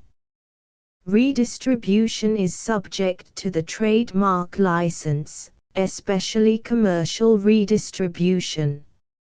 Start. Full license. The full Project Gutenberg license. Please read this before you distribute or use this work to protect the Project Gutenberg trademark symbol mission of promoting the free distribution of electronic works. By using or distributing this work, or any other work associated in any way with the phrase Project Gutenberg, you agree to comply with all the terms of the full Project Gutenberg trademark symbol license available with this file or online at www.gutenberg.org/license. Section 1. General Terms of Use and Redistributing Project Gutenberg Trademark Symbol Electronic Works 1.0. By reading or using any part of this Project Gutenberg trademark symbol electronic work, you indicate that you have read, understand, agree to and accept all the terms of this license and intellectual property, trademark/copyright, agreement. If you do not agree to abide by all the terms of this agreement, you must cease using and return or destroy all copies of Project Gutenberg trademark symbol electronic works in your possession. If you paid a fee for obtaining a copy of or access to a Project Gutenberg trademark symbol electronic work and you do not agree to be bound by the terms of this agreement, you may obtain a refund from the person or entity to whom you paid the fee as set forth in paragraph 1.e.8. 1.b. Project Gutenberg is a registered trademark. It may only be used on or associated in any way with an electronic work by people who agree to be bound by the terms of this agreement. There are a few things that you can do with most Project Gutenberg trademark symbol electronic works even without complying with the full terms of this agreement. See paragraph 1.c below. There are a lot of things you can do with Project Gutenberg trademark symbol electronic works if you follow the terms of this agreement and help preserve free future access to Project Gutenberg trademark symbol electronic works. See paragraph 1.e below. 1.c. The Project Gutenberg Literary Archive Foundation, the Foundation or PGLAF, owns a compilation copyright in the collection of Project Gutenberg trademark symbol electronic works. Nearly all the individual works in the collection are in the public domain in the United States. If an individual work is unprotected by copyright law in the United States and you are located in the United States, we do not claim a right to prevent you from copying, distributing, performing, displaying or creating derivative works based on the work as long as all references to Project Gutenberg are removed.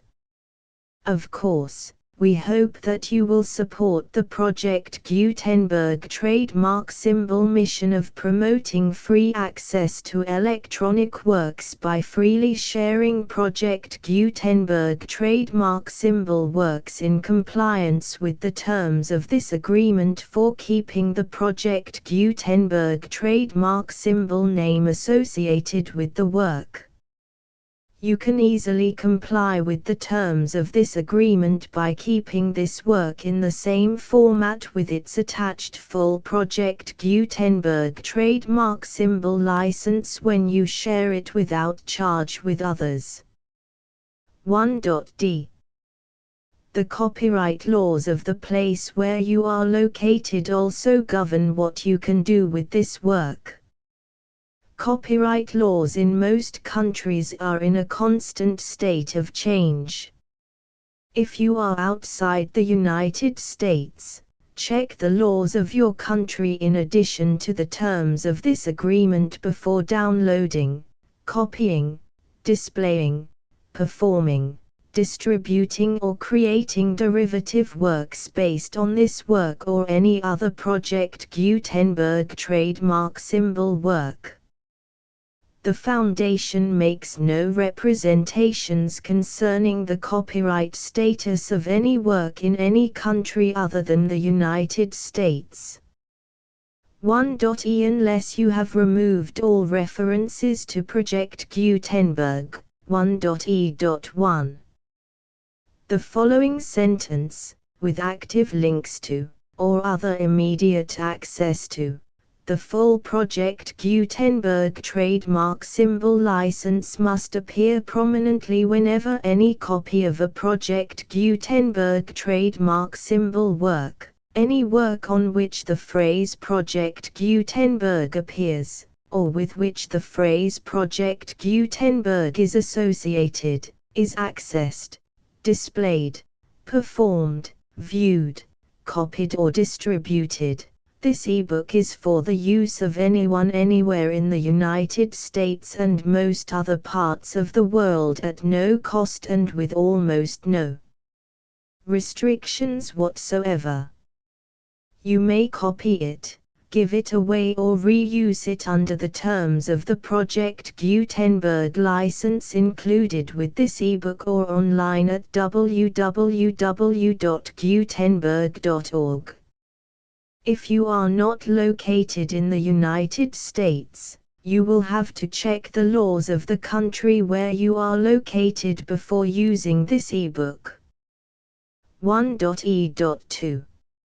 If an individual Project Gutenberg trademark symbol electronic work is derived from texts not protected by U.S. copyright law, does not contain a notice indicating that it is posted with permission of the copyright holder, the work can be copied and distributed to anyone in the United States without paying any fees or charges.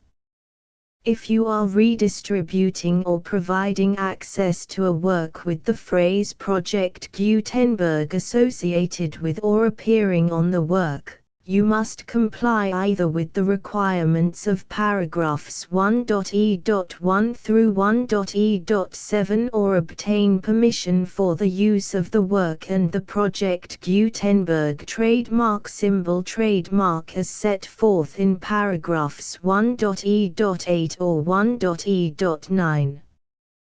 1.e.3. If an individual Project Gutenberg trademark symbol electronic work is posted with the permission of the copyright holder, your use and distribution must comply with both paragraphs 1.e.1 through 1.e.7 and any additional terms imposed by the copyright holder. Additional terms will be linked to the Project Gutenberg trademark symbol license for all works posted with the permission of the copyright holder found at the beginning of this work. 1.e.4. Do not unlink or detach or remove the full Project Gutenberg trademark symbol license terms from this work, or any files containing a part of this work or any other work associated with Project Gutenberg trademark symbol. 1.e.5. Do not copy, display, perform, distribute or redistribute this electronic work, or any part of this electronic work, without prominently displaying the sentence set forth in paragraph 1.e.1 with active links or immediate access to the full terms of the Project Gutenberg trademark symbol license. 1.e.6. You may convert to and distribute this work in any binary, compressed, marked up, non-proprietary or proprietary form, including any word processing or hypertext form. However, if you provide access to or distribute copies of a Project Gutenberg trademark symbol work in a format other than plain vanilla ASCII or other format used in the official version posted on the official Project Gutenberg trademark symbol website, www.gutenberg.org, you must, at no additional cost, fee or expense to the user, provide a copy, a means of exporting a copy, or a means of obtaining a copy upon request, of the work in its original plain vanilla ASCII or other form. Any alternate format must include the full Project Gutenberg trademark symbol license as specified in paragraph 1.e.1. 1.e.7. Do not charge a fee for access to, viewing, displaying, performing, copying or distributing any Project Gutenberg trademark symbol works unless you comply with paragraph 1.e.8 or 1.e.9. 1.e.8.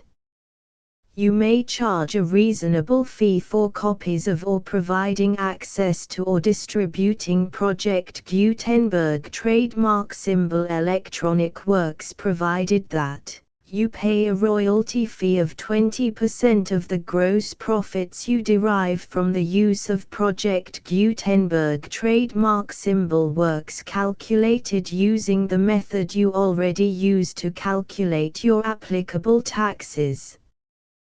The fee is owed to the owner of the Project Gutenberg trademark symbol trademark, but he has agreed to donate royalties under this paragraph to the Project Gutenberg Literary Archive Foundation. Royalty payments must be paid within 60 days following each date on which you prepare, or are legally required to prepare, your periodic tax returns. Royalty payments should be clearly marked as such and sent to the Project Gutenberg Literary Archive Foundation at the address specified in Section 4, Information about donations to the Project Gutenberg Literary Archive Foundation. You provide a full refund of any money paid by a user who notifies you in writing, or by email, within 30 days of receipt that he does not agree to the terms of the full Project Gutenberg trademark symbol license.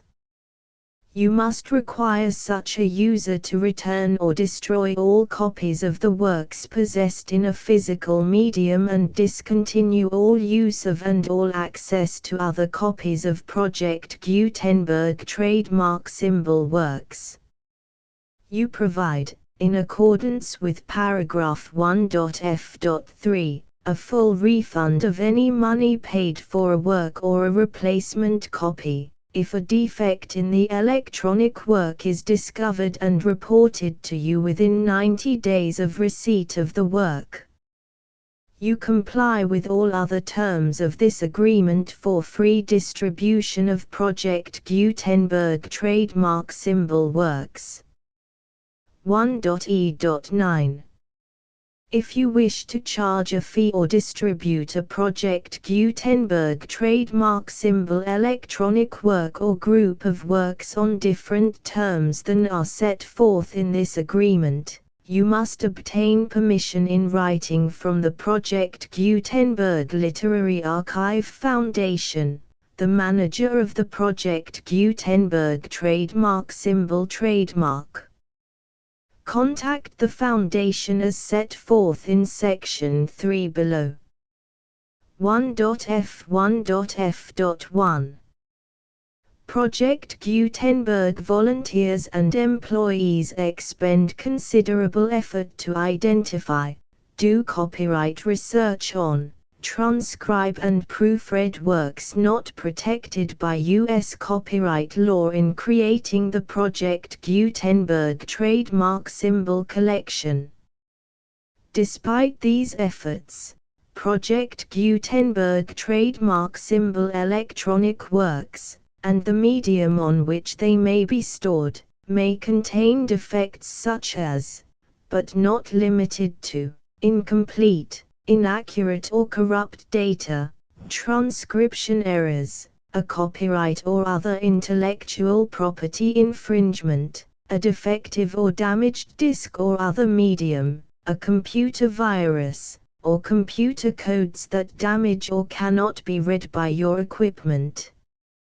1.f.2 Limited warranty, disclaimer of damages, except for the right of replacement or refund described in paragraph 1.f.3, the Project Gutenberg Literary Archive Foundation, the owner of the Project Gutenberg trademark symbol trademark, and any other party distributing a Project Gutenberg trademark symbol electronic work under this agreement, disclaim all liability to you for damages, costs and expenses, including legal fees. You agree that you have no remedies for negligence, strict liability, breach of warranty or breach of contract except those provided in paragraph 1.f.3. You agree that the Foundation, the trademark owner, and any distributor under this agreement will not be liable to you for actual, direct, indirect, consequential, punitive or incidental damages even if you give notice of the possibility of such damage. 1.f.3 Limited right of replacement or refund. If you discover a defect in this electronic work within 90 days of receiving it, you can receive a refund of the money, if any, you paid for it by sending a written explanation to the person you received the work from. If you received the work on a physical medium, you must return the medium with your written explanation. The person or entity that provided you with the defective work may elect to provide a replacement copy in lieu of a refund. If you received the work electronically, the person or entity providing it to you may choose to give you a second opportunity to receive the work electronically in lieu of a refund. If the second copy is also defective, you may demand a refund in writing without further opportunities to fix the problem. 1.f.4 Except for the limited right of replacement or refund set forth in paragraph 1.f.3, this work is provided to you as is, with no other warranties of any kind, express or implied, including but not limited to warranties of merchantability or fitness for any purpose. 1.f.5 Some states do not allow disclaimers of certain implied warranties or the exclusion or limitation of certain types of damages. If any disclaimer or limitation set forth in this agreement violates the law of the state applicable to this agreement, the agreement shall be interpreted to make the maximum disclaimer or limitation permitted by the applicable state law. The invalidity or unenforceability of any provision of this agreement shall not void the remaining provisions. 1.f.6 Indemnity. You agree to indemnify and hold the foundation, the trademark owner, any agent or employee of the foundation, anyone providing copies of Project Gutenberg trademark symbol electronic works in accordance with this agreement, and any volunteers associated with the production, promotion and distribution of Project Gutenberg trademark symbol electronic works, harmless from all liability, costs and expenses, including legal fees, that arise directly or indirectly from any of the following which you do or cause to occur. A. Distribution of this or any Project Gutenberg trademark symbol work. B. Alteration, modification, or additions or deletions to any Project Gutenberg trademark symbol work, and C. Any defect you cause. Section 2.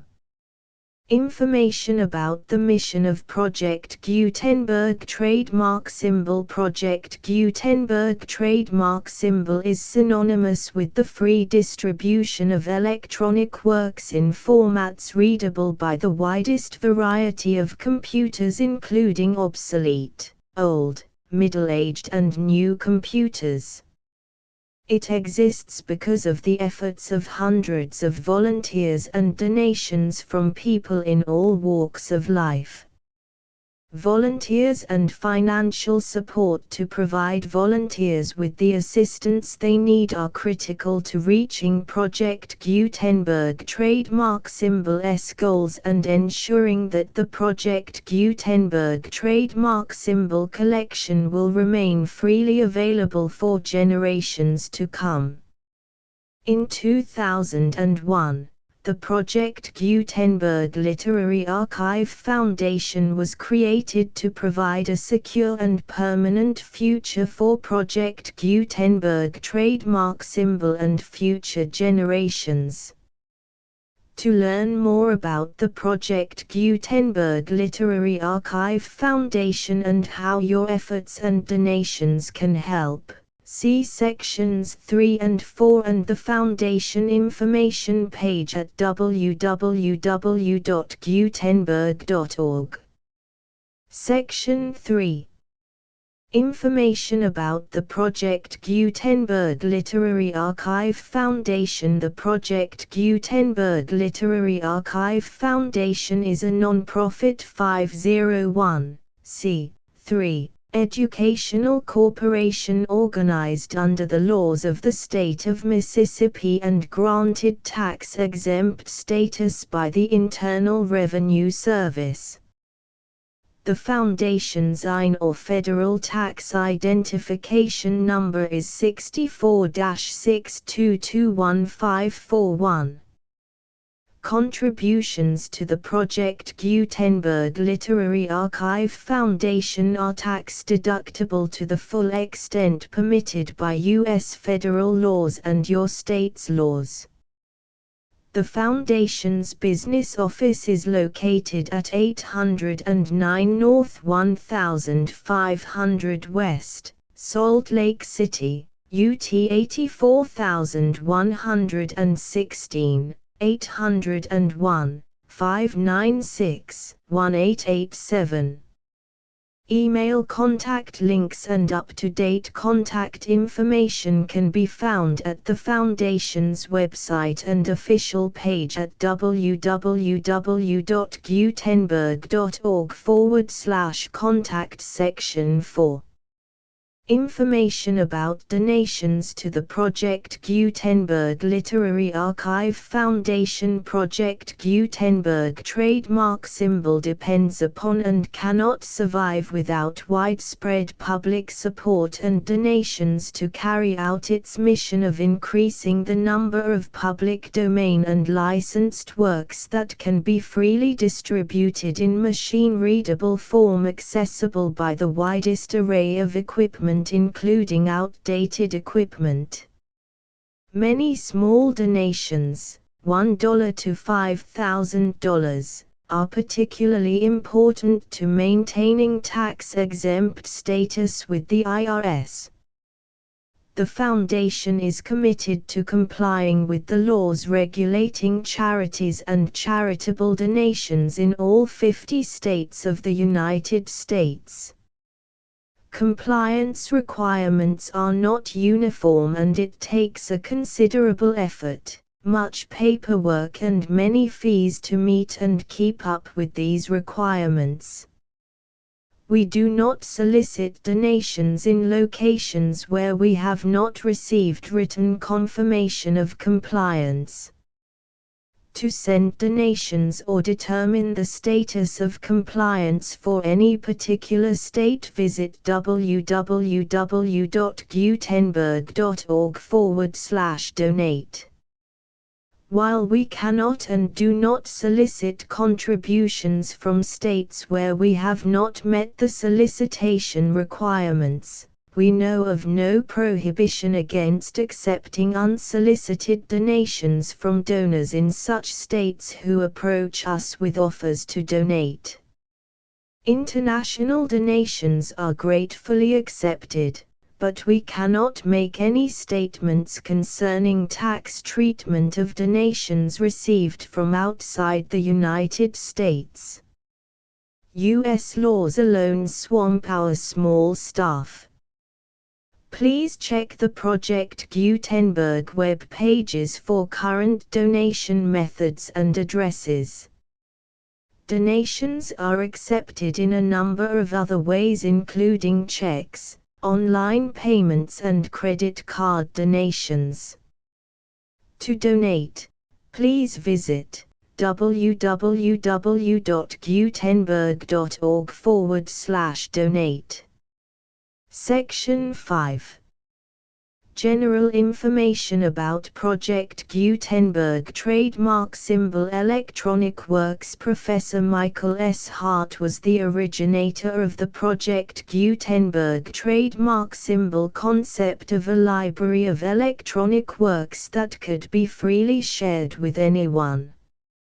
For 40 years, he produced and distributed Project Gutenberg trademark symbol ebooks with only a loose network of volunteer support. Project Gutenberg trademark symbol ebooks are often created from several printed editions, all of which are confirmed as not protected by copyright in the US unless a copyright notice is included. Thus, we do not necessarily keep ebooks in compliance with any particular paper edition. Most people start at our website, which has the main PG search facility, www.gutenberg.org. This website includes information about Project Gutenberg trademark symbol, including how to make donations to the Project Gutenberg Literary Archive Foundation, how to help produce our new ebooks, and how to subscribe to our email newsletter to hear about new ebooks.